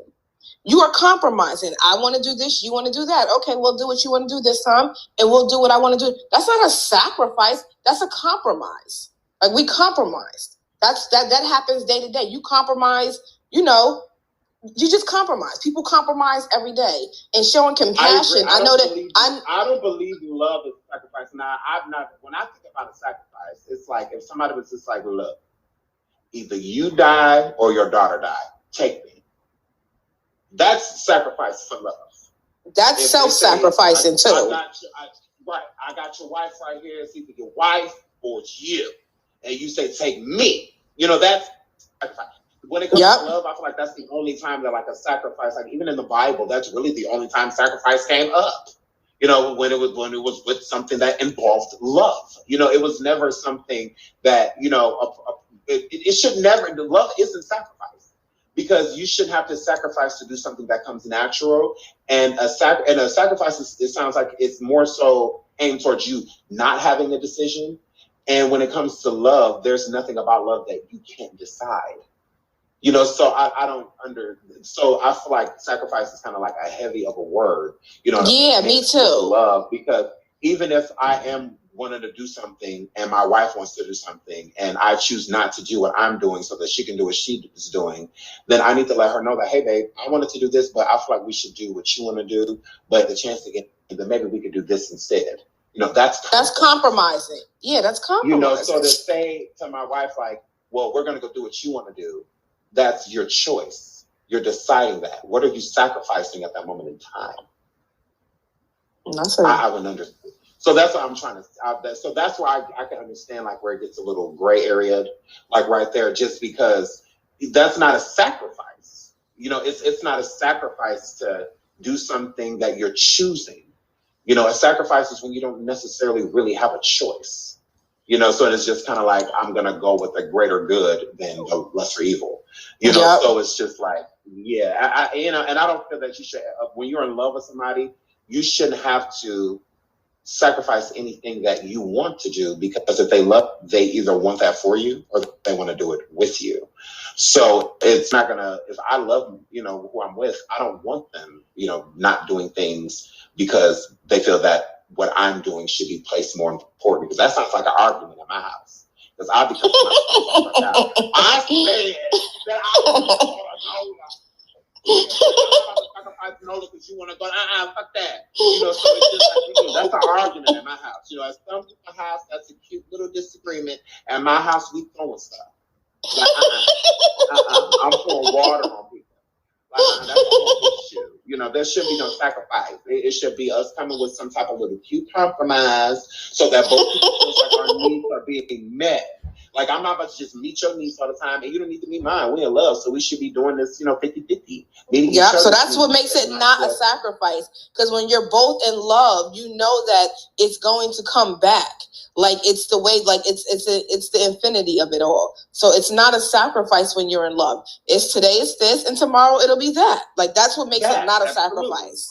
A compromise. You shouldn't have to be not doing things that you want to do because you feel like what your significant other, spouse, girlfriend, boyfriend, whatever, you feel like what they want to do is more important. Like, no, it's equal of importance. Whatever you want to do is still important. Just because maybe if you're in a situation financially to where you can't afford to do both, or something like that, then there should be some type of compromise. It shouldn't be. And if I'm having a down week, or if I'm having a down day, or let's just say like I'm on my period, it's just one of those really, really, really bad days. But normally I'm up and I'm active and I'm happy and I'm giggling and I'm like giving you all of this attention, and you notice like, dang, she just mad sluggish. She just laying around like I got a headache or whatever.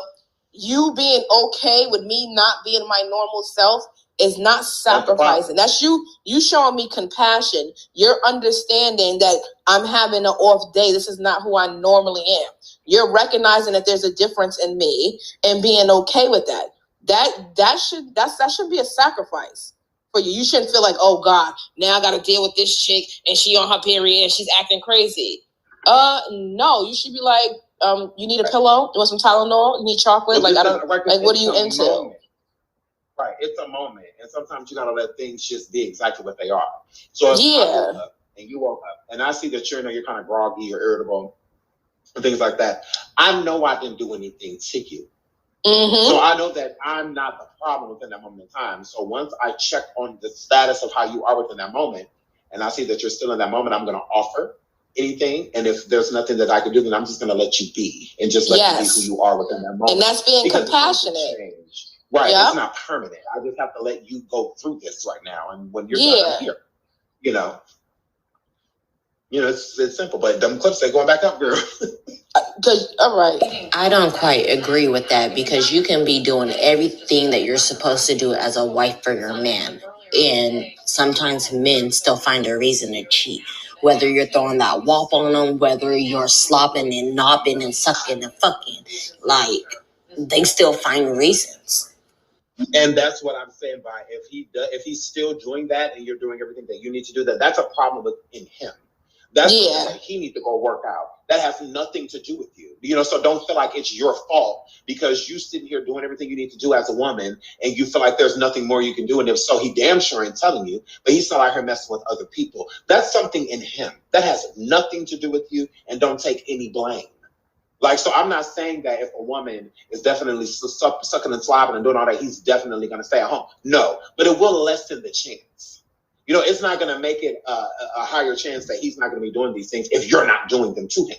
No, it's going to heighten the chance if you're not doing it. It's going to make it a higher chance that he's probably going to go and cheat. So I feel just like you don't want to go without certain things, he don't want to go without certain things. He don't want to. Maybe your thing is not sexual. Maybe you got to keep your hair done. Maybe you are not you if your hair ain't done. That's your thing. For him, it may be a blowjob. Absolutely. If you don't bust a nut, it's an issue.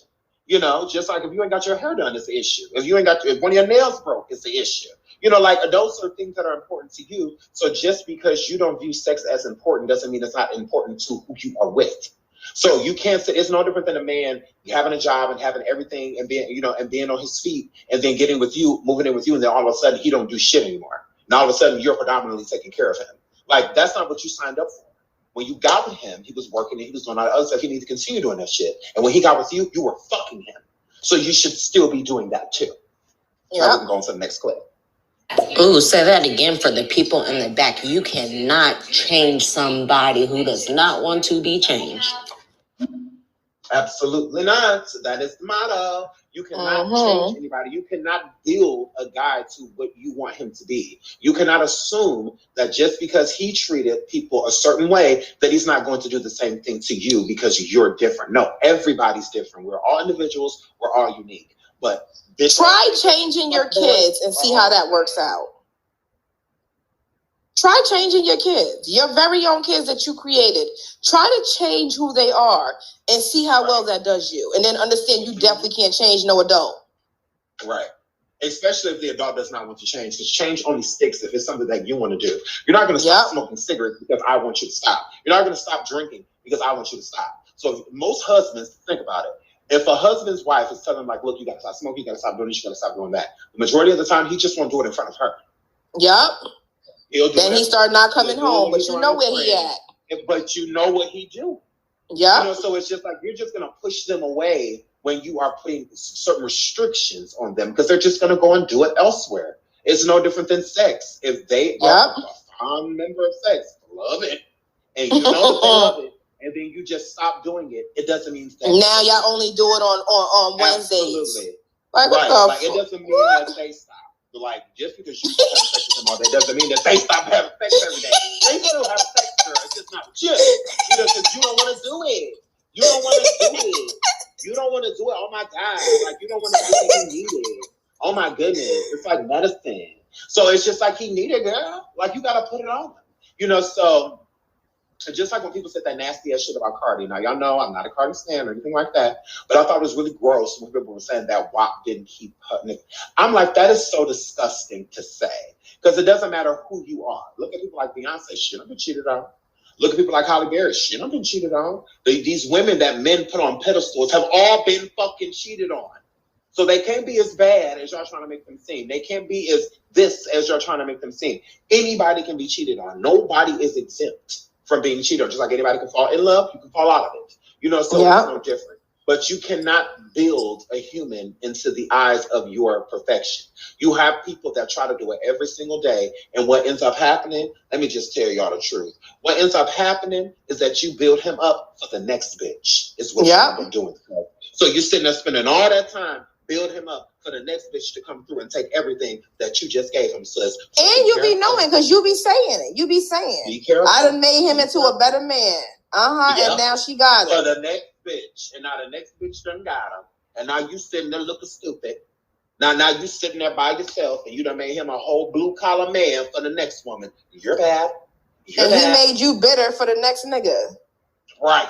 And now the next nigga got to deal with all this damage. And now you done cut your whole, the means and how you felt before to where you could organically love somebody and give them your all. You can't even do that now because you're so worried that they can do what the last nigga did. Like, I don't have time to be building you up. I just did that. And now he goes with the Naomi. He left me for the yoga instructor. You know, so it's just like, okay, girl, don't spend too much time building this nigga up for somebody else. You know, so be careful. Be careful when you build up somebody. Sometimes you build them up to the point that they realize that they don't need you. Like, when you do it, sometimes you now you beneath them. You've been so busy working on them. Now you beneath them. And they see that they're like, bitch, you ain't even on my level. Right, your career sliding and slipping and all this shit, your bank account running a little dry because you're doing everything in your power to meet somebody else's needs. You're so worried about him to where you're not worried about you. Because while you're worried about him, who is taking care of you? Oh, nobody? So that's why everything in your life seems to be crumbling and you want to blame it all on him when that was a choice. You decided to do all of that stuff. You didn't have no gun in your head telling you what to do, girl. You decided to do it. So that's not his fault, it's yours. So you need to realize what in you allowed that so that that won't happen again. Not that you won't love again, so that this doesn't happen again. Because it's something within you. If some abused woman that has been abused keeps attracting abusive men, that is something within you that keeps attracting these type of people. And that's a fact. It has nothing to do with the person. Like, not every person you get with going to cheat on you, just like not every person you get with is going to beat you. Like, no. Like, it's not everybody cheats. Everybody's not like that. You know, not everybody's abusive. You know, it's a higher number of people that aren't than that are. You know, it's no different than cheating. The higher number of people aren't cheating. There's a high number of people that aren't. You know, but that's not paid attention to. We just focus and put a spotlight over the ones that are. You know, and the ones that are being faithful. Like, people say whatever the fuck they want to say about Kanye, but they always leave out the fact that has been the most faithful motherfucking husband in Hollywood, bitch. I ain't never heard nothing about Kanye cheating on Kim. I ain't never heard no shit like that. But they want to say everything about this man, but y'all ain't saying nothing like that. He'd have been the most faithful nigga ever. Sure. You see, they don't touch their marriage. They don't touch it. Right. They do not touch that marriage. They don't. You can go to the next clip whenever. Okay. Hey guys, nice to meet you. I'm excited to be here to listen to you guys. Hey, Space Queen. Hi, sweetie. Hey, girl. Yo, I actually went to go work for a second and came back, and my babies are still on here. I am so proud of y'all. Oh my goodness. Oh my God. She just make you smile, just the thought of her. I don't know what it is. Like, I've never met her. Whenever I just see her name anywhere, I just smile. Girl, it's that mama bear voice. It's just that you just know she just beams light. I just love her. I agree and disagree with saying love is not just something you could say, but also with actions. Because I've had times that I say I love my wife, but my actions weren't there because, I might be tired or I might be, in some sort of element in my own mind. But I still do say I love her. So I guess it means when you're in a relationship, it might be a lot different. No, absolutely. And that's what we were saying. It's not like a literal sense because nobody's perfect. We're going to have days to where we're up and we're going to have days to where we're down and we're going to have days to where we feel more loving and we're going to have days to where we don't. And that's handing me the toilet paper when I'm on the toilet and we don't got no more toilet paper and it's in the other room. You getting up off the couch and bringing me the toilet paper is you showing me that you love me. Because you could be like, bitch, you better go wobble your little ass over there and go get the toilet paper yourself. So it doesn't have to be some grandiose gesture. It can be the little things. It can literally be the things that you don't pay attention to. Like that time you did let me eat the rest of your french fries. When I know good and well you still hungry, but you let me eat those french fries. That's the love right there. Right there, that little small act. That just little gesture right there just made her wet. That little gesture, that was enough. Especially over the french fries. The french fries will definitely do it. That was enough. Now she is hell good. Just because you done gave her the last little piece of bitch shit, you done already did it. But she thought it was cute. That, you left a little bit on the phone for her. Oh my goodness. Oh my goodness. Oh God. I think Mitchie B has got a little Peter. No offense. Oh my God. Lex, you son of a... He snuck that in there. I would have... You know what? That's what I said. Don't say the obvious. I said that to ShaNaughty earlier. I'm like, please don't say the obvious. Because anytime somebody says something about the little peen committee, people just assume that they're in it. Because Mitchie can have a big old long... Y'all don't know. Oh my goodness, be nice. Oh boy. Just got a notification that you guys are trending. Hey, Sean. Hey, ShaNaughty. Hope you guys are having a great day. Oh, that is so awesome. Let me find out ShaNaughty be trending. I ain't even know. I ain't getting no notification, but that's what's up. Period. Itty bitty, dude. I'm just a fat guy, all right? So, I mean, sure, why not? I'll be part of it.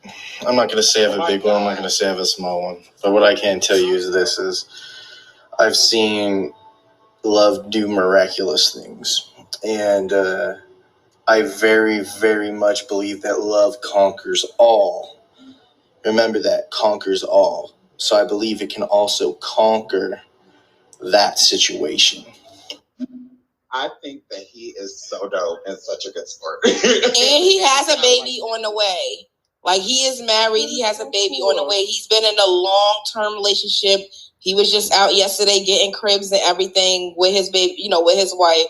So she is happy and she is wobbling and pregnant. So we ain't gonna come for Mitchie now, D-Lex. Like, we ain't gonna do that.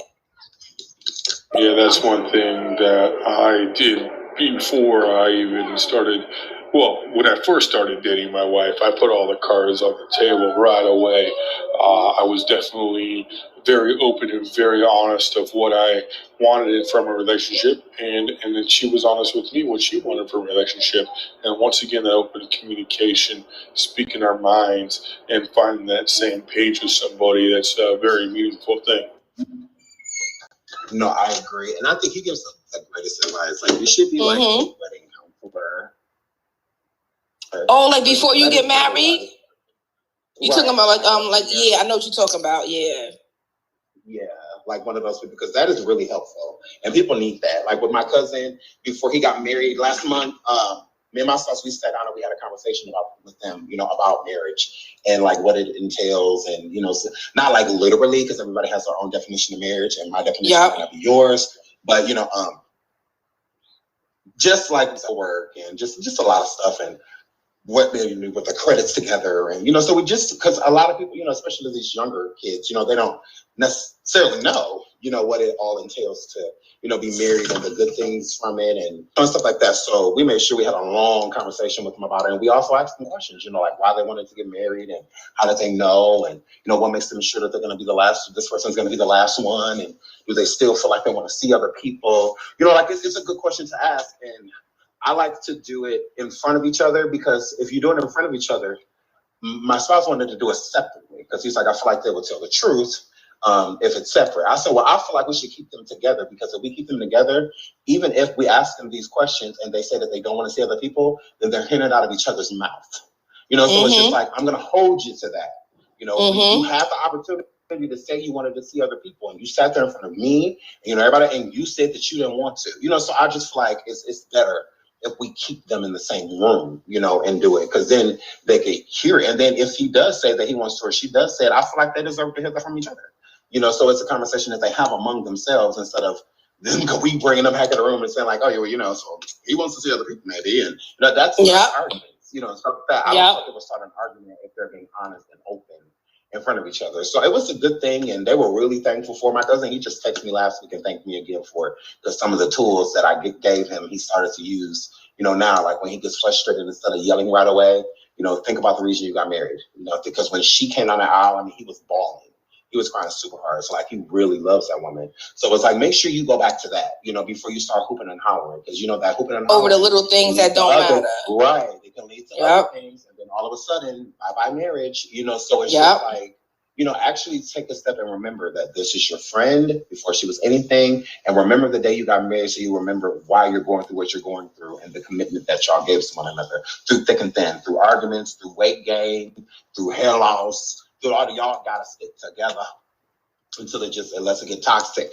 That's the only way divorce and dangerous. If it gets toxic, right, and to the point to where it gets violent or anything like that, or just verbally abusive, just like to the point to where the children can't even be in the same room with y'all. Like, yeah, maybe you guys need to get away from each other. But if y'all just going through little stupid stuff, you're right.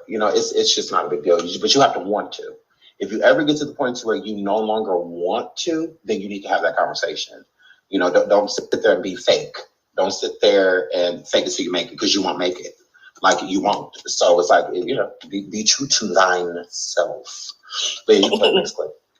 Hey, I get passed up a lot because I got a lot of standards though, like standards and boundaries with what I will and will not do for a woman. I like to do for my woman, but it's not like you gonna run over me and be like, oh, spend your last dollar and shit like that. I'm not about to spend my last dollar and be broke and shit, and then you're not even, making me nothing to eat and shit like that. How the fuck I'm supposed to, eat and I ain't got no food, but I'm spending it on you? Nah. Well, that's priorities. So you shouldn't, if you're not in an exclusive relationship with somebody, it shouldn't be to the point to where you're taking care of them no way. But he said, he said that he get passed up a lot, right? And, I hear this a lot from a lot of guys, it seems like. And here's what I'm going to need the guys to do. I'm going to need y'all to stop following, Cuban Link and Cuban Doll and Alexis Sky and Jay Nice and all these Instagram thoughts that make you feel like you can go and be with a certain type of woman and then just expect because you're telling her I'm going to be a good guy, she's going to go with you. There's more than one woman who would date you, but you're not looking for them. You're looking for this idea of what you think perfection is, and you're trying to go for them based on who you are. And so I say that a lot of people, men and women, need to date their weight. Like we say women are gold diggers, but some guys, y'all want to go for girls who you're not qualified to be dating. So then she's gonna hit you with what you mean you can't afford to, because she's looking to be dating a certain type of guy. That's not you. You're attracted to her, but that don't mean you should be dating her. You're attracted to him, but that don't mean you should be dating him. That's just two totally different things. Sean is cute as fuck. I should not be dating Sean. Like like I shouldn't be dating Sean. We live in 2 different states. It's not gonna work out. I got trust issues, and he already married. We still together. Yeah, but you know what I mean, Sean.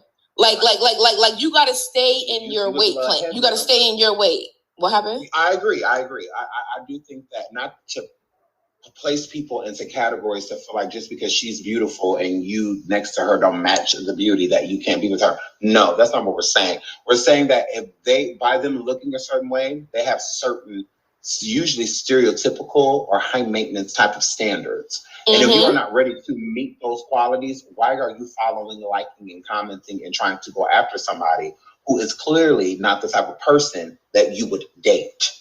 Like, this isn't the thing. When you think about dating somebody, it's the girl around the block. It's the girl that live a couple, somebody at your job. Y'all in the same tax bracket.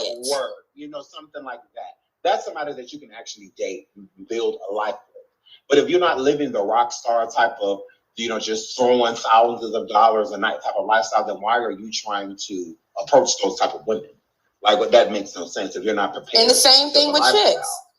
The same thing with chicks. You see him doing all of that on the gram. He fucked you, sweetheart. He's not trying to date you. So don't get mad and say he's no good. No. He used you for what you made yourself available, but you're not on the level of chicks he deals with because he took you out to eat. The chicks he used to, they want to be flown out. First class, private, right? You flashing all this cash, send me a private jet. You're not requesting those type of things because you're just so happy to be in his presence. So therefore, he's going to treat you like you're just happy to be there. And when he gets around somebody, yes, and when he gets around another girl who's used to dealing with that type of people, that type of men, and know how to maneuver, she's going to treat him differently, and he's going to know, okay, I got to do this, this, and this in order for her to even really stop from what she's doing. Because I'm not going to ask her how many niggas in her DM because that's going to hurt my feelings. And she going to tell me the truth until I could pay to get them niggas out her DMs. Because we got to all stay in our weight. Like, we just got to stay in our weight class. And we'll be good. Right. All of us. And that's the thing, too. Like, it's the difference between Lori Harvey and Eliza Reign. Future treated Lori how he treated Lori because of the energy she projected while she was around. She wasn't treating him like a groupie. Like, she was, oh my God, Future. Like, she wasn't acting like that. She was, what's up? You cute or whatever. Like, she treated it in a situation like that because Future, to her, is just like a number. Like, she's not looking at him as like, oh my God, Future. But these are how these Alexis Skies are. So there's a difference between like an Alexis Sky and a Sierra. Future treated Sierra how he treated Sierra because of the energy she projected right around him. She wasn't treating him like a demigod. She wasn't doing that. So when y'all come around and y'all just impressed because somebody gave him a free watch and he fucking gave it to you, or some stupid shit like that, or because he threw a bands your way, made it rain on you because you're a stripper and you came to his house after the club, I don't know why you feel so special because you shouldn't. You are a body at that point in time. So when you're done, when he's done with that body, he's done with you. So it's different.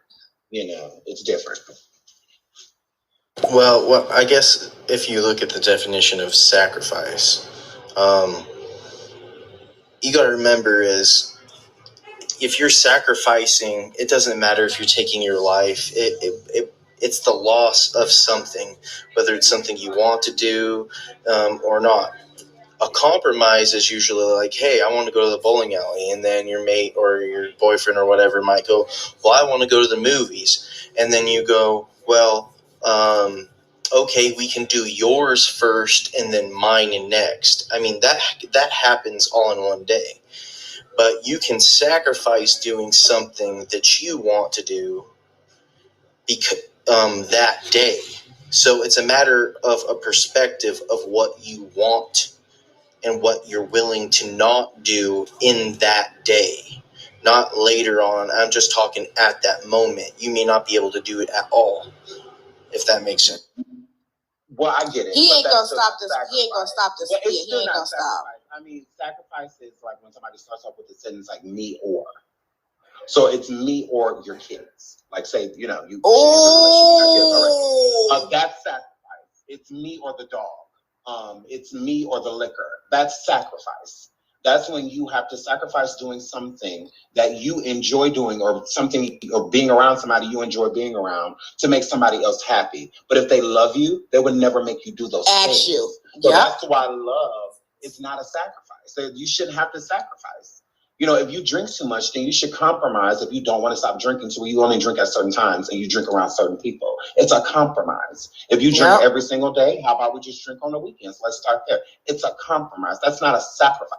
You shouldn't have to sacrifice something you enjoy doing to make somebody you love happy. Like, no, you should be making them happy within yourself, not within what you do and then how you do it. Those are bonuses. You know, so it's a difference between actually sacrificing. So a sacrifice to me is when a loved one starts off the sentence me or. So it's like making them choose you over something. That is a sacrifice.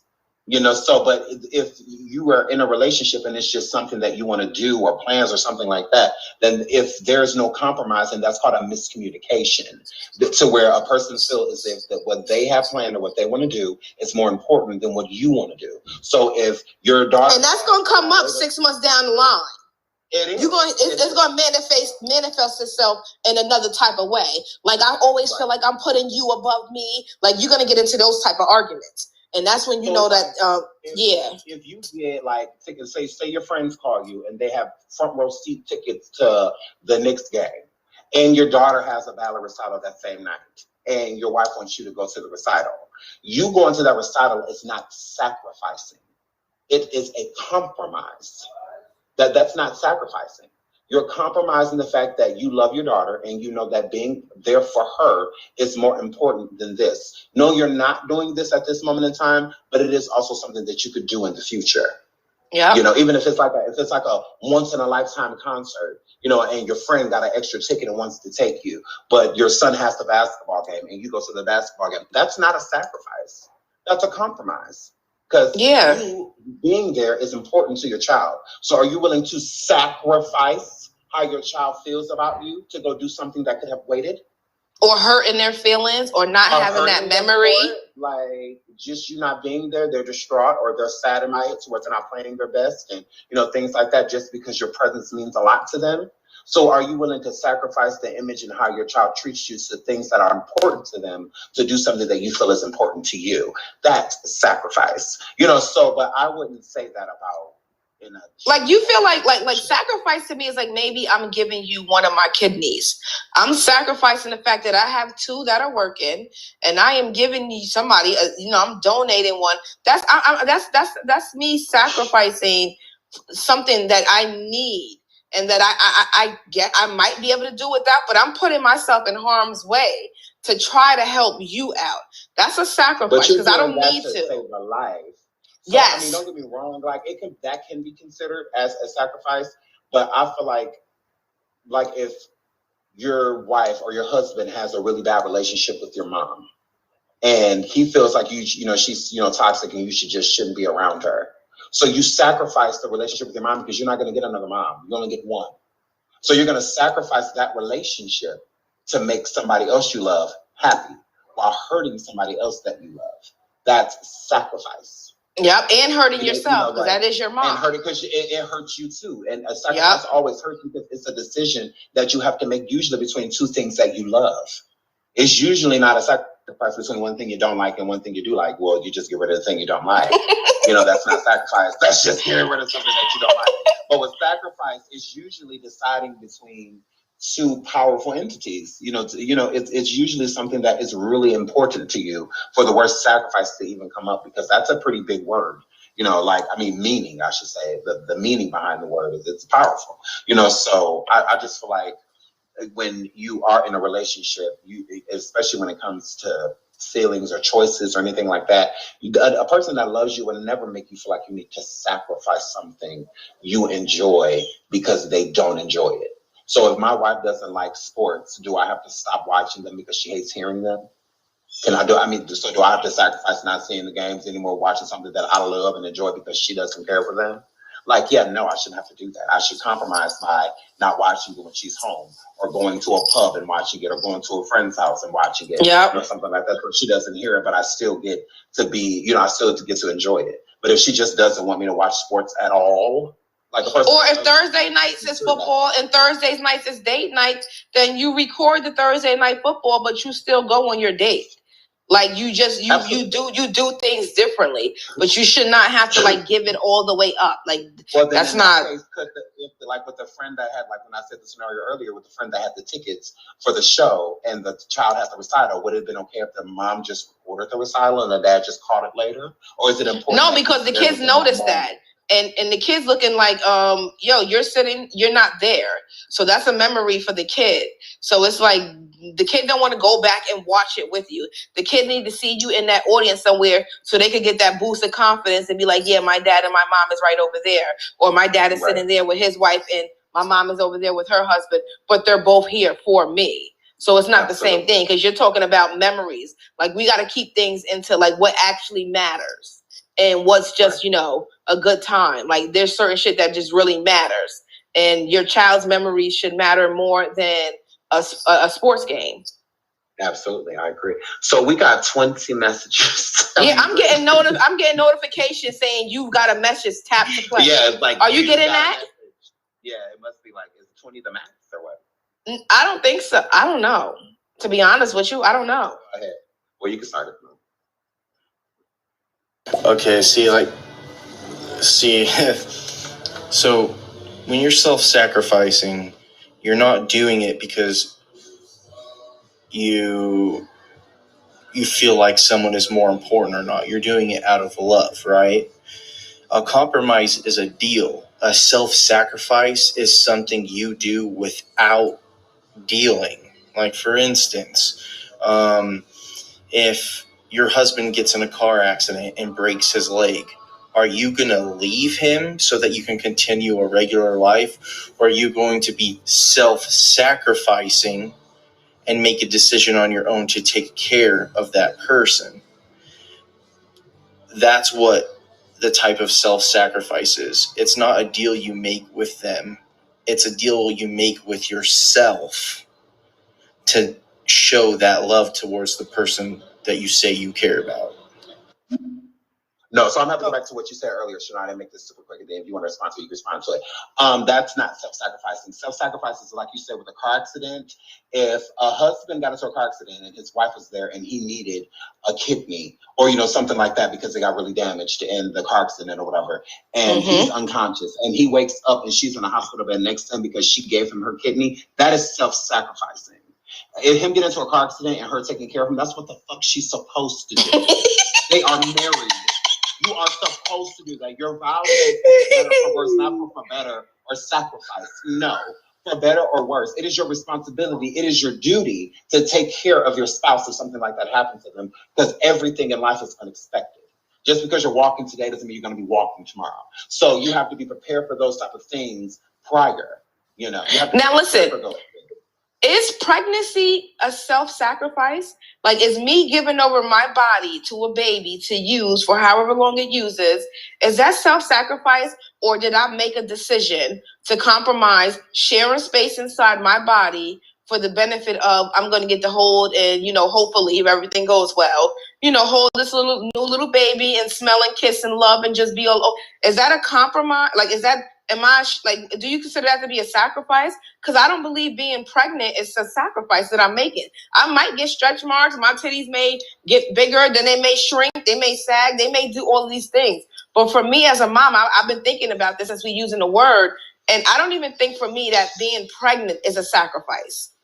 Because some women may feel like that. Women say that. It's a choice due to abortion. That's what I'm saying. But some women will say, I sacrificed my body for you and for these kids that you wanted to have. Right. And so for even me, that even being pregnant, which is a very huge, it's a huge thing. Even being pregnant is not a sacrifice. So Mitch, I want you to ask your wife who's pregnant right now, does she feel like she's sacrificing her body for the baby? Because I think she's going to say no. She's going to be like, what? No, why won't you say that? And you're going to be like, oh, never mind. I should have never asked, my bad, and go on. But I just think that we're talking about, it's semantics at this point. We can keep on going, but it really is just semantics. Right. No, I get what he's saying by like self-sacrifice to where you're willing to put another person's need in your life above your own. You. Absolutely. I can see that. But when you're in love with somebody, usually sacrifice comes with somebody pending that on you. So when it comes to a real sacrifice, like a sacrifice, I would say it's like the whole situation with the car accident. You realize your husband needs a kidney. They say that your kidney would work, that you would be okay to do it, and you just decide to do it. You didn't wait till they try to wake him up or anything like that. If you're the reasons why he's going to continue to live, do it immediately. That is sacrifice. Sacrificing her life. Now she's going to be laid up in the bed in the hospital. Now who the fuck's supposed to take care of her? Both of them in the bed. Yeah, and the kids, and we got kids. So now we putting everything. Who's gonna take care of them and all of that, and all of this is abrupt. But that's what you sacrifice to her. You won't acknowledge anything surrounding this right now. All that matters is the person I love. Nothing else matters. Whatever I got to do, if you could take part of my lung and give it to him, take it. That's sacrifice, because that's something that you don't have to do. There's nothing in your vows where you say, "I'll give you a body part if you need it." That's sacrifice. So that's different. But anything else within a relationship, it's compromise. You should never have to sacrifice anything for somebody that says that they love you. That should never come up. A sacrifice is usually a decision you don't want to make. So it's a forced decision-making process. And somebody that loves you is never going to do that. Like a person that loves you will never force themselves upon you because they love you. They should just be able to request it. No means no. Yes is yes.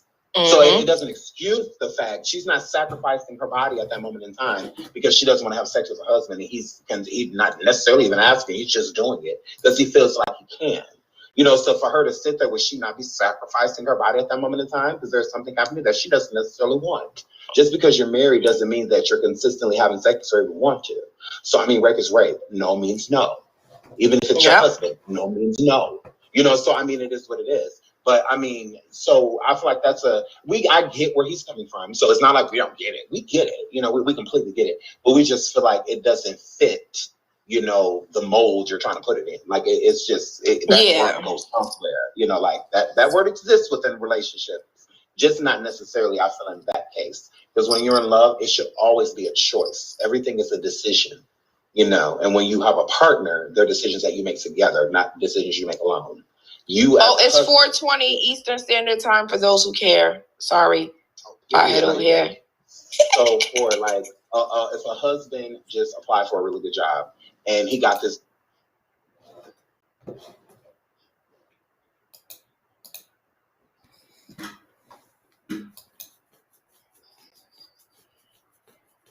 So there is some more of this. We'll do a part 2. We could probably finish it up tomorrow morning to give y'all something to listen to. If y'all don't have work or school or anything with the kids, we could be up a little early and do this. I gave y'all a good show. I gave y'all a long show. Y'all niggas don't appreciate me. Y'all niggas don't appreciate shit. So we gonna get up out of here, and I will see y'all niggas tomorrow.